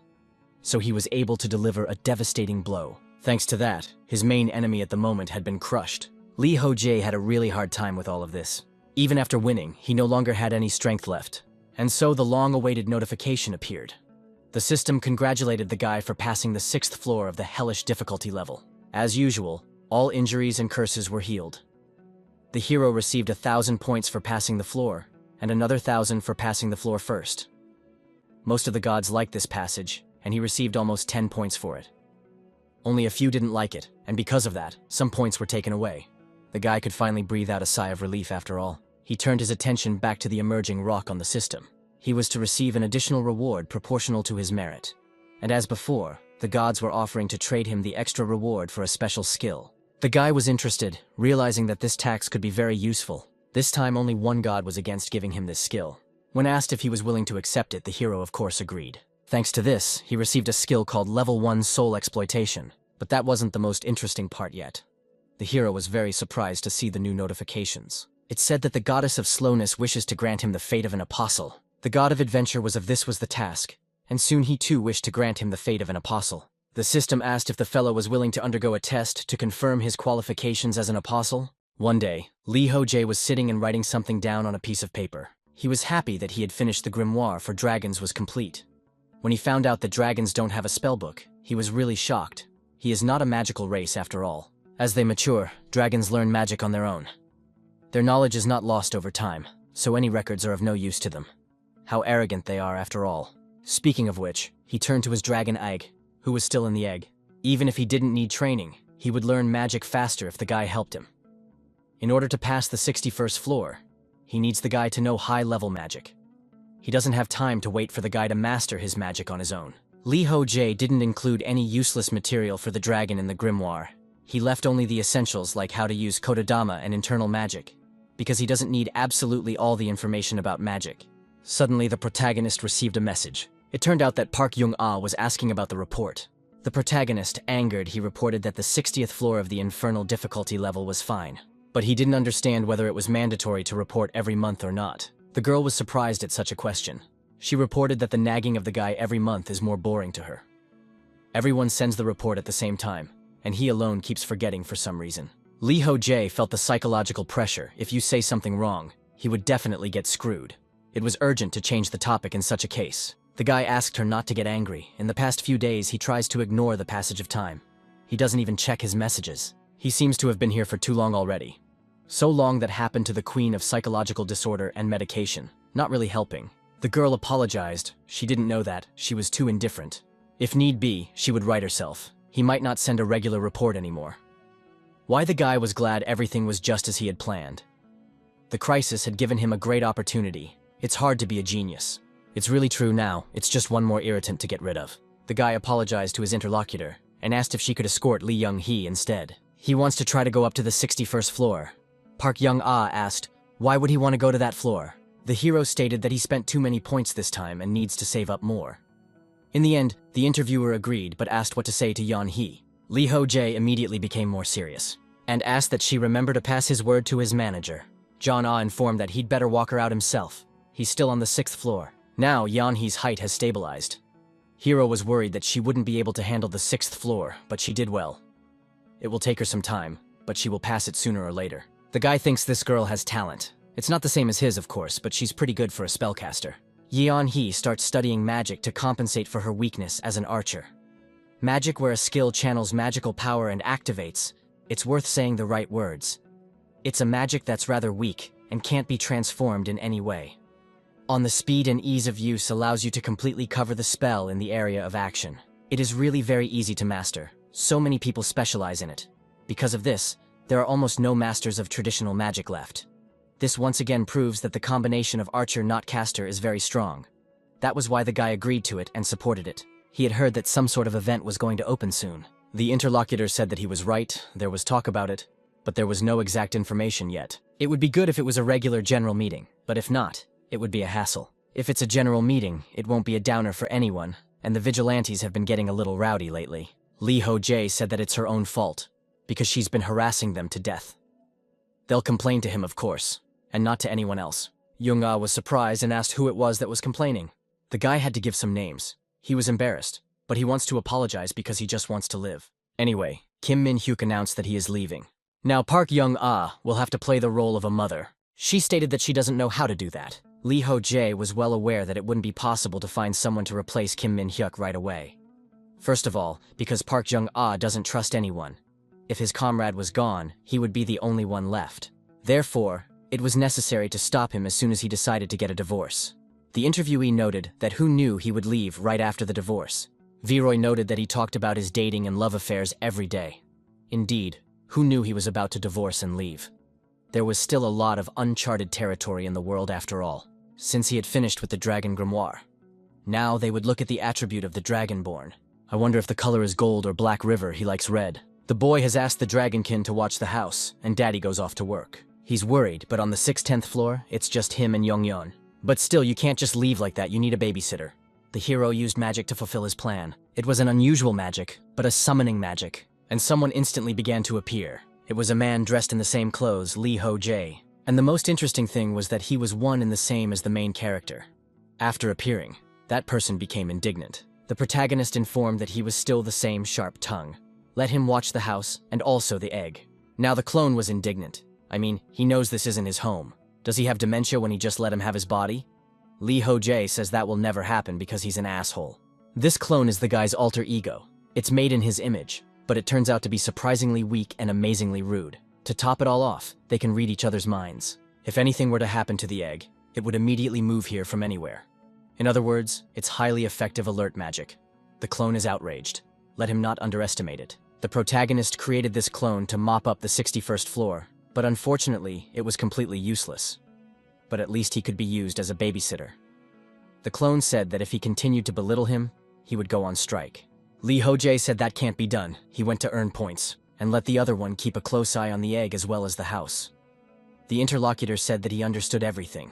Let him leave and may never come back. He will only be happy if this happens. After a while, the protagonist found himself on the 61st floor training. He was resting quietly to himself on a huge piece of ice. There he pondered the whole situation. No matter how many times he looked at it, it still looked like a too big throne. The former master said it was a throne, so it would be a throne. It would be better for his psychological health not to look into it. The guy is not going to look back on his actions in the past. Until now, even if it was hard to find an answer, he thought about it in his own way. But the answer never appeared, no matter how much time passed. The character doesn't even know if the answer exists, so he decides not to look for it further. This way of thinking is a kind of habit he has developed, when he couldn't get past the 61st floor and got stuck on the 60th. So that, unfortunately, did not corrode his brain. It was done. And it's cool enough here, something reminiscent of Kiri Kiri Field. If you think about it that way, it's been quite a while since the guy has seen her. It saddened him to think about it, but it was necessary to come to his senses. He came here to clear his thoughts, but instead, one negativity is coming into his head. Suddenly she saw that he had a text message. It turned out to be Jong-ah. She said that she just saw Yeon-hee off. The hero thanked her for that and praised her. The girl asked if she told him that it would have been better to walk her out herself. The guy replied that he's very busy. He thinks she's still worried about it. Young-ah told him not to ask her to do that again. Ho Jae wondered, did something really happen? The girl replied that she thinks Yeon-hee hates her. The hero reported that she was some kind of amazing. Did she really think that she would be liked by everyone in training? John Ah asked not to talk nonsense. Maybe she's just too sensitive? Ho Jae was confused. He didn't know what to say to safely let the topic go. There were too many different pitfalls. He said that she herself was the leader of the vigil, not anyone else. Directly sent her a message, so she must have been nervous. Who wouldn't be afraid to get a private message from an Iron Blood Witch? The girl stated for him not to ask her for anything like that again anyway. Courtesy it wasn't hers. The hero wondered, what other kind of courtesy is there? Rather, this is the reason. According to psychology, and when a person suddenly shows a previously unfamiliar attitude, the other person perceives it as aggression, since the player who was a psychiatrist has recently entered the real world. Now inside the training in the higher authority of psychology is now Ho Jae, who suffers from mental illness. Others have guesses. I need to draw attention. Next, Jian Ah mentioned about the event they talked about earlier. As soon as there is information about it, the girl will immediately contact him, so let him not ignore her messages and wait. The hero agreed to this. He thought about the fact that he needed to see if he could send the clone to another difficulty level. Since his clone is rated by the system as a summoned soul and not a player, it might be possible to send it to another difficulty level by passing it on to someone. If this method works, the clone can be sent not only to the vigilantes, but to the outside world even. And after sending the clone to Earth, it would exchange souls with him. Wouldn't that be the perfect plan? Suddenly the clone reported that everything was perfect. The boy was surprised that he had heard everything. The interlocutor said that another level of complexity is considered another world. If he sends him there, his connection with him will be severed, and he won't be able to live anymore. He knows that, like a dumb leather bastard. The clown doesn't want to die because of his stupid experiments. Ho Jae called him a useless idiot afterward. When he created the clone, you thought he'd be able to go to the next floor with him. But who knew he'd actually turn out to be so useless? All that was left was the schizophrenia of trying to split his soul. The clone felt like a younger son born out of a mistake. The protagonist smiled. Soon he thought that it was necessary to go up to the 61st floor earlier. He had come here before the dragon was born to clear his mind and earn points. Right now he felt refreshed. In that case, it was necessary to move forward. The guy went to the second location, the 61st floor. It was a desert on which the guy moved in the air. On this floor, you need to attack 2 locations at the same time. You can only enter the main boss room of this level if you attack the boss rooms on both locations. Since the clone is considered a recognized creature, it is not a separate player. This is why the main character is stuck on this floor, and it is also why he is trying to raise a dragon. He's a native born in this world, so it's possible the system recognizes him as a separate entity from the guy. But I wonder if the dragon will be recognized as a separate player. The probability of that is still low. Either way, it has to be tried. Literally, as always. After a while, the guy made his way to the flaming craters. He reached the place he needed, where a huge old man was sitting. He motioned for the guy to pass. It had been a while since they had seen each other. Ho Jae noted that it had really been a long time since they had seen each other. The old man asked if he had already seen the queen.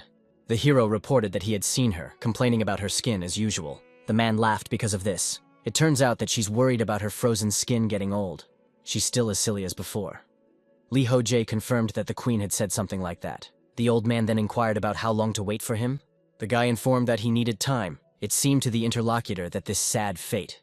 He became the most skillful swordsman and the strongest. But in the end, he can't use that strength and can't reach perfection.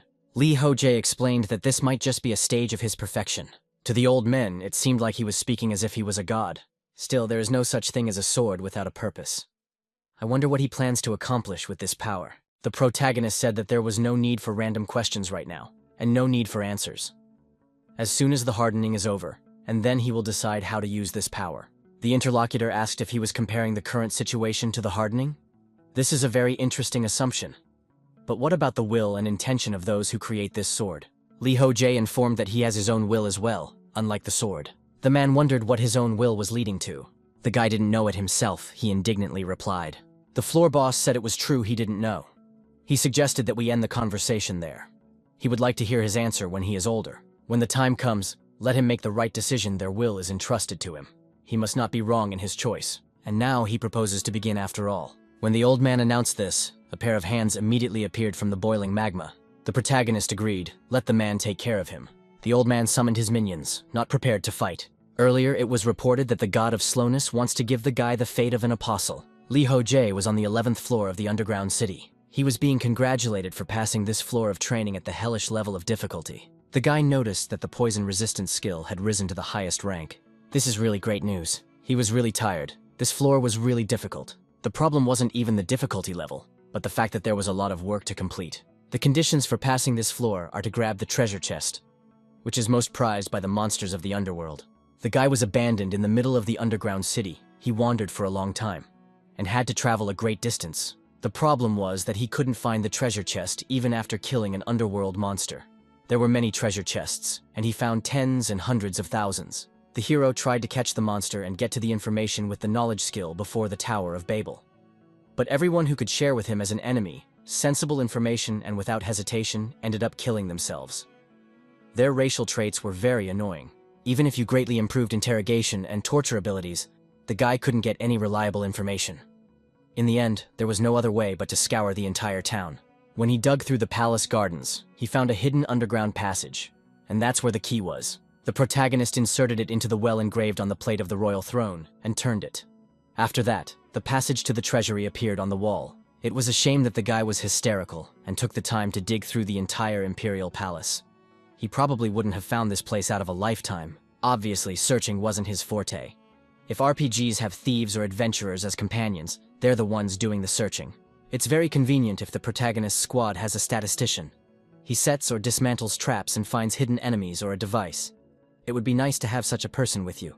Thinking of a companion, the guy envisioned Ida, but she's too proud, which means she won't help him. Terrible is his fate. It is necessary to stop, grumble, and get used to it, reason, and search. This is where he's finally done after all. So it's probably safe to just walk away. That's what the guy did, finding himself together where Kirikiri dwells. Upon arrival, he greeted her. The manager also did so. She was glad that he came alone this time. The protagonist explained that it was the end of conscription time, so they disappeared. She said that they would have memories. The girl confirmed that. I wonder how much time it took to pass this time. Ho Jae stated that he never thought that, in addition to the tunnels, he would have to dig through the entire palace garden. Kirikiri thought his response was very boring. Before, when they met after a long time, he cried, and it was fun. The guy was indignant, and today she would be left without a cake since she was saying such things. The girl immediately began to apologize. She was really wrong, and will not do it again. Time passed, and the protagonist rested quietly. His body, as usual, rested in the manager. The guy didn't chase her away. He was glad that she was resting peacefully. It became interesting. How long had he been sleeping? He had been having trouble sleeping the last few days. He has no need to sleep in the waiting room, so he ignored the malaise. And on any floor he was in danger anyway, so naturally he slept less. As worried, the rhythm of his life was disrupted, because of the impatience and self-confidence that appeared after climbing to the 6th floor. He would at times forget to eat, rest, and sleep, and would just rush to attack. Thanks to the restorative effect of the waiting rooms, he was able to cure his physical ailments. But because of his shattered psyche, he couldn't sleep, so his health was shaken. Thus, when he comes here, he falls into sleep to compensate for the deficiency. He always sleeps very well here. And Kirikiri is really cute, like a little kid. In middle school, his classmate had a pet rabbit. She used to say that they liked being touched on their nose, or maybe they didn't. Even if it didn't apply to her, he was the one with so many questions for her. Finally, at last, he'd be able to ask the questions he'd been saving up since the 6th floor. He even contemplated clearing the floor in question. It really was hell after all. He doesn't want to go through that experience again. Blocking attacks due to lack of ability. He had worked so hard to become stronger. Even pushed his brain to the limit. If he had cleared the floor later, he would have definitely gone insane. And the message from the deity he received then. Testing Apostle's suggestion from the god of adventure and the god of slowness. The boy didn't realize what he should do. He was worried that the other god might retaliate if he chose someone hastily. Judging from past experience, the gods have the ability to cancel vision and move the player to another place. If they have that power, then killing him would be easy. In that case, the guy should be careful anyway. When he passed that ill-fated floor, he went back to Kirikiri. And that's when he really cried. I think about that, and now he was really ashamed of it. Need to forget it, and do it once and for all. After that, he asked the girl about his proposal. But she never answered him anything. This was because the information about the gods is very valuable. He kept asking questions until he heard the answer. The manager said she would answer when he passed the 11th floor. He still hadn't answered the gods either. They, in turn, don't call for an instant answer. But sometimes reports pop up that the god of adventure is impatient. It's good that the protagonist was able to delay his decision until he got some good information. It is still necessary to check things out first. Can he accept the offer of both gods, for example? And will there be a penalty for doing so? Or could he accept one and reject the other offer? Would there be any penalties or benefits in that case? Finally, if she had to choose, which one would she prefer? Such questions, the boy wished he could ask Kirikiri. He would like her to wake up, but he himself can't wake her up. Suddenly, the protagonist noticed a message. It turned out to be from Kim Min Hyok. The guy was a little wary. Was something wrong? What he saw in the message stunned him. It turned out that the day of the meeting was very soon. The comrade confirmed it again. It will reopen soon. He thinks it will take place before the end of this session, so it works out that it opens about once a session. If the event opens, it means something bad is happening again. Min Hyuk didn't understand at all why it's opening this time. There is no even a guess, and that is the biggest problem right now. Ho Jae realized that it was truly a problem, but he couldn't do anything to help. Since they have different difficulty levels, he can't help by finding and solving the problem. It's better to assign it to someone else, and he will do what he can already on the day of the meeting. The guy also asked what about Park Young-ah. The comrade said that she's busy. She's going to punish a vigilante who can't catch criminals in her neighborhood. The hero thought about the fact that it's not right. If there is conflict within the vigilantes now, the organization could be disbanded. In this world, the vigilantes play the role of law enforcement, but their authority is very shaky. Their backbone is the strength of the players, shown on the first day of the last meeting. And of course, the charisma of Park Jong-ah, who punished the guild representatives. Objectively, it can be said that they are keeping people in fear through force. It can't be shown that there's something wrong within the vigilante squad. Are there people don't recognize the vigilantes? They will be nothing more than an armed group that enforces the rules. There's nothing they can do if they lose the trust of the players. The comrade informs me that the girl knows this herself. She's doing this because she's upset. Not just doing what she should be doing right now. The hero said to watch her anyway so she doesn't make a mess of things. Let her do her best there. He sat there for a while thinking about it. He didn't know if he should intervene in such a situation. Besides, it was time for Kirikiri to get up. But she was sleeping peacefully and had no intention of getting up at all. So the guy just pushed her down and she woke up immediately. After a while, they didn't talk. The guy was surprised that she said no matter which god he chooses. The trials of goddess, slowness, or god of adventure, he could choose any. Ho Jae was indignant. Why is she only saying this now? The manager explained that he was only going to make a decision after hearing all the information. The protagonist was really angry. After that, he turned to the satisfied girl and told her to stop eating the cake and give it to him. He asked if he could then choose the god of adventure and the goddess of slowness. The boy was worried there would be a penalty for refusing, but it turns out he was worried for nothing. I wonder if there are drawbacks. Kirikiri said that they are on the trials, will affect his level of difficulty. As a result, you can only become an apostle to one side, but you can pass both trials. The hero asked if she could tell about these trials, but it was obvious that the girl didn't want to tell about it at all. The protagonist decided to insist, and she was drawing something. It was some kind of incomprehensible language to the guy. Did he still lack the skill level of knowing pre-Babylonian? Or maybe it's writing that isn't part of pre-Babylonian knowledge. Kirikiri reported that the tests are to confirm that he is worthy to become an apostle. The content is determined by the inclination of the gods and the character of the applicant. The boy wondered what types of trials there were. The manager replied that she didn't know that. It's not even because she doesn't want to say, but she really doesn't know. It turns out that each god has different standards and different trials for each person. Didn't the gods send him tons of messages? Based on that, let him think about what their characters are and try to make a prediction. Ho Jae's only thought was that he needed more information.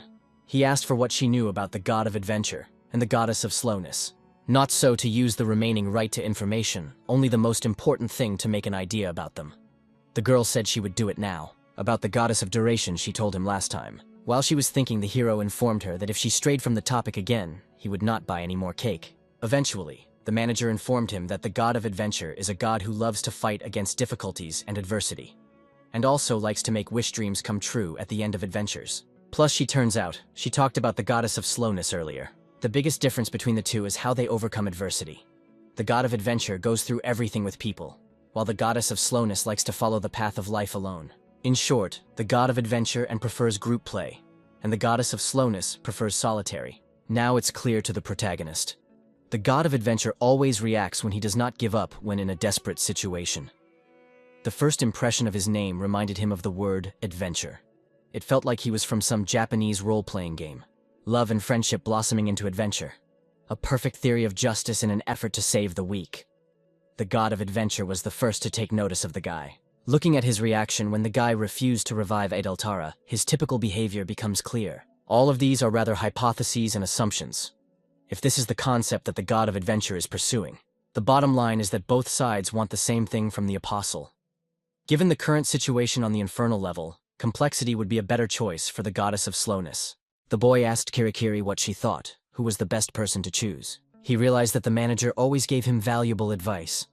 Of course, the guy didn't always follow them, but he was sure she was a good counselor.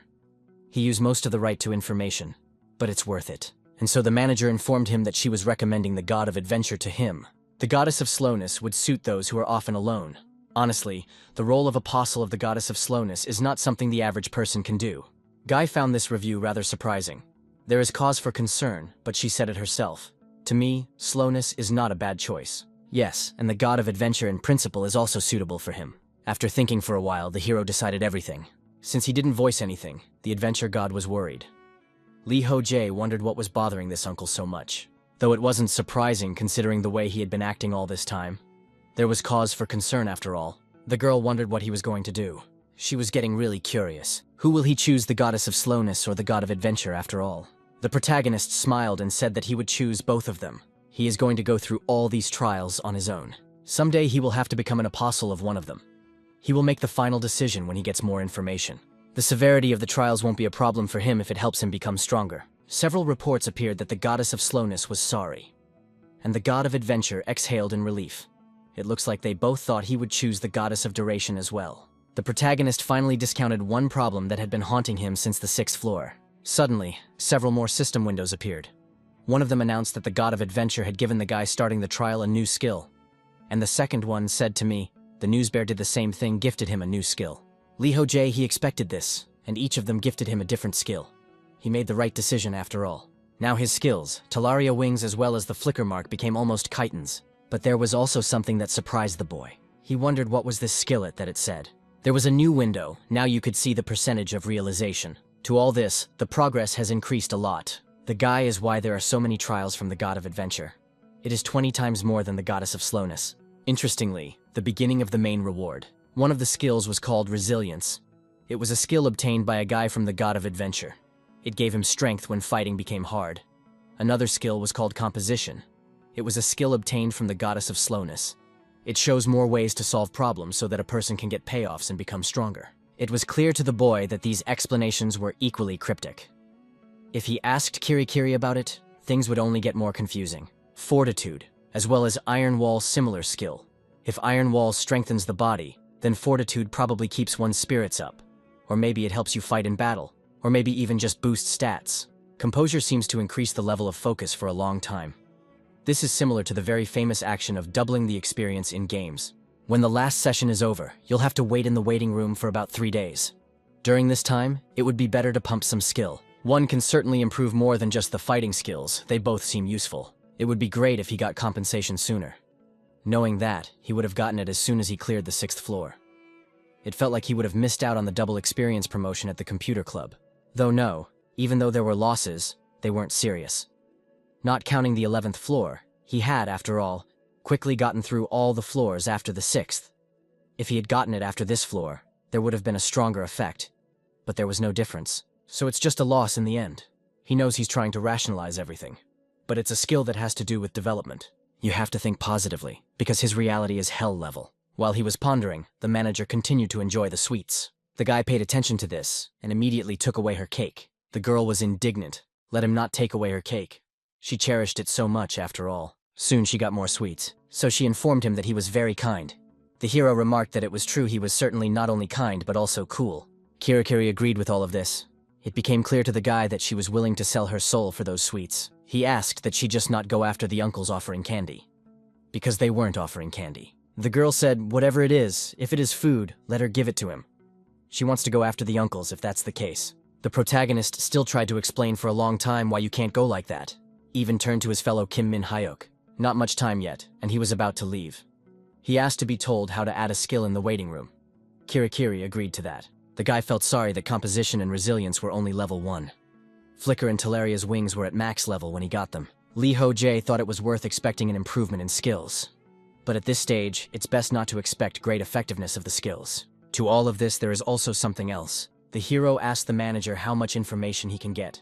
She informed him that not much, but the guy didn't realize how little. He asked with you, in that case. She tipped him to the 12th floor. Kirikiri informed that no advice would be given. She advises not to know anything, and it's better that way. If it's him, he will definitely make it to the floor in question. The boy smiled and said that she was right. It wasn't hard for him to pass the 7th floor. The fact that he cleared the 6th floor that required teamwork meant that he was as strong as 5 hell-level players. The floors after the 6th floor required team play again. But he cleared all of them without difficulty. If there wasn't a large-scale mountain of food on this floor, then one couldn't worry. After that, the guy was about to leave, so he said goodbye to the girl. She wished him good luck, let him not cry anymore because he was lonely. This made the hero embarrassed and indignant. He was even glad that there was someone to escort him to. If there was someone like Kirikiri living outside, perhaps he would be living a general different life right now. Along with these thoughts, the boy went to the portal to teleport. Thus, he found himself in the waiting room of the 12th floor. Upon arrival, the guy used his own system. He paid attention to the level 1 resilience skill. It's a skill he received from the god of adventure, and gives him strength when fighting gets tough. It greatly improves skills in battle proportional to strength, experience, and also to the number of enemies. Also, greatly improves skills in battle proportional to the number of comrades behind him, and greatly improves skills in battle proportional to the wounds and fatigue received. This is a cool skill, undeniably.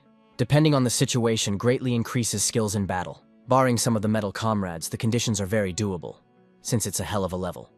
It is the best skill for passive combat. The protagonist likes that the skills increase according to the danger of the situation. This skill is a rescue skill in a difficult situation. As an added effect, it also has resistance to mental attacks. Now you can avoid worrying about even that. A notice appeared, stating that the adventure has high expectations for the guy. Ho Jae rejoiced after all. The adventure god is the best, no matter who said what. After praising him, the adventure god was even satisfied. Going back to the resilience skill, the stronger and longer a person is calm, the pretty good favorite would be his determination. Concentrating on one task for longer than the allotted time, the experience increases faster. Just as the guy thought, it has to do with the speed of development. The key is to maintain concentration time for a long time. If this one action doesn't get the goal of training magic power at the same time as learning swordsmanship, this skillet has many more secrets. The guy will learn about it little by little as he uses it. And if there's anything, he can even ask his manager. Now it was time to stop sitting around and hit the road. At this time on the 12th floor, the guy was already expected. After a while, he found himself there. Out of breath, he resented that Kirikiri had said that advice wouldn't be needed. But such things must be told about. Suddenly, the guy once again heard some strange noise. He immediately looked to see what kind of danger he was in. Earlier, the system had asked him if he wanted to start in the next challenge. The boy thought perhaps he should just be taken to this 12th floor. He had slept and thus regained his strength, so there was no need to chill any longer. What the hell is this? Where's the team member confirmation? Isn't this floor's data oriented for a single game? Sitting down because the manager said that passing the 12th floor would not deliver in the problem. He can definitely handle them, even without advice. Because he spent too much time on the 6th floor, his skill level is far behind the levels of the other participants. This is a good opportunity to catch up with them. On other difficulty levels, the 30th level is called the Habitation Zone. A lot of higher level heroes' wounds live there. To compare the infernal level with other levels is a useless thing, and the protagonist really does not like it. Necessary, after all, will speed up, because he wants to look at the zone of residence. So he agreed to enter the next floor, and after a few moments there was a place unlike any other. It turned out to be a jungle, and he had never been here before. Still, it was better than the desert or the mountains covered in snow. Thanks to its resistance to heat, he can tolerate it as long as he wants. I wonder what the conditions of this floor are. Ho Jae was welcomed to the mainland of Ihaoi, better known as the homeland of the Ihaoi subspecies. These places are so dangerous that even the natives have left their homeland. It is a wild place with no culture or civilization, but this place is known for its predators and harsh conditions, and the survival rate in this area is too low. Many have tried to challenge the jungle, and only a few have survived. The guy is a young fighter who decided to show his strength. In this case, let him keep his dignity in these forests, not be brave and be vigilant. He must stay 25 days this year teeming with hungry predators who would not mind eating him. Let him order the country's worthy warrior. So the conditions of passage is only to last 25 days. It seemed to the guy that it was a very simple explanation to last that long. Suddenly, a notification appeared stating that the inventory was no longer available. Ho Jae was confused, not realizing what else it was. How can this inventory window be locked? It doesn't react in any way. Well, what to do such a situation? He's just going to go crazy after all. He currently has no shield or sword, and nothing in his pockets either. Of course, this is his mistake, because he didn't take a weapon, and it's very irresponsible. It turns out that this will be his punishment. It is necessary to get out of this period of time somehow. It probably does not mean that he should stay here for the whole interval. Too bad there are no lose conditions, no portal back. In other words, that unless he dies, you have to be here for 25 days. Today is already the 6th day of the 14th trial. So the guy realized that he couldn't stay in this grove for 25 days, because there are 24 days left until the end of the trial. If he even survives here, he'll just end up in the waiting room on the 24th day. And in the next trial, he will again have to survive here for 25 days to fulfill the conditions of passing. And he passed the 11th floor in just 24 hours. What floor is that? He even thought, what if he tried to just vacation here, find provisions, and build a safe house? It would just be a summer vacation in the jungles of South America. But these thoughts made the guy wake up quickly. This is the 12th floor of a hellish level of difficulty after all. Might mark the area like wild animals, so no one comes near him. But he doesn't even know who his enemy really is. It can be either wild animals or a race of some monsters. If you smoke the jungle, it's probably possible to clear the floor in 24 days. What if it wipes out all the predators here? We need to do some reconnaissance first. If the opportunity arises, it's worth coming up with a plan of conquest. And just when the guy was thinking about it, he heard a terrible howl. Confused, he immediately paid attention to where it was coming from, and saw there what he hardly expected to see. It was several monsters that were apparently fighting amongst themselves. They were huge, and their strength said something that the guy needed to run. So he didn't look and immediately rushed to run away, at the same time not understanding in any way what dragons can do in such a place. After a while, he ran into the jungle and stopped there. If he had been able to use his inventory, things would have been different. Would have given at least some kind of knife to him. Now the guy doesn't even have any water on him. He needs to resupply now, but the fruit here can be poisonous. So there's danger at every turn, and there's no medicine. He could get poisoned because of that. I wonder what about that dragon meat. Although it's very dangerous to go back there. Even if one of them died, the other one is definitely still alive. It would be dangerous to go out there so rashly. Besides, there might be someone who will hunt him down too. So we have to go somewhere right now. There was no time to fool around right now. So Ho Jae set off. He used an ingenious method to make his way through the dense thickets. But he didn't like going through it anyway. After a while, a message came from Mr. Yi Hunjin. The guy was glad that it had come successfully, even though it would be a bit of a rest. Choosing a cooler spot, he sat down to look at the message. The interlocutor wondered if he was busy by any chance. The hero replied that he wasn't busy yet, but would be soon. Hyunjin saw that he was on the 12th floor and wondered how the situation was. Ho Jae was a little confused, not sure what to tell him, but soon thought that he would tell it as it is best. It seems like this person he knows quite well, because he is also an active hell-level player. Thus, the protagonist had already told him. The guy was surprised that you can't use inventory. That's a pretty shitty situation. He thinks that he shouldn't reach this level because he won't be able to pass it. Ho Jae overlooked the fact that he too is a stakeholder going through the hell level in real time. It's unnecessary for him to just observe what's going on. The hero even felt that at this rate, he would soon go insane. So suggested to his interlocutor to accept the topic, and asked what about the newcomers. Hyojin replied that it was nothing special. They're annoyed because they couldn't clear the first floor, but what can you do? You have to be patient. After all, if you take them out early, they'll definitely gate there. The hero wondered if this boy wasn't always so gloomy. He was bright, laughing even from boring stories. So he inquired how the man was feeling. Hyojin replied that he was in front of the boss's room on the 3rd floor and was about to get to the door. He's not sure if he can walk across the stone bridge like Ho Jae did earlier. And he doesn't want to mindlessly go without any information about the valley floor. The protagonist remembered that level. Did he get frustrated because he refused the challenge? The boy said he would concentrate on self-development and until he was sure he would succeed. Ho Jae agreed with that. It really would be safer that way. After that, they wished each other good luck. That was the end of their conversation. The guys had to continue on their own path. The hero thought that Hyojin was very careful and cautious. He cares about safety above all else and succeeds very cold-bloodedly. Before acting, he calculates everything and thinks out a plan. In games, this is more suitable for assassins, as well as thieves. He is the second person to advance above the 1st floor on the hell level. His skills are really good. The protagonist wondered why such a judicious guy chose the hell level, so he asked him, and the guy informed that he bet when he got drunk, and as expected, it was all the fault of alcohol. Still, he gets along well with people and is always smiling. With a judicious yet caring nature, he counsels newcomers at their level. Hyojin is better at talking than the protagonist, so this job suits him better. In contrast, the latter explains by adjusting to who he's talking to. The guy is better at psychological counseling than the protagonist. Yes, and he himself has something to learn from him, so he respects him. but his moodiness bothers Lee Ho Jae for some reason. He said there will be another meeting at the end of this session.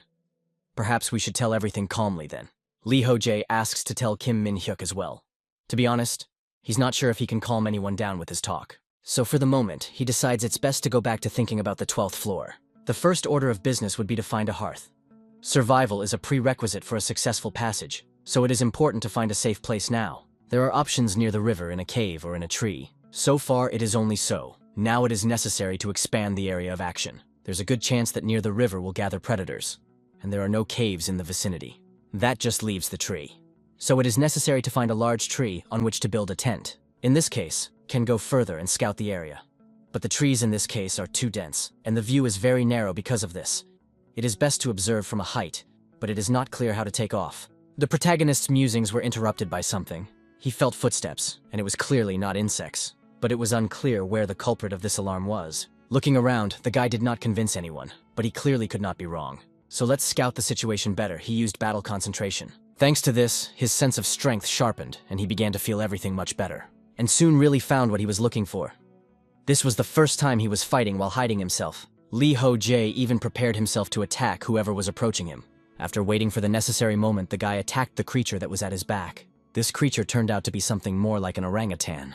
The protagonist was surprised that he was able to do this, because he used the invisibility skill. At the same time, the creature he attacked was not killed with a single strike. It seemed to Lee Ho Jae that the setup was similar to the Jurassic period, but there were still mammals here. This particular animal's hands are more like sickles. It's not even a praying mantis. Rather, it looks more like a relative of the orangutan, so for now, the hero will call it an orangutan. Seeing the strange reaction of this creature, the guy was surprised. Does this one really understand what he is talking about? In that case, he suggests he talk to him. The guy asked him a question: does the orangutan understand him? A reaction immediately followed. The guy started shouting something. Lee Ho Jae asked him to calm down. He would let him go if they agreed. Then the creature started shouting even more violently.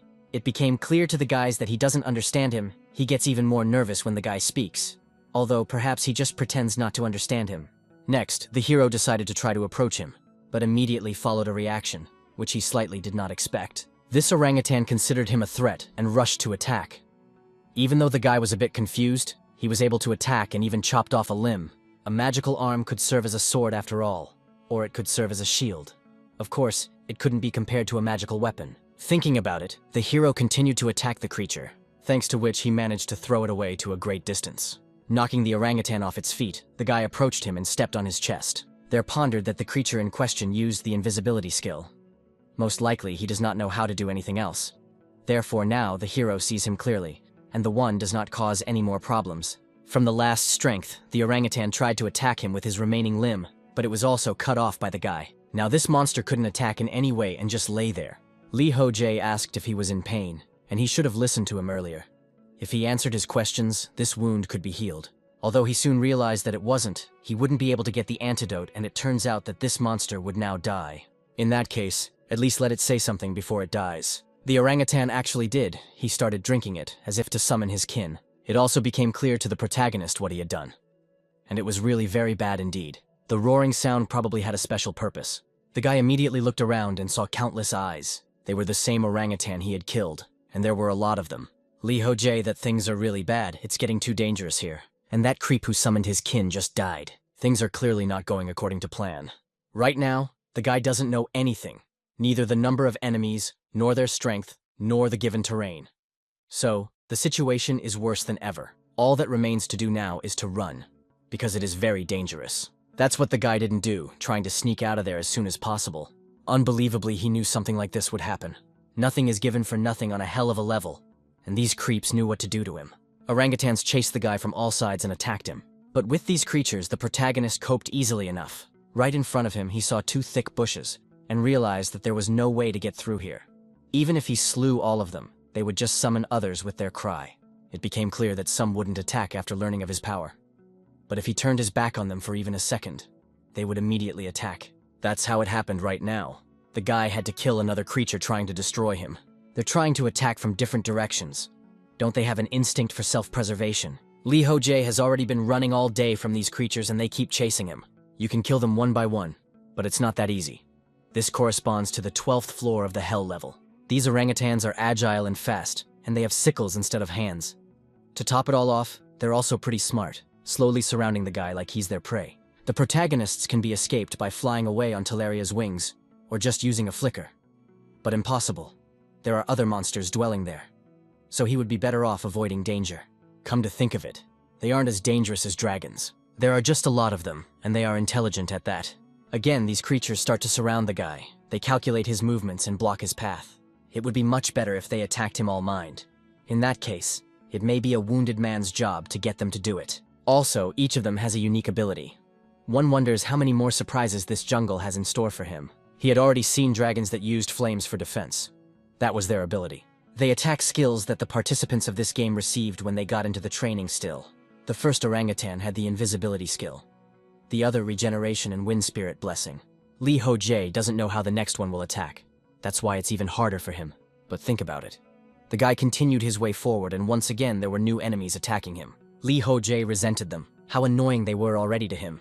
He had to attack these monsters once more. And both of them didn't pose any problems to the guy because he dealt with them very easily. But after that, something strange caught his attention. It was another orangutan, which for some reason was glowing. The protagonist wondered if this time it was the magic of electricity. The guy didn't realize how powerful this monster was. A little wary, he rushed into the attack to test its strength, and he was able to hit this monster very easily. After which, just continue its way forward as if nothing had happened. Just thinking about how annoying these monsters are, how many of them there are, is unclear. They all attack in pairs, so the hero cannot guess how many of them actually. After some time on the road through the dense jungle, he saw a mountain, and the first thought that visited the guy's head is that it is necessary to go there. The enemy monsters have sickles instead of arms, so they won't be able to climb the cliff. Ho Jae is then going to confuse the tracks so that he can escape from them, even if he doesn't climb to the very top. So we need to try to execute this plan. A lot of monsters with Nu again blocked the guy's path and had to kill them. Heroes was already really angry at them, as they bored him a lot. Let them attack a little slower. Don't they know what slow is? The war with the orangutans lasted for about 2 days. The hero couldn't even get close, to a rock that appeared to be 2 feet away. He couldn't eat or drink for days, let alone even sleep. The guy couldn't even go to the bathroom properly. And if it's done that way, he'll be held responsible for it too. It was a cry of the soul, which was not clear to anyone. Continuing his way forward, the heroes thought that he was not doing well. The last time he used this skill, he had summoned aggression and destroyed everything outside the skill's range. It was unclear how much intelligence this creature had. They utilized their surroundings to attack, such as timing, traps, and summoning aggression. They set traps right around the guy for a few more years. That's at least 4 rows. But how is that even possible in such a dense forest? Is there really any way they can control such an army? If we talk about the location of the guy, his movements and terrain is impossible, without some kind of leader to take into account so many factors and make a plan of action. I mean, they don't even have radios to communicate with each other. Although it's possible that it could be some kind of skill they use to communicate with each other. Maybe it's watching everything from up high, or maybe it's some sort of telepathy. Where should there be a commander sitting here, leading this crowd, using a skill?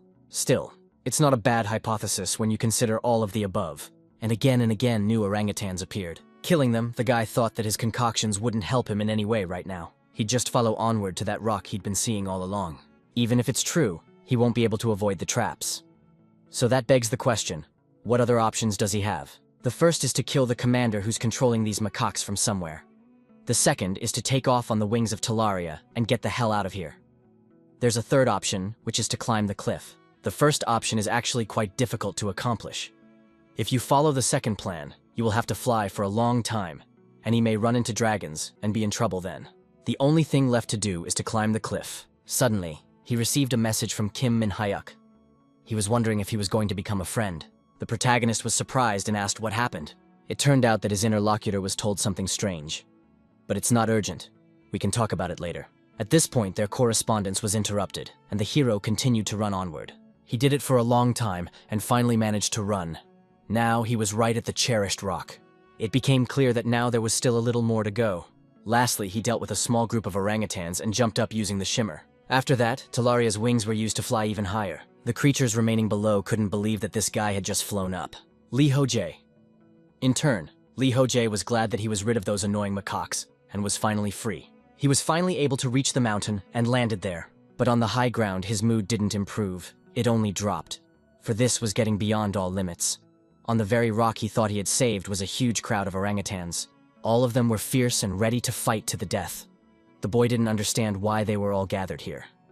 but he was grateful to be welcomed. In principle, one could ignore them and go down to the foothills again. But suddenly there was a message saying that Talaria's wings were blocked indefinitely. Ho Jae hadn't even thought that such a thing could happen. And it turns out that the orangutans had calculated his path and positioned the army. They blocked his skill too. These guys are really smart. The monsters began to scream, and the guy knew this scream very well. Is it revenge or is it mocking the enemy? Ho Jae has the flight skill blocked indefinitely. There are also more than 3,000 monsters right in front of him. How happy they are after all. They, in turn, have no intention of losing to him. This could be seen from the faces of these orangutans. They were preparing to fight to the death. The protagonist was not against fighting with them, because he had no other choice. As he got closer, he used his soul exploitation skill. It was a skill given to the guy by God for his amazing merits. In battle, he branded the souls of enemies within reach and gradually weakened them. In the case of defeating a branded enemy, the guy absorbs the enemy's soul and restores his body. In short, it's more of a ranged debuff and a recovery effect after victory. In addition, if maintained, it increases in proportion to the enemy's resistance. Ho Jae prepared for battle. The protagonist suggested that find creatures attack first. The enemies didn't have to beg for long, and the orangutans immediately attacked in droves. The protagonist used the resilience skill. This skill gives him strength when he faces a crisis. The guy thought about how this was the perfect opportunity to test his fortitude. Soon, some emotions even started to run away. But the hero wasn't going to let them go. He used a battle cry. This roused the monsters, and they stopped, after which the guy was able to attack them easily. And he further continued the battle with the huge crowd of creatures. After some time, it began to rain, and it was all over. The orangutans were scattered all over the cliff in huge numbers. Ho Jae could only smell the strong odor of blood. It was good that it had rained. It was time to get out of here already. It's great that the blockage on the use of wings has finally been lifted. But the question becomes what to do next. Ho Jae thought that he should go back to the beginning. He will find shelter and food, and then sleep at last. He has a decent amount of things to do. But first and foremost, he needs to go to the bathroom. After a while, the hero found himself in the jungle, and he was again presented to wade through dense thickets. First there were orangutans, and now the rain interferes. You cannot see anything. While walking here, the protagonist ate the leg of an orangutan. He had no other choice. He hadn't eaten or drunk for 3 days. The smell of fish, as well as the smell of flesh, is horrible. How could it be so tasteless? Kirikiri said that he would be able to pass the data floor without a problem. Let her try to ask him for cake again. The rain was just hell. The guy didn't even realize if he could reach his goal. As he walked down the hill, he saw what kind of movement it was. Someone had gone into a cave, fleeing from the rain. Thanks to the clear eye skill, the hero can see much better, and he couldn't go wrong. It's great to have a goal, but because he's soaked, the mood is just disgusting. Suddenly, his stomach twisted. It was most likely due to the meat. After the guy threw up, he realized that it was just unbearable. In the end, she might just die if she eats it again. There's something more important than just surviving. It's better to eat tree leaves. After a few days of living, the guy finally realized the catch of the 12th floor. Here, you don't just need to survive, you need to develop various survival skills. There is no need to fight anyone here. The 12th floor is a test of survival skills, not fighting skills. From where they look, it doesn't fit the guy. Because in his opinion, fighting is much better. Some more time on the road ended with him reaching that very cave. Ho Jae was glad that he was finally able to reach it after all. After standing for a while, he shouted for whoever entered the cave to come out. But there was no response, just silence and rain. But the guy was persistent. He picked up a rock and threw it right inside. And after that, he started waiting again. What kind of reaction would follow? But there was none. So he shouted for whoever was inside to come out, because this was his home now. And then the reaction finally came. It was glowing eyes out of the darkness. The guy was about to face a monster peppered with himself, who clearly didn't want to leave this cave for any human. Ho Jae prepared to fight this creature. Soon, he saw the monster in question. It was more like an otter, but it was an unusual animal. It used some kind of magic.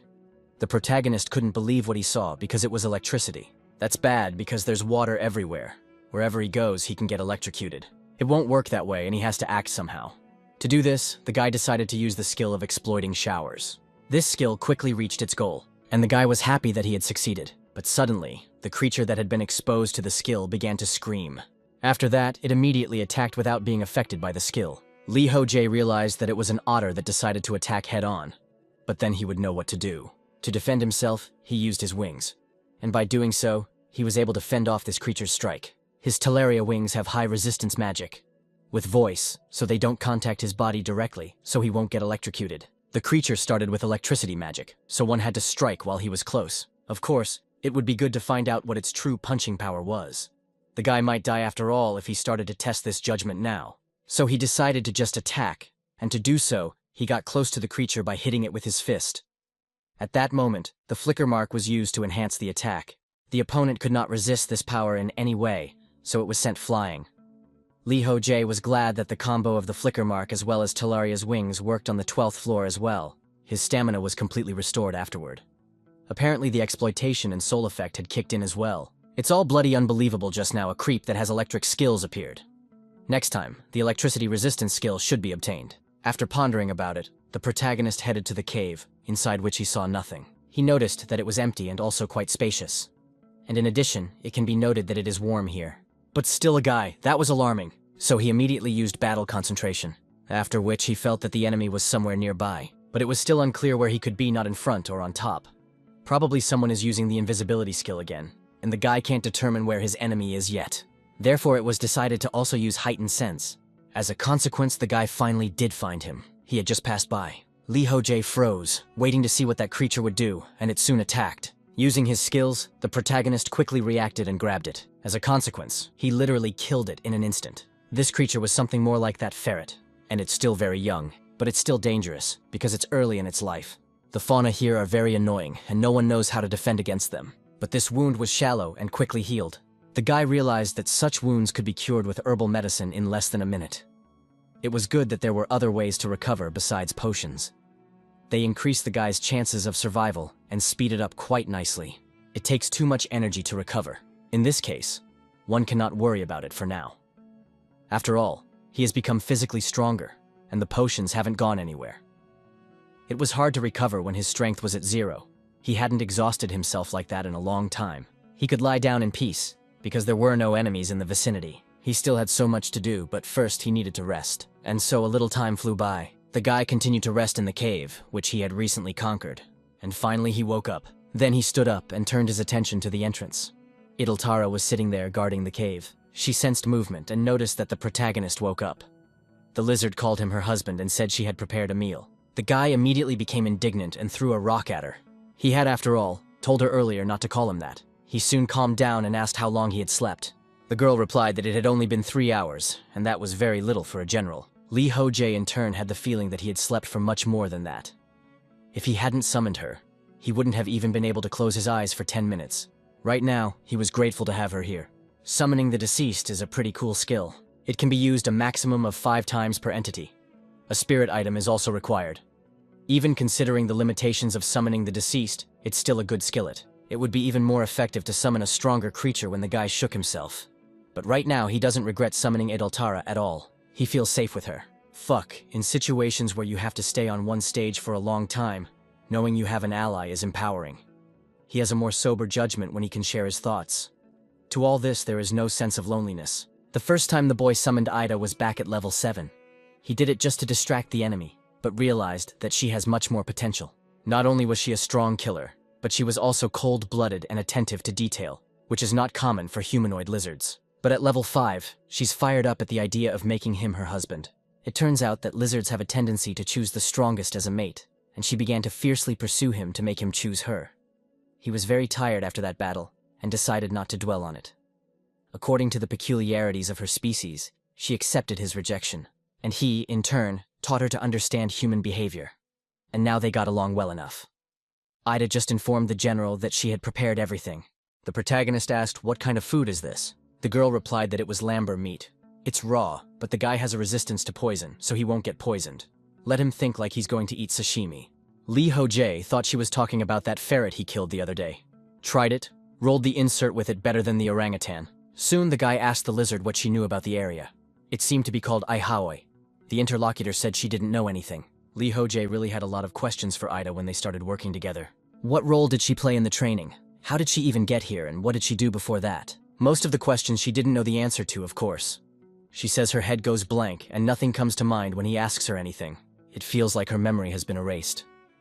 Ida gets upset when she doesn't remember anything, so he doesn't try to dig into her past. What Ida can tell him about is skills, but the training she doesn't remember anything. Even though she knows the name of the animal, she has no idea of its purpose. Suddenly the girl asks the general, "What will they do now? What are the conditions for passing this level?" The guy said that the condition for passing is to stay in the frequency of 25 days. To all this inventory is forbidden to use. The lizard assumed that in this case, you can just live in this jungle for 25 days. She likes this stage after all. Ho Jae couldn't figure out what exactly she liked about this place. He wouldn't be able to pass this floor just like that. The gaming session would end early, and he wouldn't be able to stay here for 25 days. His companion smiled and said that he was unlucky, but if he concentrated on development, this time would not be wasted. The guy confirmed it himself. He is going to try to develop new skills. Ida pointed out that first, in any case, they had to make sure that they would definitely survive. Ho Jae said that she was right and suggested that they use this cave as a base while they expand a bit. Then they'll start hunting those who live here and get rid of unwanted neighbors that way. The girl said that wasn't a bad way to do it. That way they would definitely expand their territory. But if they get too active, it could always be predators running off. The protagonist countered that it would be fine. It was unlikely that they would meet beasts that could defeat them. In the worst-case scenario, one could just run away. If you think about it carefully, the probability of meeting a predator stronger than them is pretty small. So they move out into the light. Let it continue to guard their border. And so the appointed time came, the dawn began. The protagonist sat in the cave and meditated. He thought about the fact that although he had regained some of his magical skills, the composition still didn't work. I wonder if it would have an effect if he concentrated harder. Suddenly, Ida approached him. She informed him that she was already ready and could go. Thus, they packed up together and set off on their journey. As they left the cave, the boy noticed the trap and asked if the lizard had done it. She confirmed it, but that wasn't all. She also chopped up leaves called kikimu and scattered them around the cave. The crane animals don't like them. The boy wondered, did she really do this yesterday? And once she pulverized them without any implement. Ida stated that she could just do anything. Ho Jae thought that, to be honest, he didn't expect this from her. It was enough that she helped him when he wasn't resting from the battle. That's why he even said the lizard pulls what she does. Ida was pleased. She offered to go hunting together. After a while, the first boar was killed. Ho Jae informed his partner that she was not a bad hunter either. Ida told her that she was banished from the tribe, so she often hunted alone. And it was because of this that she had a lot of experience. The hero noted that it's not easy to say that, so she's really great. After that, he proposed to go further. The female interlocutor wondered, does he really want to continue? Ho Jae confirmed, that's because there's a need to catch all the animals in the vicinity. He also suggested leaving this boar here. The other animals will smell the blood and gather here. It will be convenient. He is going to look for game and asked if the girl could fight further. She returned, wouldn't it be better to do the opposite? Ho Jae told her that it might be, but he wanted a skill related to chasing or searching. He didn't realize something when the orangutans chased him. They found him like ghosts, even if he crossed rivers and mountains. That's why he thinks they had the skills of trackers. If that's the case, it's a very useful skill, and the protagonist wants to learn it too. If he were to meet an enemy with the invisibility skill right now, he would not react in any way and die. Perhaps his composition would come back to him while he gains this skill. He informed Ida that he was leaving her on the battlefield, and she unhesitatingly agreed to this. A short while later, a deer-like creature was grazing carefree near the river. It was hunted by Idiltara, so a moment later it was killed. The protagonist was nearby and saw that she had chopped it into 2 pieces with 1 blow. The skills of this lizard, though, are top-notch. Ida, in turn, offered the general to follow her. He would teach him how to hunt. The protagonist, along with his companion, was on the 12th floor. She taught him how to hide. In doing so, she explained the best places to hunt and how to track prey. She also taught him how to sneak up on his prey. She showed him that magic can also be useful in hunting. The protagonist learned how to hide the slightest signs of his presence and move without making too much noise. He also learned how to distribute mana around his surroundings in the form of a thin web and keep track of everything that happens around him. He didn't know such a thing was possible, so it took him some temporary training. This happened over the course of 2 weeks. Ho Jae hunted the monsters raving near the cave and thus improved his skills. The lizard's skills were of the highest level.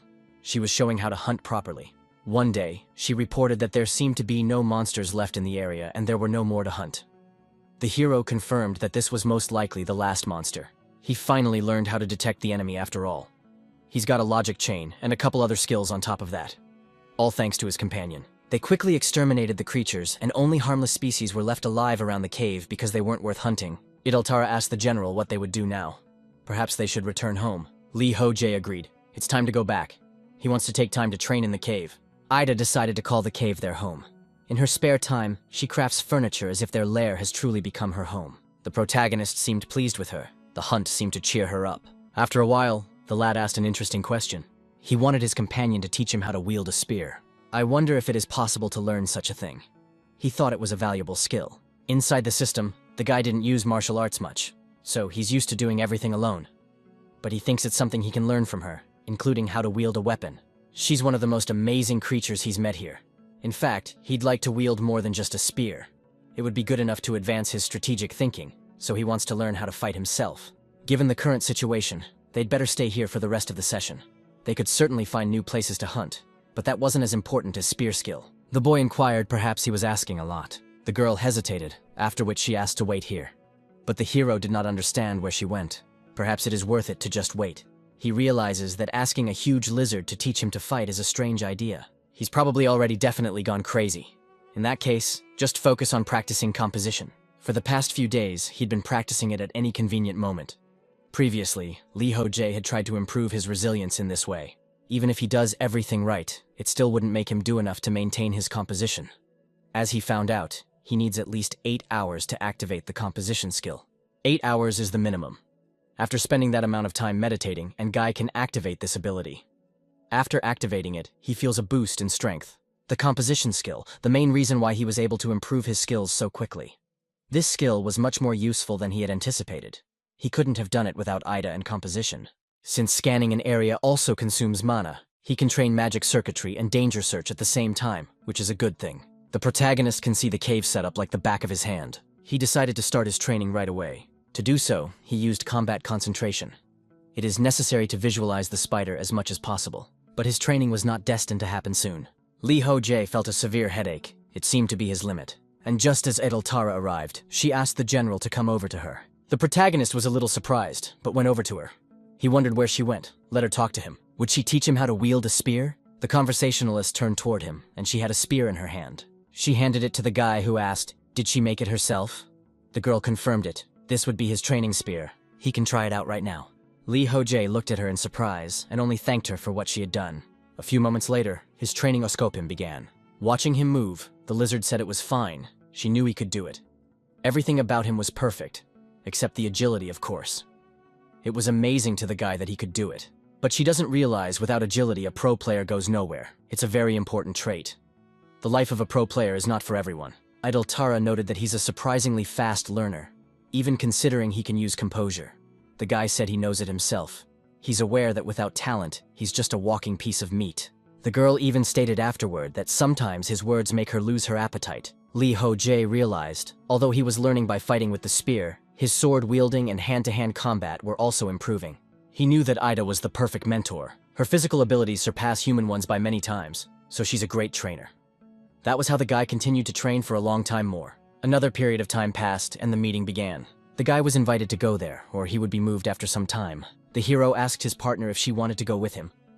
Although he could tell right away that there would be nothing fun there, Ida was a little confused, but said that she would gladly go. Along with his partner, the protagonists soon arrived at the day of the meeting. Those present turned their attention to them. Some didn't know who he was, and the way to go with him, this lizard. Park Jong-ah was also present at this meeting. The girl scolded the other participants for doing something. Someone had created a drug production. Whoever committed such a sin would be punished accordingly and without regrets. Hearing these cries, Tara revealed that she didn't know that people had such a harsh side. The protagonist said that this was only a rebellious proceeding, but it was the girl who needed to be more humble. He suggested that his interlocutor should move on. It's boring though, because she can only understand what he says. The guy is just going to go and check things out. While he was chatting at him, Park Jong-ah and the others turned their attention to him. Upon seeing him, the girl greeted him by bowing. In response, the hero did the same. He was worried that their gazes met, though he wanted to go unnoticed. After a while, together with his partner, he found himself somewhere aside. There, the guy noticed that no one was here. It was the perfect place for the realization of his future, desire, and for that he used the inventory. How happy he was to see his other stuff here. He was even worried about how he wouldn't go long without putting it on, and so after a bit of time digging around, he pulled out what he needed. It was something more like a cover, which the hero tossed aside and ordered to be gathered. As a consequence, a huge tent magically formed right in front of them. Ho Jae declared that it was now ready, and they could go inside. The two travelers did so. The guy reported that he had gotten this tent back on the 9th floor of passing the hellish difficulty. Still, they should have gotten it on the 12th floor. They should remember to take it next time. Suddenly, someone else entered the tent. It was Kim Min-hyuk. He hadn't expected anything less from his tent. The comrade greeted the protagonist. Lee Ho Jae also did so in response. Min Hyuk also greeted the lizard friend. She also came over, and he's glad. This place is quite spacious after all. Glasses are a useful gizmo. The protagonist objected. He didn't buy this tent. The comrade informed that it didn't matter after all. I wonder why he's sitting his pants down here. The other guards are just making light of the situation. The protagonist felt he didn't belong there, so he got out of there. Doesn't Park Jong-ah seem a little over the top? Min Hyuk explained that they need her strictness now more than ever. At the moment, she's not only keeping an eye on others, but also on herself. It's not like anyone complained about her, so everything seems fine. But the main character thought she was taking things too far. It looks like she's developing a glaring mental disorder. She is prone to anxiety because of a past full of regret, and a future frightening of mastering certainty. This girl takes too much on herself. Therefore, she sets too high standards not only for herself, but also for those around her. The main problem is that people are inherently imperfect. When will it come to her that not everyone can reach her standards, not even two of her standards? Any normal person would have long ago spit and moved on. But we're talking about normal. And this girl is clearly not. She will smoke herself for flaws and fight with herself, and it will torment her forever. A man breaks, as if Solomon, as when something like this happens to him. And then it can no longer be repaired. The guy reported that his comrade didn't look after her anyway because there was no one else besides him. Min Hyuk resented him for always giving him difficult tasks. Near the tent, someone's voices were heard. Lee Ho Jae asked in surprise if it was a comrade who called out. The one replied that he had found a player with the lightning skill, just like the guy wanted them. So someone entered the tent and he greeted everyone inside. He also introduced himself and his name was Lee Jun-seok. The protagonist noted that he was too small. It wouldn't be surprised if he didn't even graduate from high school. The comrade confirmed this, and the guy didn't understand why he was so nervous. Is it really because of Ida that he is so nervous? The girl objected to this person looking at the general like this. Min Hyuk also revealed that he was the one who scared him. The hero was confused, after all. He hadn't done anything so bad. The boy tried to calm the situation, nothing happened to him. He is just very embarrassed. He is a player from the 8th floor of the complex level. He is a mage who specializes in electromagnet.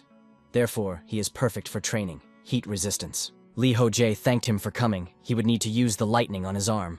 Jun Seok was surprised. He will be in a lot of pain after all because the zipper stings a lot. Min Hyuk revealed that this guy was increasing his resistance to heat by using a red-hot rock, so let him not be shy at all and make him suffer. After hearing that, the boy agreed. And getting close to the main character, he used the lightning skill on him. Lee Ho Jae asked him not to be shy. He would heal immediately, so he could burn at full strength. For now, the kid strengthened his magic. The hero inquired why have a meeting day after all. The comrade said that on the traditional floor of the light level, a certain organization was making and distributing drugs. He thinks they gathered people to influence the situation. Did Lee Ho Jae manage to clarify everything? Min Hyuk said he ordered the guards to infiltrate that organization undercover. As soon as he was put in charge, he got a list of the players who were members. It's the usual method of the security guards. They infiltrate troubled factions and get information out of them. And the day of the meeting is a trap for such criminals, where they are all caught at once. Some of the guards don't hide their occupation. They're well known in the community. But the identities of the spies are kept secret. The protagonist noted that his comrade is the only one who knows what is really going on here. The guy replied that to be honest, he's not privy to the details either. They're operating in small groups. But there are more of them than they thought. Lee Ho Jae is now clear. It's coming out. It's going to end with the training world becoming a collection of spies. Min Hyuk said that if that happens, then the point of spies will also fall away. Because then everyone will be looked after by their neighbor, and everyone will become responsible and keep order. But all this sounds like some kind of utopia. The hero asked, does he really think that such a thing is even possible? And so while he was distracted, he felt a severe pain from the lightning bolt that ran through his body. Jun-seok apologized. Was everything all right? The guy noted that he was in one piece. Looks like he could still increase his resistance to the heat. Suddenly, someone else entered the shack. It was the guy who noted that they were chilling here. Surprisingly, Jun-seok turns out to be here as well. The main character asked Jung-shik-hyuk who was chilling here. The man himself stated that they were done with business, so everyone would be flocking here soon. It was time for their meeting to start already. Not even a minute after he said that, and indeed, everyone else arrived at the hut. Park Young-ah immediately announced that they were starting the meeting. The first thing everyone discussed was the incident with the drug dealers. Specifically, ways to stop the drug trade. Then they listened to the reports from each level of complexity. At this point, the protagonist realized that no one had voiced anything that couldn't be discussed in the community chat room. Suddenly, Min-hyuk stated that there were two rather important details left to be stipulated. And this information will be about a person named Jang Yong-hyun. He was at an easy difficulty level and had already cleared the 89th floor. The people present marveled that the 100th floor was within reach, and that was fine. Min Hyuk said that they will continue to support Young-hyun. That means that they can't slack off in both mining resources and gathering information for him. The others said that they would do their best to do so. Jang Yong-hyun had set a goal to go through all the floors since they found out that the real world was in danger. His motivation was to be able to return to his own family. John Ah reported that the first person to clear the 100th floor of the training world and return to reality will be an important symbol for both worlds. He will be able to tell that the missing people in the training world are not dead. He will also let the world know that they just have to wait and they will all come back. Min-hyun said that before Young-hyun clears the 100th floor and returns to the real world, they need to determine what information they will send along with him. Shik-hyuk stated that the people in the real world don't know what's wrong with them. And because of the monsters that appeared on the ground, they don't have time to figure it out. The first thing to do is to make a list of players. They will write a message for their family and friends. This will be the priority. Then the governments should also be notified of their existence and forced to recognize their power. Those present did not understand what authority they were talking about. Jong-ah reported that they would demand that the government recognize the guards, the right to introduce and enforce the training of the law into the world and punish those who violate it. The protagonist realized that it was unlikely that the government would so easily allow them to single-handedly rule the world. The guards may be the ones dictating the rules for the time being, but would the government officially recognize their authority just because they were in charge? Kim Min-hyuk said that would be easier said than done. Everyone understood that very well. Lee Ho Jae reasoned that it was likely that the government would try to make them some sort of government organization, if they even recognized their existence. Jong-ah reported that absolutely anyone in the real world could get into the training, be it a preschooler or an elderly person, a politician or a president. Everyone without any exception can get in, and when a person gets there, they have to obey the laws that they set up. In case of their violation, they will punish the president as well as any other person. The hero thought about the fact that the guards do have their own rules. Whoever tries to make their own rules will be punished. Anyone who tries to create or join an organization inconvenienced by the rebels and made up of more than 10 people will also face punishment. Considering these laws and what Park Jung-ah is talking about, doesn't present a good picture. If they don't really recognize their authority and try to establish their own laws, their actions will be seen as violating the laws of the guards. In that case, they will be punished. And punishment here is most often carried out by execution. It turns out that if a representative of power from the real world gets into the world of learning, he will be immediately executed. And that's where it gets really dangerous. Jung-ah's ideas are too radical. The people at the top won't like them. That's why the protagonist suggested to postpone this topic until the next meeting. Shik-hyuk also brought it up. He suggested that they should talk about the choice of starting weapons. Lee Ho Jae was glad that he had someone to support him. The survival of the players depends directly on the starting weapons, and it's obviously important not to miscalculate. Min-hyuk also said that they needed healers, at least one per floor, because they were sorely lacking. The hero realized that it wasn't surprising given the number of people choosing a magic wand as a starting weapon. At first glance, it looked no different from an ordinary wooden stick. Hanging it on the wall of the community information wall of his starting weapon would be a bad option, since the wall is opened already after the selection. And so, it is very important to inform the real-world healers are worth their weight in gold. Shik-hyuk said that plus it is necessary to inform that choosing a healer on hard and hell difficulty levels is not worth it. And in general, warn newcomers not to choose hell difficulty. After the warning, only some crazy people will choose hell difficulty. Hyun-jin and this guy are the only survivors, and they didn't even make it to the 14th floor. Tell them not to choose the hell difficulty, because it's very hard. Lee Ho Jae said that he had to say difficulty healer and didn't need one. He considered the idea of taking the command training, but came to the conclusion that other people on hell difficulty would only be a hindrance. Kim Min-hyuk wasn't sure if that was a good decision in the long run. Who knows what trials awaited them in the future. But the main character, he objected, is a living witness to the hellish difficulty. Getting through and staying alive is very hard, even if you parse a flawless strategy. And that's why newcomers can die just for nothing. The comrades stated that they would also discuss this topic a bit later. And so after their massive discussions, 2 hours passed. The fellow reported that they had already discussed everything at this point. Shik-hyuk to listen to him. There is still something else. It was brought to his attention here that there was another event awaiting them. Someone asked if the gathering is pretty soon if that's the case. But the guy countered that it's not a meeting at all. The details are still unknown. So let them keep gathering information and they'll find out what then. It seemed to Lee Ho Jae that this was another trouble on his sore head. He's thankful to God that he's not involved in all this information gathering yet. Young-ah announced that this is the end of the meeting for him and today. She thanks everyone for their attention. Everyone started to slowly leave, and the girl said she was leaving too. But she was asked to wait for a minute. She inquired what had happened. The hero was wary. Is this really the same? There was still one rather important moment left. Unfortunately, he would have to stay here to participate in the conversation. Shik Hyuk had asked Min Hyuk to say it all to him. Lee Ho Jae had a familiar feeling. No one has such a command of words as his comrade. Kim Min Hyuk was also confused. He informed that there was nothing wrong here. It's just something about her, and also Lee Ho Jae. The girl was surprised at what they wanted to ask her. The interlocutor said that it wasn't really serious. They just wanted to talk about her attitude towards her subordinates. The protagonist thought about how Jeon-ah treats people very coldly, as if they were machines.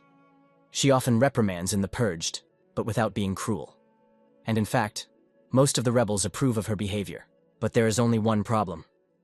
Min Hyuk and the others seem to be having a little trouble, with her treating General Lee Ho Jae as if he was above her in status. The girl was really rubbing herself. The guy said that they understand that she's grateful to him for saving her at the first meeting and all, but didn't they agree to treat people equally regardless of their status and age? So they're just asking her to treat him as an equal. Jeon-ah said that she already treats everyone as an equal and doesn't hide it. In the world of training, age and position in society don't play a role anyway. Here, all people are equal to each other. The only exceptions are the guards who enact laws and punish non-compliance. Shik Hyuk asked that she address him by his name in that case. Immediately, an awkward pause hung and the girl became very embarrassed. She stuttered and called the guy General Lee Ho Jae. The people present understood immediately, and everyone else was also embarrassed. She was asked if she could call him by his first name. Ideltara watched carefully with what was going on. Young-ah tried to do so, but again she was embarrassed and couldn't say anything sensible. The main character even found her very cute in the moment. He doesn't understand why.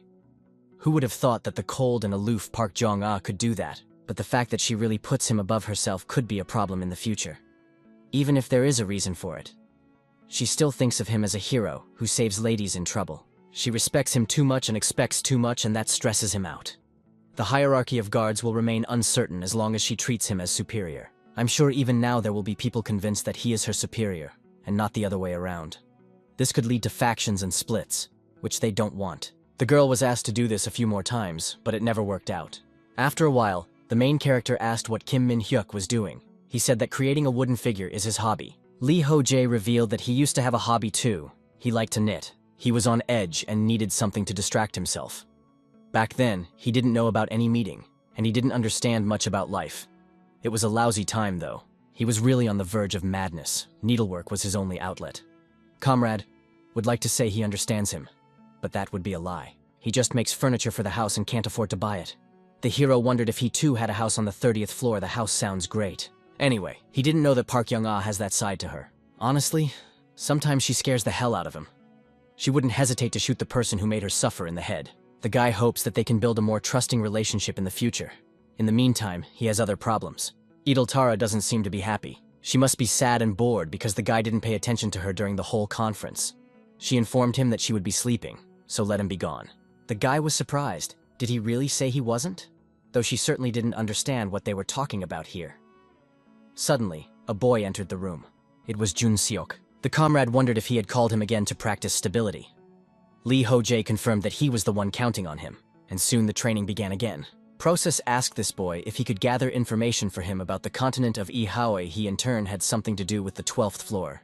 Jun Seok agreed. He will try to do it. As a reward, the protagonist will give him this.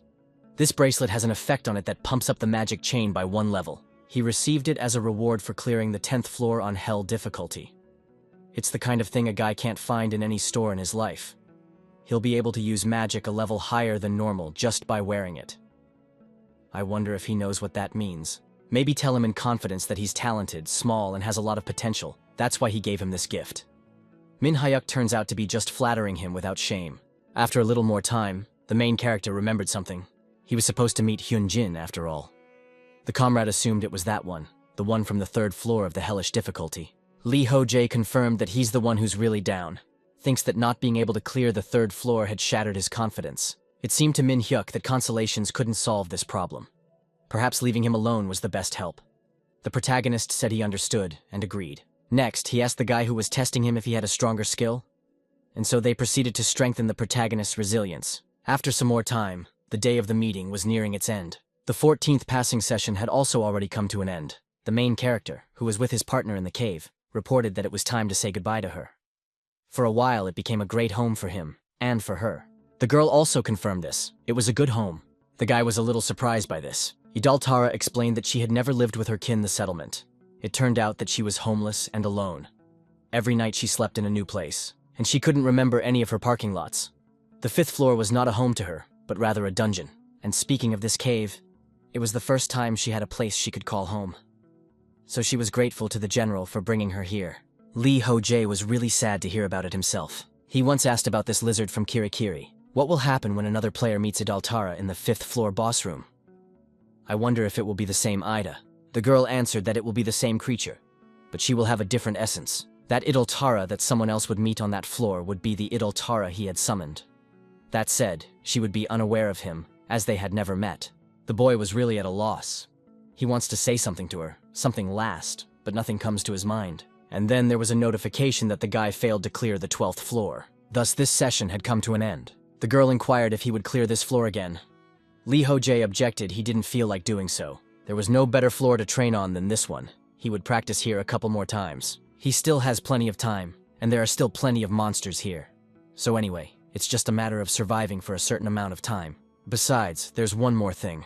Before leaving this place, he's going to slaughter that pseudo-dragon. One day, an interesting event happened on the 60th floor in the residential area. The dragon egg that the Laurel hero was looking after had already been cracked. The protagonist was looking at something in surprise. It was his little pet dragon. The boy wondered why he was only eating cutlets. He was currently locked up on the 60th floor. All because this baby dragon is terribly picky. The guy spoke from that magical one. Those Levacs are a disease to a growing body. He can coat them with honey if he likes it better that way. Young copies the guy's behavior down to the last detail. He eats what the hero eats, and sleeps when he sleeps. He even yawns and laughs like a guy. And he only eats cutlets because he had them for lunch. Suddenly there was a message from Park Young-ah. The girl asked him what's new. The main character said that he was still babysitting Young. The girl wondered, did he really call him a dragon? The guy confirmed it, and the interlocutor seemed like she had definitely lost her mind. If a single dragon heard that name, he would immediately try to finish him off for disrespecting their kind. Ho Jae wasn't really worried because he's stronger than them. Jana explained that she wasn't talking about that at all. The guy then informed that her temper is hotter than ever. She's so violent, but maybe that's what people like about her. The girl asked not to make up too much. I wonder if the cub already hated the name or not. The boy asked his dragon about it, but he waved a refusal. Can't you see that he's vehemently showing disapproval? Young-ah says she'd rather give him a better name. He says it's a silver dragon probably. His name is Scream. Ho Jae informs him that he hasn't screamed yet. But he's talking, by the way, he's whispering. The kid inquired if he whispers. This was a surprise to him. After a long thought, the girl said that a good name didn't come to mind. So she'd better ask the others. Let the competition for the right to name the Dragonborn begin. And there is one elixir. The first one was a variant of the name Li Xin. The dragon didn't like it, it's too simple. The second name was Guri. But this name didn't fit either. The baby didn't want a name that was too cute. The third option was Laocoon, and the fourth option was Neapolius. Both of these options were liked by the baby. Anyway, the final name of this dragon baby was truly royal. He was named Benedictus Religion, Piakan Laocoon, Neapolius Nis Tiamat, Carcerian Balaki, Sanso Gardand, Des Necessario III. The protagonist wondered at the name, but the girl asked why not. He already liked it a lot. It seemed to Ho Jae that she must be tired of choosing and is trying to get it over with quickly. After all, he had known her for too long. There was something else that Young-ah would like to talk about some more. It's about Lee Jun-seok. They're about to go out into the real world, but he doesn't seem to be eager to come back. So she asked if the hero could talk to him. The guy remembered that he seemed to be on the 90th floor right now. The female interlocutor confirmed this. When Jun-seok reached the 90th floor, he announced that he had lingered on it with the purpose of becoming stronger. But it's been 2 years since then. Ho Jae realizes, would like to return to the real world in as good a shape as possible. But this guy is already strong. He deserves to be called the strongest among them. He is simply a gem of the Korean server. However, he decided to voluntarily stay on the 90th floor to become even stronger. Unlike Ho Jae, he has his own choice. If the latter seeks to overwhelm someone, it is his. Still, in the world of training, only the protagonist surpasses him in strength. Not only does he hold a leadership position in the guards, but he also has a contract with the government. They probably expected that one to return to the real world a couple years earlier, and are probably can't wait for him to show up. Anyway, the main interest agreed, he'll talk to him. The fact that Kim Min-hyuk is already in the real world and not with them is sadder than ever. I wonder what he has to say. And so the hero thought about the real world strength of the target growth, as well as the government. His released energy began to instantly spread throughout the room. The protagonist realized in a moment that he was getting too carried away and needed to calm down. He tried to do so for a long time and finally succeeded. But the room he was in shambles. The first thing the guy did after everything was to ask if the dragon was all right. He apologized to him for what happened. Ho Jae is stuck on this 60th floor and is madly anxious to get out. His mana goes crazy as he lets his negative emotions run wild. He has to restrain himself the whole time. Thoughts of how much he wants to go further drive him crazy. Earlier, the protagonist prepared himself to pass the 12th floor. Idoltara wondered if he had gone crazy. Ho Jae, he noted that she throws insults quite easily. He obtained the poison skill right after the 14th session. He could now cover his hands or even his weapon with a poisonous magic sheath. It turns out that this is a very useful skill. He can attack the enemy and then leave the battlefield. If the enemy can't heal, he will slowly die, until he dies from poisoning. Her partner didn't understand why the general needed such sneaky methods of wielding combat. He's strong enough without them. The guy reported that if we are honest, he only fights like this. Instead of a direct confrontation, he prefers a cunning plan, pressing the weakness and the enemy, even though it would be sneaky, but it would be an easy victory. He gained a skill even though he didn't clear the floor in question. Suddenly, after every failure of the 12th floor, a new skill would fall to him. This floor is really perfect for practicing. And he also likes having Ida around. The girl asked him not to forget that the deceased's summoning time is limited. Ho Jae realized that this was true. The partner will be gone after the end of the summoning period. Without her, the time he would spend on the 12th floor would not be as pleasant. In that case, might as well spend another summoning. Idoltara informed him that would be fine. The 12th floor was their home. The hero objected the cave, updated the gray was gone, and now there is a den of monsters there again. But the girl stated that she would just furnish it anew. Ho Jae seemed like she really liked living there. Suddenly, a few system notifications appeared. Poisonousness had been improved to level 4, and sneaker resistance to level 3. The guy really liked it. Now it's even easier to train, we'll need to try out the new skill. The lizard suggested that his first test subjects would be forest monsters. But the protagonist objected. He's going to test it on his own body. He's going to increase his resistance because of one of the venom's tortures indeed. It will be 2 birds with 1 stone. Idoltara was wary. What happens if something goes wrong and he dies? Ho Jae said he wouldn't die. It wouldn't be the first time he mutilated himself for the sake of stability. Some more time passed, and the guy found himself in the epicenter of the dragon battle on the 12th floor. He, along with his partner, watched carefully to see what was going on. The lizard noted, was this really the black dragon he was talking about? I wonder how he's going to deal with it. Thus, another attempt to sweep the 12th floor had begun. Ho Jae said it was fine. They would deal with them in the next game session. Ida asked, does he really mean that they're risking their lives in the next game session? The guy countered, if anything goes wrong, he's not just going to run away. Now he's just suggesting they go home. The female interlocutor happily agreed to this. So began the second attempt to mop up the 12th floor. First, the protagonist tried out poisonousness on himself. Having injured himself with a poison blade, he experienced a cardinal new sensation. The effect was immediately felt. He feels so-so. But the spreading speed was really lame. Gradually, it became harder and harder for him to breathe, yet a very bad headache, and the place of the cut became numb. It seemed to be quite good. However, even so, it was not lethal. There is no way to kill with this poison. According to the guy's personal experience in this field, neurotoxins are the best. After testing the efficacy of the poison, he went hunting. The main character's goal was to increase his level. His partner at this time was rebuilding the house, so she was not bored either. But when the house was finished, the poisonousness was already at level 5. And it had become deadly. Ho Jae needed to hunt down poisoned victims. Therefore, he focused on mastering basic tracking. He even suggested setting fires in the jungle. The guy let his victims loose several times and methodically stalked them.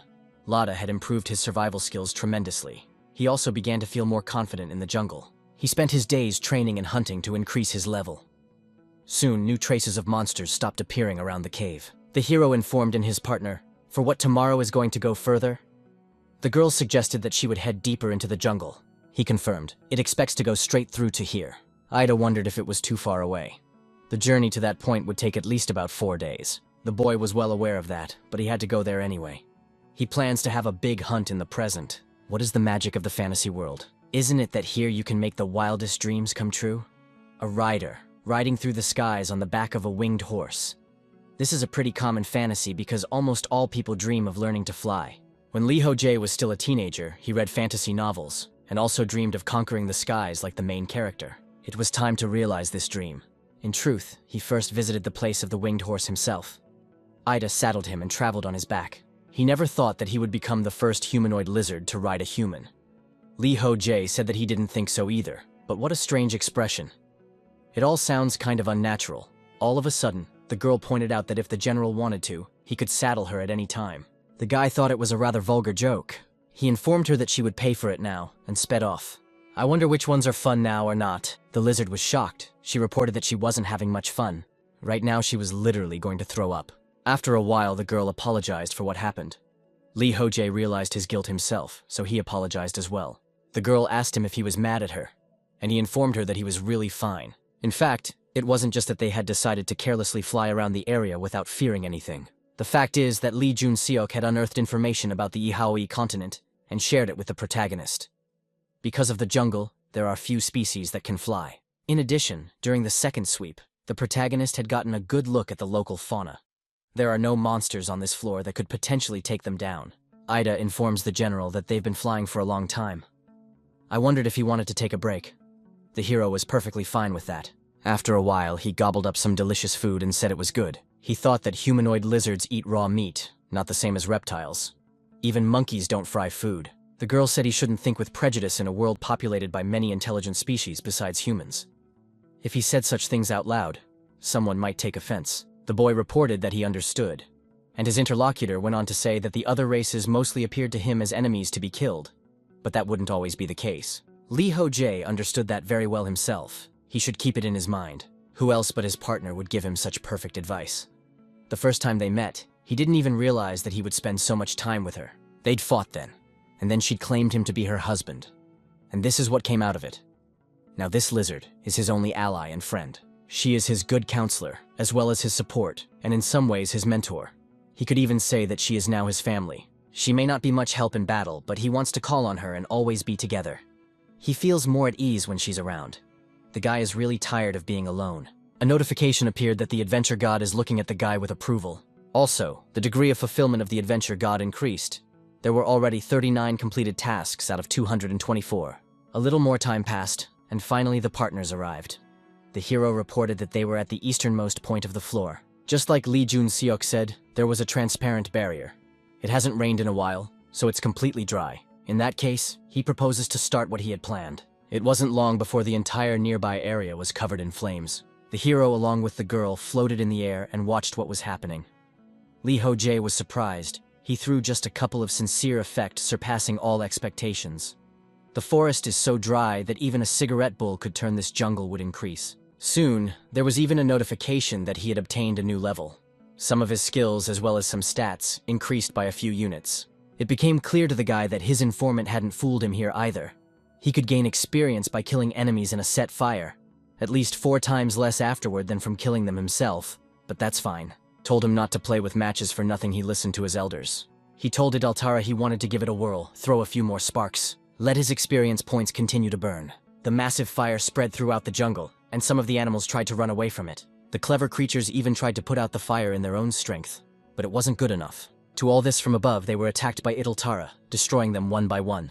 The protagonist, who watched everything from above, was happy that everything was going perfectly. At this rate, he would burn the floor in question to hell. He could avoid it if he wanted to, but he doesn't want to. After another while, the guy asked me if his girlfriend was hot. She informed me that it was hot. She wasn't really cut out for that. She really isn't having any fun. She is afraid of forest fires because the forest is her habitat. The boyfriend asked her not to worry, specifically this forest is not her habitat. But the lizard informed that if they don't put out the fire, it will reach their house. Ho Jae didn't really understand what difference it made.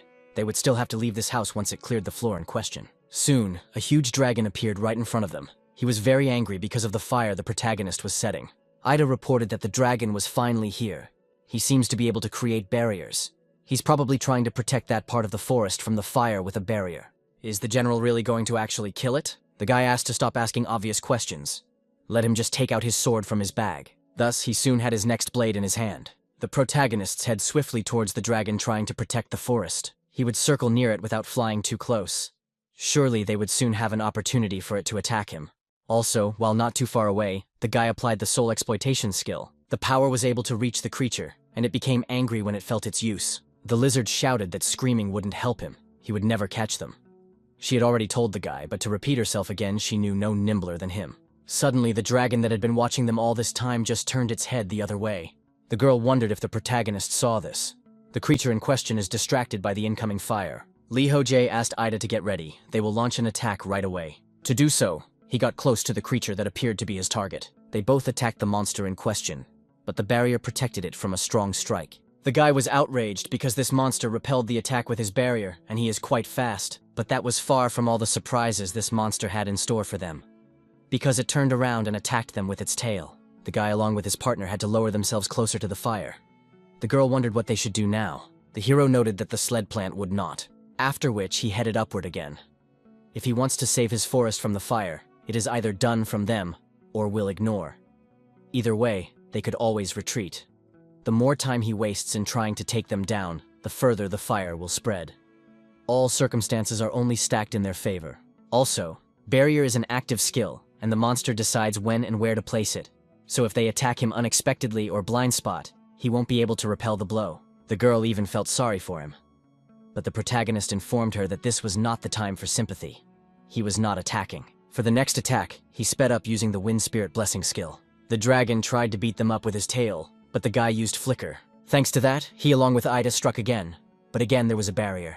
Too bad it closed again. His reactions, however, are excellent. Just like the protagonist said, he wasn't going to give up, so he continued to attack. But again and again the attacks failed and got caught in the barrier. Until the guy paid attention to the space between this dragon's legs. He rushed there in an attempt to attack even harder. Finally, their attacks reached their goal. The dragon gave a great howl because it was unable to block this strike. Ho Jae was really happy and reported that they had not successfully poisoned it. It will soon weaken, unless it has resistance to ranks, of course. Truly, he is too big for the poison to be fatal to him. The girl didn't realize if they had been able to defeat him. While the Always Dragon had dealt with them, the flames had engulfed the entire forest. Now he only had two choices of action. The first is that he would continue to fight, or he would run away from the fire.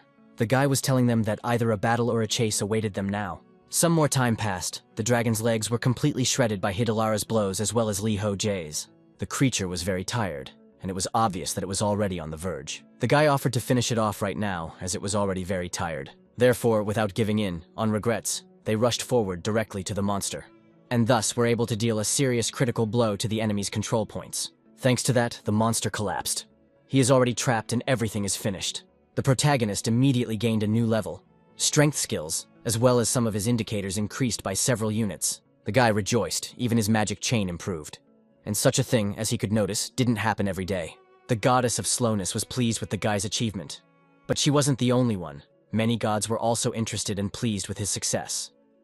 The lad noted that the gods were dramatically revitalized by the regular gods, no less involved in the process. Always a dragon is not meant for hunting after all. It is much stronger than the other monsters on this floor. Ho Jae, if he didn't have the ability to fly, he would have to sweat to kill this particular dragon. He is sure that there will be huge reward bonuses for him. While the guy was pondering, he saved Ida, who was falling down. The girl is interested, wondering what they will do now. The hero said that now they can rest a little. He has already inhaled smoke. He bases and keeps asking stupid questions over and over again. Then they'll just keep scorching this jungle. The lizard didn't like all of this. It was sad their house was talking. The hero reported that the flames were spreading faster than he thought. Suddenly he heard some strange noise, so he asked if the girl was crying. Indeed, she was very sad about what was happening. Ho Jae was confused and didn't know what he should do now. She's crying because of him, right? He didn't even realize that she was so attached to their cave. He never even thought about it. It's understandable that he needs to keep him happy, but it's unclear how he can't get his house back. Maybe Kim Min-hyuk can give him some advice. I should say something, but I don't know what to say. Suddenly, the main character's thinking was interrupted by a loud scream. It turned out that it was another dragon. The guy, along with his partner, paid attention to it. He offered Ida to deal with this big guy, and the girl unconditionally agreed. After that, they together rushed straight to the guest monster. With him also had to deal with quite a long time, but in the end he was destroyed. The protagonist picked the right words. He noted that the fire had gotten farther than he had bargained for, and he didn't want it to. The lizard informed him that she knew that. She too thought that the eastern part of the jungle would burn first, and didn't expect the fire to spread so quickly to the west. The guy was counting on her to realize that he simply had no other choice. Now all they have to do is burn the floor all the way down. Ida stated that she understood and wouldn't complain anymore. Let him just tell her what he was going to do. The guy agreed to that. According to the idea, this seniority can be passed, only stayed here for 25 days. But if they burned the forest and thus cleaned up the place and could get out right away. After a while, they headed to the west of the jungle. There, the surviving creatures continued to flee in a hurry, trying to save their lives. The protagonists noted that this is a real hell. These creatures can't escape the fire because of the barrier at the edge of the floor, trying to stop the fire with all their might. These monsters are quite intelligent. They even cooperate with other species to do something. But on the other hand, it just doesn't seem right. The monsters are jostling, trying to save their lives and escape. This place really is a scorcher. Idaltara pulled out a heat resistance potion and offered the general to take it. He did so and inquired if she was ready. The girl confirmed it, so they soon went downstairs together. There, the guy informed that it was time to get started already. And so together, they began to attack all the creatures that had congregated below. Indiscriminately, the two attacked absolutely everyone in order to destroy them and earn points. Then the creatures with even greater speed began to run away from the danger that appeared out of nowhere. The protagonist, let them go, was not going to let them go and so continued to pursue them. It seemed to the girl that they noticed them and started dying because of that. Ho Jae said that it didn't matter anymore. He wasn't going to let them go, so he applied his soul absorption skill. All these animals were being overtaken by fire, and there was an unwashed barrier ahead. The panicking monsters clearly didn't have much time for them right now, so this is just the perfect time to attack them. Throwing himself into the attack, the guy wondered why they were frozen. It wouldn't save them after all. He didn't hesitate to attack all the monsters, trying to do some serious damage to them. The girl also helped him, and together they continued to destroy everyone indiscriminately. After some time during the battle, Ida asked the general why the floor wasn't completed. The guy informed that he didn't know why that was so. Also, the lizard told that she was already at her limit. It was hard for her to be around the fire for so long. But they have seen the monsters still staying in. The fire is coming in their direction, and they are arriving there. The situation is really getting out of control at this point. It's not just the arch-monster themselves that are in danger now. The guy shouted that they needed to retreat, and they did so by flying away. More time passed after that, and the fire finally did go out, taking all the animals in the jungle with it. The main character watched what happened. He asked the girl how she was feeling. She informed him that she was not feeling well somehow. Then the guy suggested resting in a tent. The inside maintained a comfortable temperature. He delivered her and his inventory and threw her to the side, whereupon the tent in question was erected, and the guy reported that it was ready. As his girlfriend walked to the tent, he got to thinking. They flew over the fire long enough for Ida. It was not easy. From their inventory, the protagonist took out a lot of ice potion. The contents from this vial he poured directly onto the ground. It turned out that even freezing potions do not help from the high air temperature. The guy feels like they would be in a bathhouse right now. Then he sat down and wondered what to do now. It's unclear why this floor didn't disappear after the sweep. Would they still have to wait until the end of the session? After the forest along with its inhabitants burned down, he and Ida flew above the ground for a long time and hunted the monsters they encountered that survived. The girl generally liked flying, so she didn't mind at all. And sort of speaking, she had no choice, because these on foot were such an alternative. It was as much for her as it was for the guy himself, of course. All around them are miles of ash and jungle charred into remains. It's a depressing environment. It is said that a killer will never find peace, unlike a victim, even after death. The girl informed the general that they were out of water. It seemed like a big problem to the guy because there was nowhere to get it. He asked to wait as long as possible. On the way, Ho Jae thought about how this was a hopeless situation. Yes, he gained a point more experience, but they also lost a lot. They had nowhere to sleep, and nowhere to get food water as well as wood. The only thing left was some dried meat. They had not thought to stock up on food because Ida had gotten fresh meat every day. There are many corpses lying on the ground, but too much time has passed since they died. Of course, there are surviving monsters roaming the land, but they are too few to feed themselves. There is water in the lake in the southwest, but you can't drink it because of the slain monsters trapped there. I should have just sat in the cave and not made a move, but it's too late for regrets. There is nothing to be done. Soon, another problem awaited the protagonist. Because Ida had disappeared, he was confused. Had the draft expired? He didn't even say goodbye to her properly. The guy immediately thought that it was necessary to summon her once again. Common sense quickly brought him back to Earth that he shouldn't do that now. He'd better save it for later, just in case he had to reroute this floor, or if he needed her on another floor. That lizard really isn't much use right now. Besides, he doesn't think she'd want him to summon her here again. And so things got even worse after Idaltara disappeared. The guy kept hunting. He got fresh meat, but he didn't know how to cook it. Didn't just hold it over the fire until it turned black. His partner was getting much tastier meat. Wonder what her secret was. He even missed her cooking already. He'd had enough jerky before. Then another serious problem arose. It wasn't a good time for an upset stomach. He didn't even have anything to groom himself with. All the leaves had been burned in the fire. Maybe there was something left in the bag. Rummaging around in there, the boy found something that dumbfounded him beyond belief. He saw that there was a gororong in there. It was a scarf he had tied in the waiting room of another second floor. It had once saved him from a nervous breakdown, and it was a memorabilia for him. The protagonist thought that it would be very difficult for him to use it for such needs. The guy could not make up his mind, so he turned to his comrade. He noted that if he had to choose between preserving memories and dignity, that he would prefer. But the fellow just heartlessly replied that he was busy. Ho Jae realized that he wouldn't last much longer, and something had to be decided. After a while, he was still in the training world at the infernal difficulty level of the 12th floor, next to the place where Gororong was resting. And so the system congratulated the guy for being the first to clear the 12th floor on the infernal difficulty level. Ho Jae was surprised when he saw this information. He had just buried his memory, but also the thing wouldn't have happened if this stupid notification had appeared 10 minutes ago. It was bad, of course, but there was nothing to be done about it anymore. He was glad that he was finally able to clear this long-suffering floor after all. The system window with congratulations continued to hang for a long time, but the guy still didn't understand. Couldn't she have shown up a little earlier? Despite the forest being completely burned down, some monsters still survived. Such specimens either had resistance to heat or could fly. It was because of them that it was so difficult to complete the sweep. The guy had to kill every monster he encountered. The last survivors seemed to be finished, though not all of them died by his hand. The jungle ecosystem has been completely destroyed by the fire. He was sure that everything had been burned. Getting food was difficult, and cooking it was even more difficult. If it wasn't for the final alert, this guy would have starved to death for sure.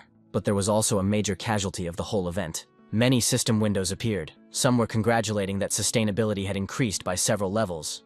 All the negative effects had been removed.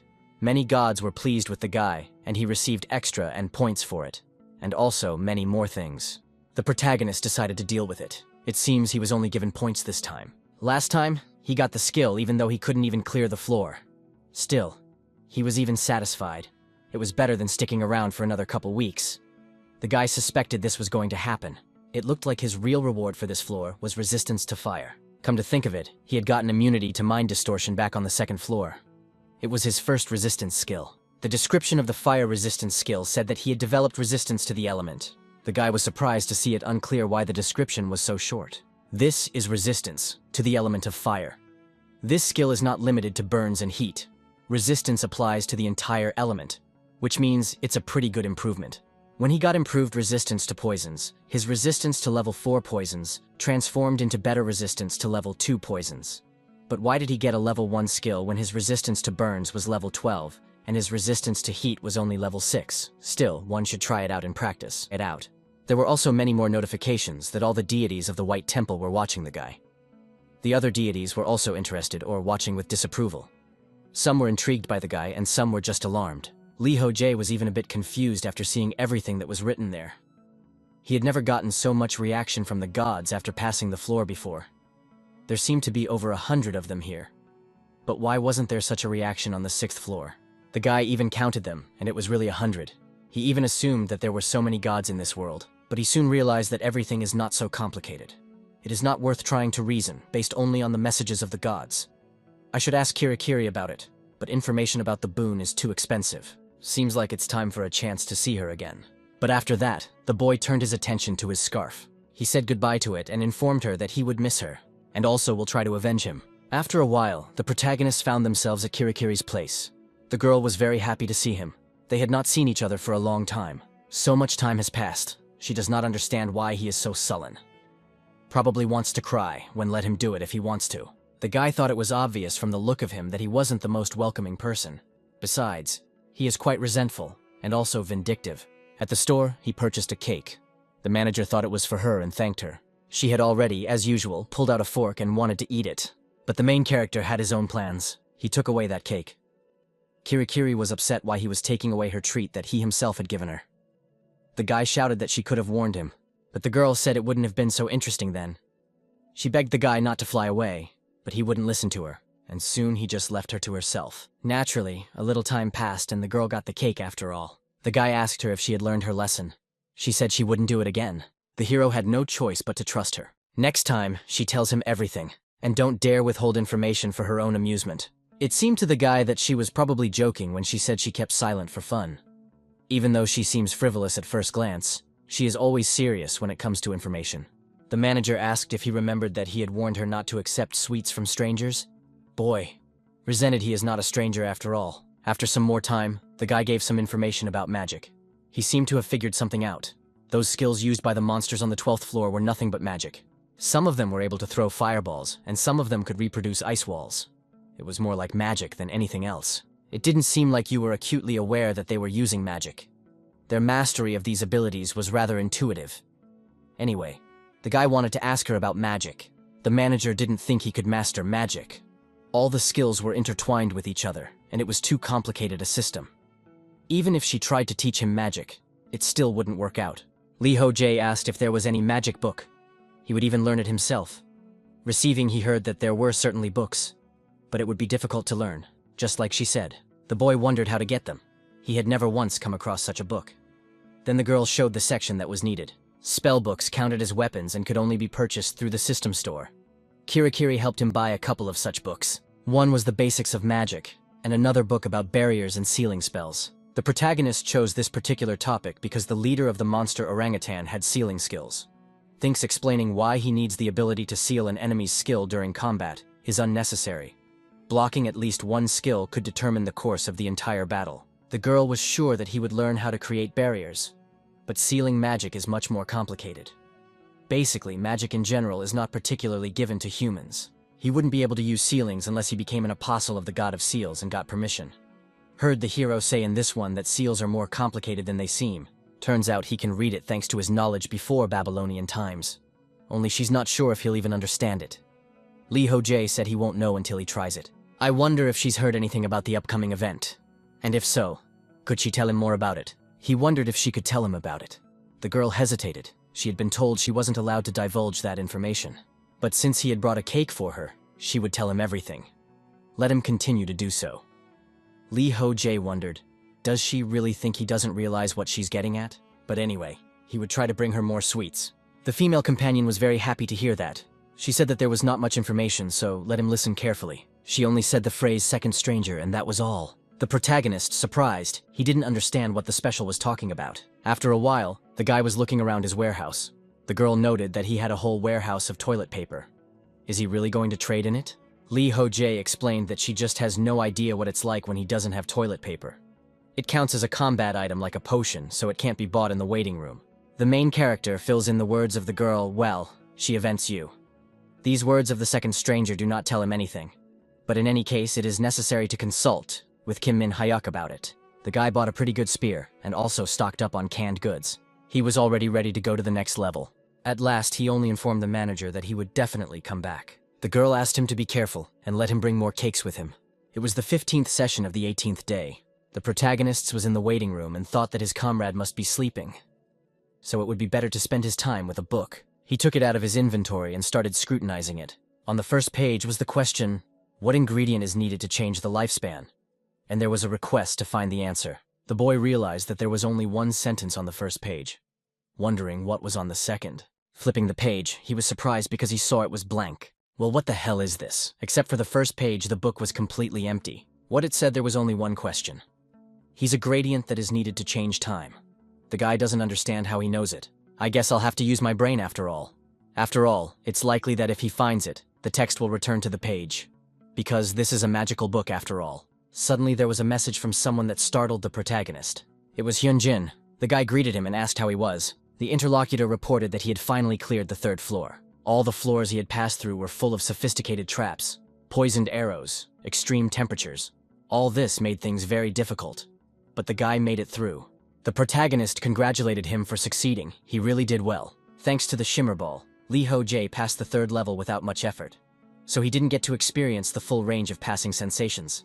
This guy did it on his own. So he suggested that we strategize together and post it on the community. Hyunjin agreed. Afterward, he asked what about the 4th floor. The protagonist recalled that there was a goblin instructor on that floor. His interlocutor looks like an outlaw or a killer. So on this floor, it will be really hard for them. The guy even wondered if he could get some good advice. After a while, Ho Jae moved on. After all, his recent interlocutor had lifted his spirits. He too wanted to progress. We should clear the 13th floor as soon as possible. He just left the previous floor and he couldn't sit still. The 12th floor was a real hot mess, so he'd have to get ready. Let the mopping up of the next 13th floor begin. After moving through the enclosure, the protagonist found himself in a new room. The first thing he noticed was that it was very dark. Immediately, several notifications popped up right in front of him. They informed him that in the east of the continent of Ahan, deep in the ocean beneath a volcanic island, there is a temple of monks who worship the god of militancy. This place is well hidden and serves as a training ground for the monks' martial skills. But someone has ridiculed the aspirations and abilities of these monks. The rebel vowed that he alone would reach the pinnacle of martial arts mastery. So the protagonist had to prove his rightness by fighting an enraged orcs. The condition for clearing this floor was to hold victory in at least 15 rooms. The idea of the protagonist was very clear.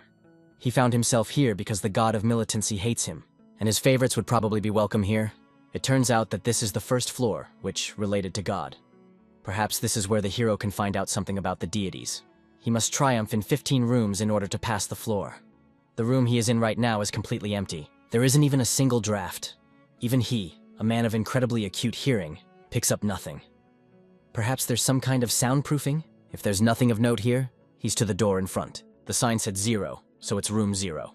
A little wary, the guy walked over to it and opened the door, after which he leisurely proceeded inside. There were no dangers along the way, and he got to room number 1. All the rooms are in the same corridor.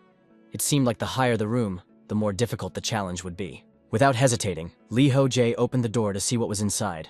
And in this room, he finally met a living creature sitting on the floor. It was an orc who noted that he must be the one the arrogant little man Abbott had told him about. The guy carefully examined his enemy, about 2 meters tall. He is muscular, but has no weapons, because his hands are empty. It could be said that this creature has special features. Based on its appearance, it is clearly not human. The guy asked if he was the arrogant one. He didn't even have a gun. The monk informed him that he was indeed arrogant. After all, why would a monk who had deserted the pinnacle of martial arts need weapons or armor? The extraneous items they use can only get in the way. After all, weapons are nothing against true strength. The boy found this nonsense curious. Does he know what the end is for him? And the end before him is this victory. The interlocutor informed him that he just doesn't understand anything. Victory is only part of the end. Orc is fed up. He is not going to continue to listen to his reasoning. Let him just pull out his fine weapon, and it was time for the challenge to begin. The monk prepared himself for the fact that you will fight this guy. The protagonist was curious, but he didn't do anything about it. He inquired about the trial. What exactly is it about? His opponent told him that he had to defeat the monk in order to move on to the next room. The guy thought it sounded very simple. In fact, he could understand giving up weapons in order to develop skills. So don't underestimate this enemy. Humans have been coming up with weapons for centuries. They have perfected technology to convince in any battles. But how they were going to reach the pinnacle of martial arts without weapons is unclear.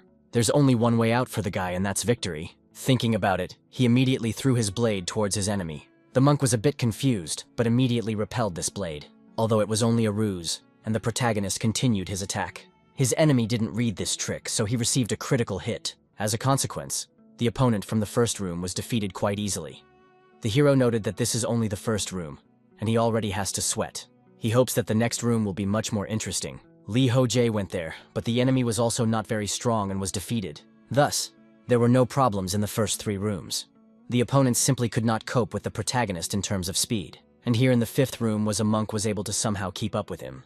The guy, as before, attacked with his skills, as well as weapons. But the attacks that worked before, for some reason, didn't work now. In that case, you need to make your onslaught even stronger. This tactic eventually paid off. The protagonist was right. This monk's skin was very hard, like iron. Such a body couldn't be achieved by training if one had to be born with it. Ho Jae didn't notice it right away as he attacked him with magic. But such a body, a powerful advantage in battle. He thanks God that any physical imperfection can be compensated with magic and combat skills. But that only works if she's the type of person blaspheming the skills of the attacker himself. When fighting an equal in skill level, physical strength wins. How can iron-skinned guys promote superiority at ransom over weapons? It comes off a little hypocritical. The system reported that the warrior deity coughed. Then it seemed to the guy that he thought so too. We need to take a good look at the body. It wouldn't hurt him to be aware of his opponent's capabilities. With each room, the monks were getting stronger as well as more experienced. The guy already thought that by the 15th room, an opponent equal to his strength would appear. Eventually, the guy began to examine the body-breaking joints and bones. The deity of belligerence was not happy with what was happening. Also, the deity of slowness was angry. The protagonist resented them for making so much noise. Let them just not distract him from his work. Also, Kim Min-hyuk wrote to him soon after, asking if he was busy. It turned out that he had learned something about the upcoming event. The main character was a little surprised that the information came out so quickly. He too was going to share what he had learned. In the end, the comrade only called out 2 words to the second stranger. Ho Jae was puzzled and asked if that was it. The comrade pointed out that he had already unafraid a long time ago. Learned everything and just want to with you, the one filled in the gaps. Turns out that information about the event has already appeared on the community bulletin board. So we should pay attention to it, as we have time. The hero was surprised that the person had already posted it. He would read it during snack time. For snack time, the guy had milk heated with a rock. It had a sprinkle of cocoa powder. It was a treat for the lad. After Ida's cooking, he can no longer enjoy just jerky alone. This problem of all culinary skills. The next time he summoned Ida, he would have to ask her to teach him how to cook. Now the guy decided to take a look at the information that had already appeared on the bulletin board. It was information about an upcoming event called a competition. Ho Jae was interested in this. The name was quite interesting. It would begin before the end of the 15th game session. Everyone who passes the training will become a participant. One can, of course, choose not to participate or give up. It looks like the winner will receive a skill as a reward. The guards did a good job of gathering information, but it seems they didn't learn anything about the rules of the competition. Although they'll find out about it before the end of the session anyway. There's already a lot of discussion going on in the community. Someone asked whether it will be a fight to the death. If anything, you can always surrender and participation is not necessary. And there are many more questions. It seemed to the hero that everyone was enthusiastic about this news. It's probably because they think the guards won't allow cheating. The atmosphere is the same as if they were like a bunch of kids going on a camping trip on the day of the meeting. More details soon surfaced. It appeared that the participants would fight each other either in teams or alone. Trailing off, someone asked who everyone thought would win. Most agreed that of course Ho Jae would win because there's no one else. But some said that he had no chance against the one from the upper floors of the difficult level. That was probably true. After all, he couldn't even get to the 20th floor yet. Many people were wondering what other difficult level. Did they know how strong Ho Jae was? The main character had a strange feeling after seeing this. He didn't understand why they were all arguing over who would win. In any case, he decided to leave it for later. The victory would surely be his. Gathering his thoughts, he continued on his way, and here he destroyed the next enemy. The system reported that he had already cleared the 13th floor of the training on the infernal level of difficulty, and also asked if he wished to continue the journey. The guy fulfilled the conditions of the sweep by going through the first 15 rooms, just as the actual mission stated. Apparently, he is asked if he wants to go through the other rooms, and he certainly wants to do that. The guy didn't know how many rooms there were in total, but he would try to go as far as possible. If it's possible, he'll make it to the end. While he was trying to make it to the 13th floor, Kim Min-hyuk sent him some new information about the competition. It turns out that the events will affect several floors. If they combine the new information with what they managed to find out, it turns out that a stranger will be found on the 2nd floor. They already know that the participants of the training are from different countries and continents, so this is quite possible. The protagonists realize that the answer to the most important question has finally been found. He had always wondered why he had never met any foreigners. They all speak Korean. If the world of learning exists in other countries, then there must be foreign players as well. And they in turn would definitely not obey the laws of the guards, from the same to try to impose their will. And in case of conflict, it is the main character who will suppress the protesters. Moreover, Kim Min-hyuk decided that giving the guys of normal complexity under his command is not a bad idea. He reports that he's already tired. Ho Jae, of course, realizes that he's all busy, but he's not his babysitter. Unfortunately, no one ever asked for his opinion, so we'll have to leave it at that. From the base of the guards, Kim Min-hyuk is making grand plans for a future full of uncertainty. To say that he's trying to do that is not to say anything. In fact, he has a strange obsession with planning every possible scenario. Sometimes he's more like a paranoid. The protagonist would rather think about that later. For now, he has already reached the 16th room and wants to continue his journey. Monks have no weaknesses. Their bodies are perfect. The only weakness her boyfriend found: their reaction speed decreases if you stun them with a hard blow to the head, or if their vision is blurred. It also turns out they have little actual combat experience. Even though she has a practice fight between them, it doesn't really help much against an outsider with a completely different fighting style. Of course, the further the guy gets, the less effect his punches have. Taking that into consideration, he still has a chance to win. After a little more time, and the protagonist began to fight the monk in the 19th room. From his swift attacks, the enemy began to dodge well, but the guy continued his onslaught no matter what, and he didn't understand how this monk was once again able to come back. After all, he put all of his own strength into this blow. In the end, his opponent dazed him even more. He was able to repel his weapon and attack. Now the guy had to dodge the strong attacks. Thanks to his experience in battles, he knew what to do. From his inventory, he pulled out his sword and repelled the blow. After that, he decided to take a little breather, and so he increased the distance. The guy was pissed off by his enemy's behavior, but he could easily send him to the other world if he approached the task correctly. After the 15th room, the difficulty increased noticeably, and the monks are now really strong. It's not just about physical strength, and combat skills have also improved a lot. They also don't have any weaknesses that a guy could latch onto. Their movements are fast and precise, and their punches are always solid and swift. In such a case, it might be worth taking a sword as well as a shield. In situations like this, the guy always favored this pair. With the shield, he would use it to block his blows, while simultaneously attacking with the sword. He's faster than him, so this strategy is his last chance. The enemy wondered, did the stranger really think this would save him? The guy realized that of course it wouldn't. Does he really think that if he himself does not realize that he loses to him in speed and no weapon will compensate for it? And why is he so calm? And that pisses the guy off a lot. Orc said that he would have to try and let him not dare to defame their duel with his pride. The hero stated that his interlocutor is very talkative. He would not believe the monk from room 18 said the same thing before he knocked him out. The opponent explained that the latter had done nothing wrong. Their goal is to win about reaching the pinnacle of martial arts. But the guy didn't care how many times he heard it. He still wouldn't understand what they were talking about. He didn't want to admit it, but now he has no choice. And that's the end of it. This room at number 19 was his limit. He remembered it well. Further into the battle, the hero used the resilience skill. According to its description, it said that combat skills will increase depending on the strength of the enemy. The guy's combat skills will increase depending on the degree of fatigue and the amount of damage. Fortitude is a passive skill, so it must be constant. That was the reason why Ho Jae kept it on until now. Even though it's a very good skill, but he turned it off on the advice of Ida, who said that he should learn to control skills. And the guy had figured out how to turn skills on and off on the 12th floor. Now he offered his rival a fresh start. Just like the guy had told him, he was going to give it his best. Monk smiled. He had really been waiting for this moment. After saying that, a flash immediately flashed near him. Thanks to his enhancement, the guy swiftly moved closer and was able to deliver a small blow to the enemy. It came right on the neck and even caused a small wound. And since it was not fatal, the monk immediately counterattacked. Now the protagonist had to dodge, but after that he managed to grab his enemy by his clothes, and with this he got closer and struck a critical blow right in the chest. Now no one fell to the floor and it would seem that he was already defeated. But this monk was quite resilient. He even managed to get to his feet, and informed the stranger that it had been a really good fight. The guy wondered, what did a good fight mean? After all, it ended 10 seconds after he activated the skill. The interlocutor informed him that those 10 seconds were enough for him to learn a lot from it. He needed to keep practicing. Ho Jae didn't understand what it meant to practice further. What if he killed him now? The monk said that wasn't a bad option either. The guy just walked past him and informed him that he was staring. The interlocutor asked to be allowed to give him one piece of advice. Let him be careful when entering the next room. Also, he needs to bat with his eyes closed. And the protagonist was surprised. He did not understand what this advice was. Soon it became clear that something had changed.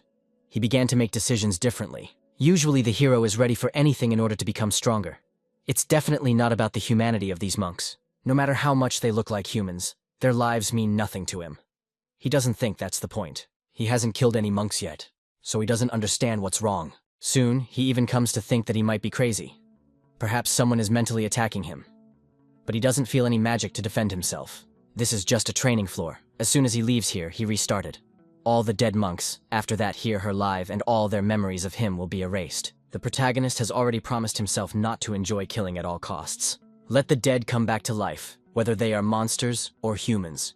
He should value their lives either way. So far, he had followed this rule of traveling through the training world. But he never felt any pity or regret, taking someone else's life. So why he couldn't kill him is a mystery. Perhaps it was a moment of weakness. He doesn't understand himself.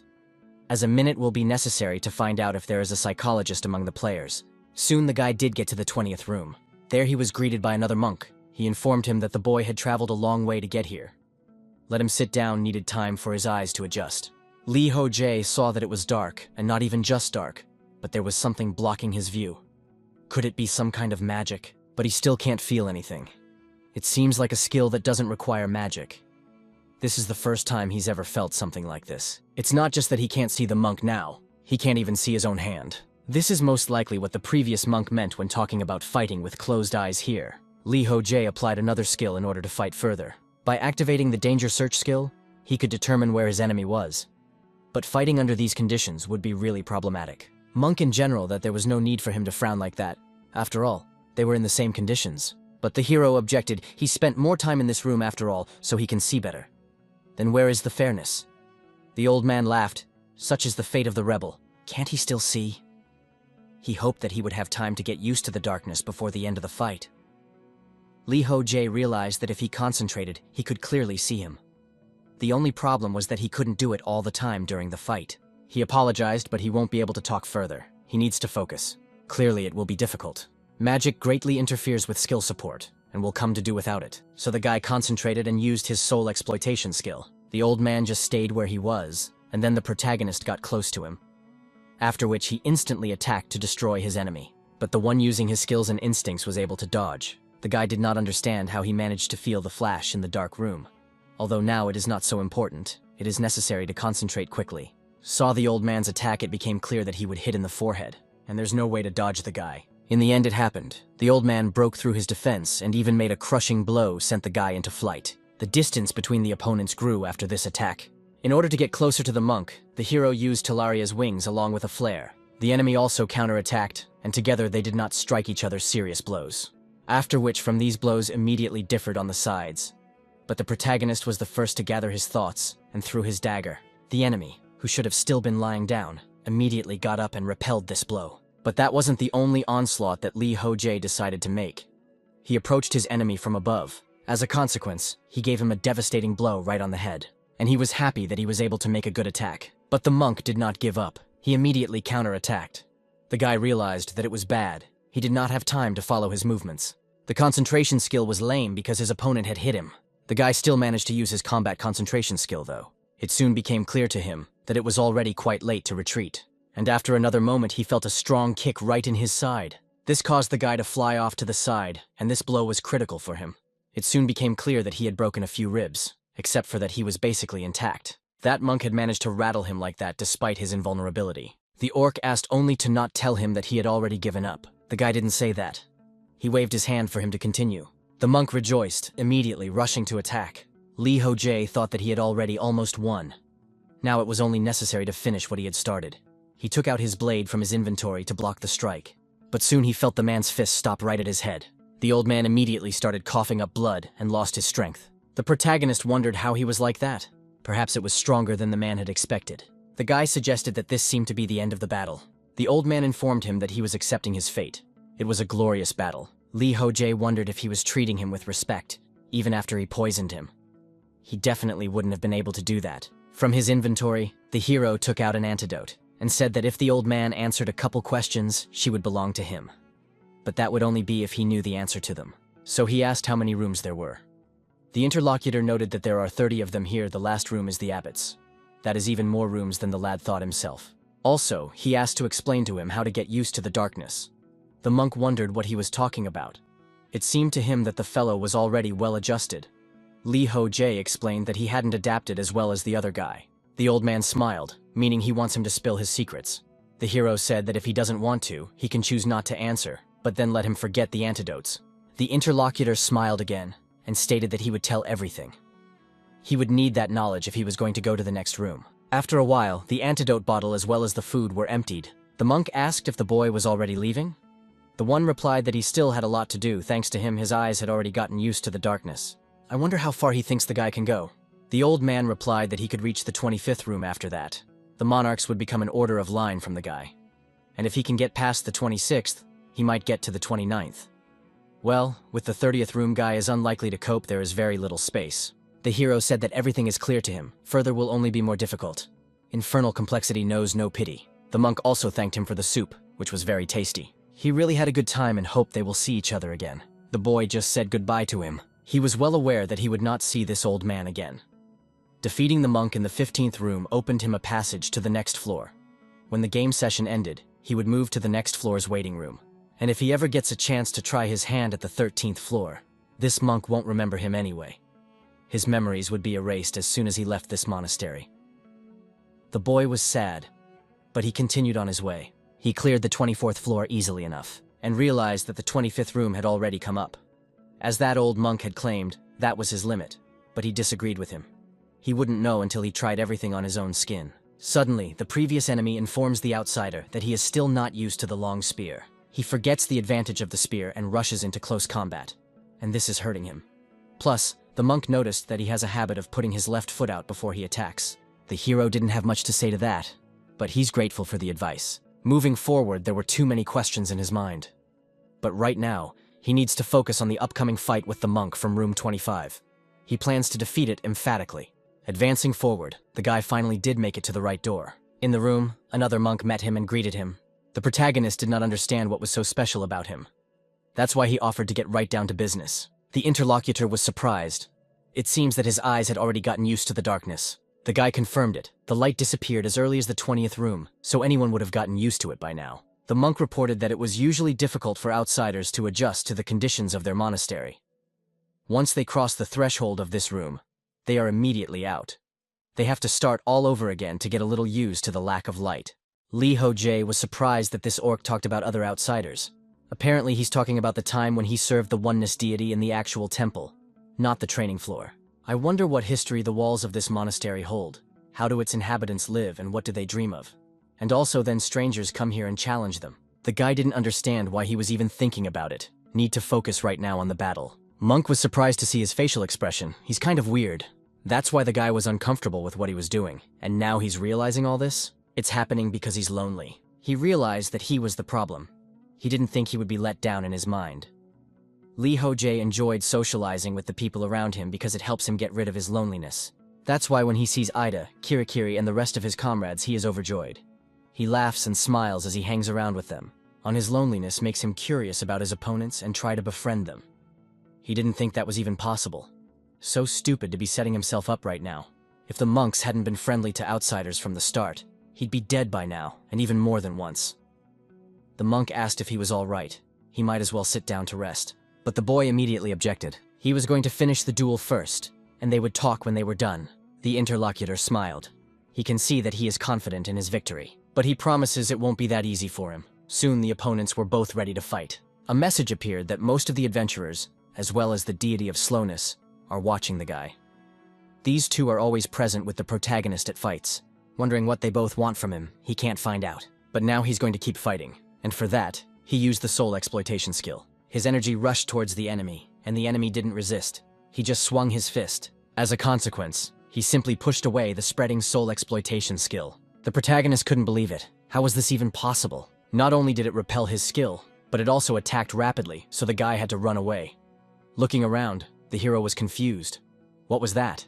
It was a gust of wind or a shockwave. The monks had warned him about the 25th room. So that's why he wasn't doing that. Ho Jae would simply die if his enemy hit him even once. In the end, the battle went off the rails because the guy had to run away all the time. And his enemy was throwing punch after punch that were very dangerous. And so from another such strong blow, the main character had to come back. He thought that he should try to fight without Flash. She, of course, helps him to dodge. But so he sets himself up, will use it only during the attack. This contest will be a contest of speed. The guy has to rely completely on magic to realize where his opponent is. Soon, they will see if he can keep up with his movements. Thus, Ho Jae continued to wind circles around his enemy. At a certain point, the monk picked up the timing and was able to strike. But thanks to his speed as well as skill, the guy was able to avoid it again.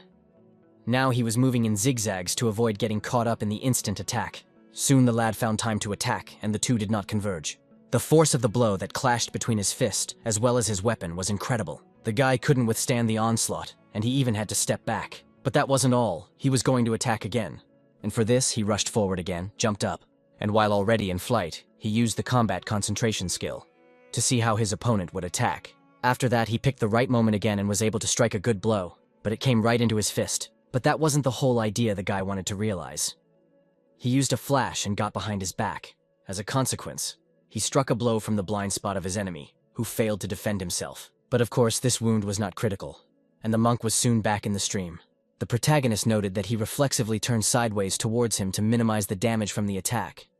Yeah, he's a real monster if that's the case. The opponent wondered if it was the poison spreading through his body. The guy confirmed that he would kill anyone in 5 minutes. Although he might not die from it, but it would paralyze him for sure. The enemy was curious. He hadn't fought under such conditions before. If he couldn't defeat him here as the imposed time limit, he would automatically lose. And that's very interesting. Ho Jae said that other monks told him the same thing. The monk said that since there was not much time, he suggested to proceed straight to the point.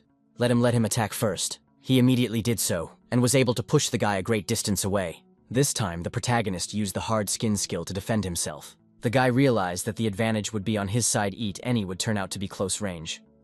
But if he let him move farther away, the guy would start slugging again. Then the guy would likely be set up before the poison had a chance to take effect. Soon even the weapon was knocked out of his hands. Now he'll definitely have to fight with his bare hands. There are 3 factors on the enemy's side.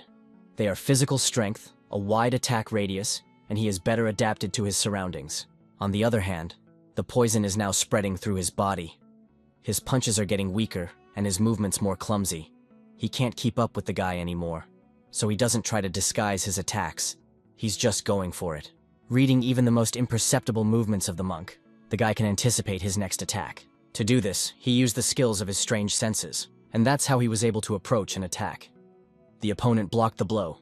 That's the reaction. But that wasn't all. The monk grabbed the guy's arm and tried to knock him over. The protagonist could not allow himself to do this. In order to get out of it, he used flash. By using this skill, he can dodge any of his attacks. This is a chance to go on the defensive. With this ambiguous maneuver, the guy will be able to land a good blow to the head. Now he can hit him. The poison has weakened him a lot, and it's noticeable. Let it be like stone, but it won't save him from disorientation due to a blow to the head. So it happened. The monk lost concentration, and the protagonist got closer to him and grabbed his head. After which he reported that now the victory is his. After a while, he went to the 30th floor. As usual, he was met there by another monk. He greeted the stranger who had no visitors from far away. The guy felt this room here is clearly something wrong. From the top of his head to his fingertips, he felt nothing.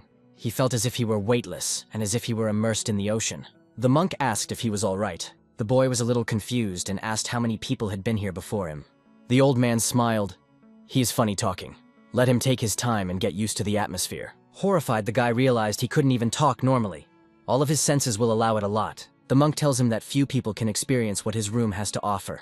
He evolves just by being here and advised to take his time and realize what's what. The protagonist listened to him, and so immediately sat down.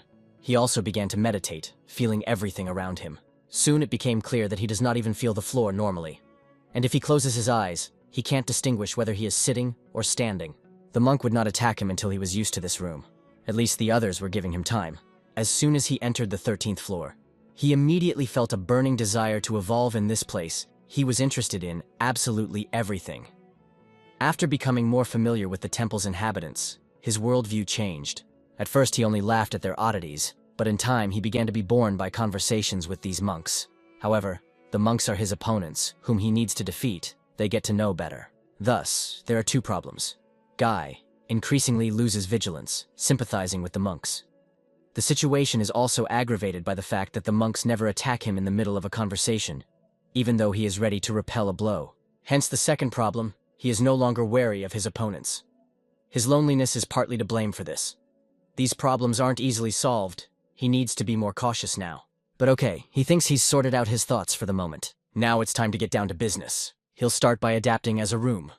And so the battle begins again. There were no problems by the 32nd room, and the guy defeated another monk.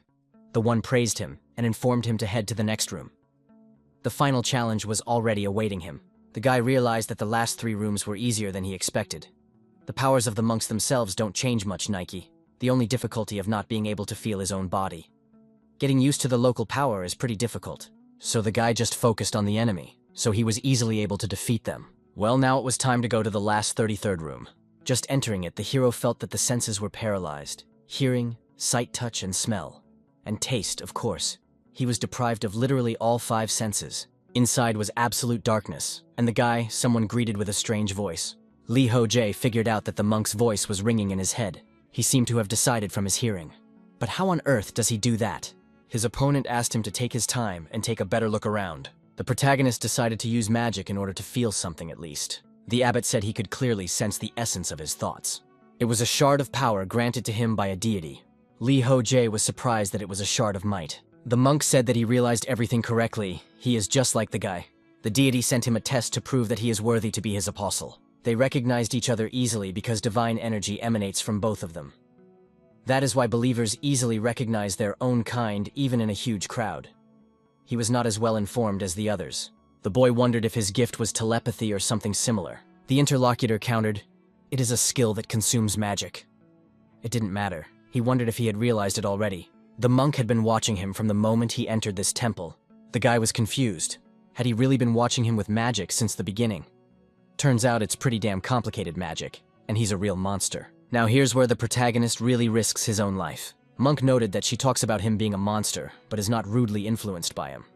Doesn't he think he is? The guy says it's his own fault since he's reading his mind without permission. He's already figured it out almost completely. The interlocutor said that if that was the case, then let him talk about his ordeal. The system had just about told him that the final trial was about to begin. The description said for him to prove to Ahmut, the monk blessed by the deity of martiality, that his words made any sense. There was only one condition to clear the floor in question. One must pass Ahmut's 2 tests and earn his approval. The monk informed him that the first test was to survive in this room for 24 hours, and the second was to survive fighting him for at least 10 minutes. It was clear to the boy that the hellish level of difficulty would not let him get bored. He is alarmed by the nature of the first challenge, but his senses don't work here anyway, and they are completely replaced by magic. So that won't be a problem. What worries him is the amount of magic needed for this. What he has left is enough for about 4 hours, and once the magic runs out, he'll be left in complete darkness. Ho Jae will be forced to sit there without being able to see or feel anything. In addition to all of this, he will be facing an opponent who is favored by the deity himself. In the end, the protagonist decided that he would waste magic to a minimum. Now he feels his own body, and that should be enough. As long as he doesn't need the vision, the monk won't touch him anyway. However, the second test is much more difficult than the previous one. The protagonist will have to survive a 10-minute battle with the master of the room. And this monk is definitely quite strong. The guy decided to anticipate the outcome of the battle, will have to swallow his pride and try with all his might to hold out. Friend-opponent asked if it was not time for them to start the first test. The protagonist asked to wait, let the first trial last twice as long, but he would get a small reward for it. If he could last for 48 hours, Ahmut would teach him how to communicate telepathically.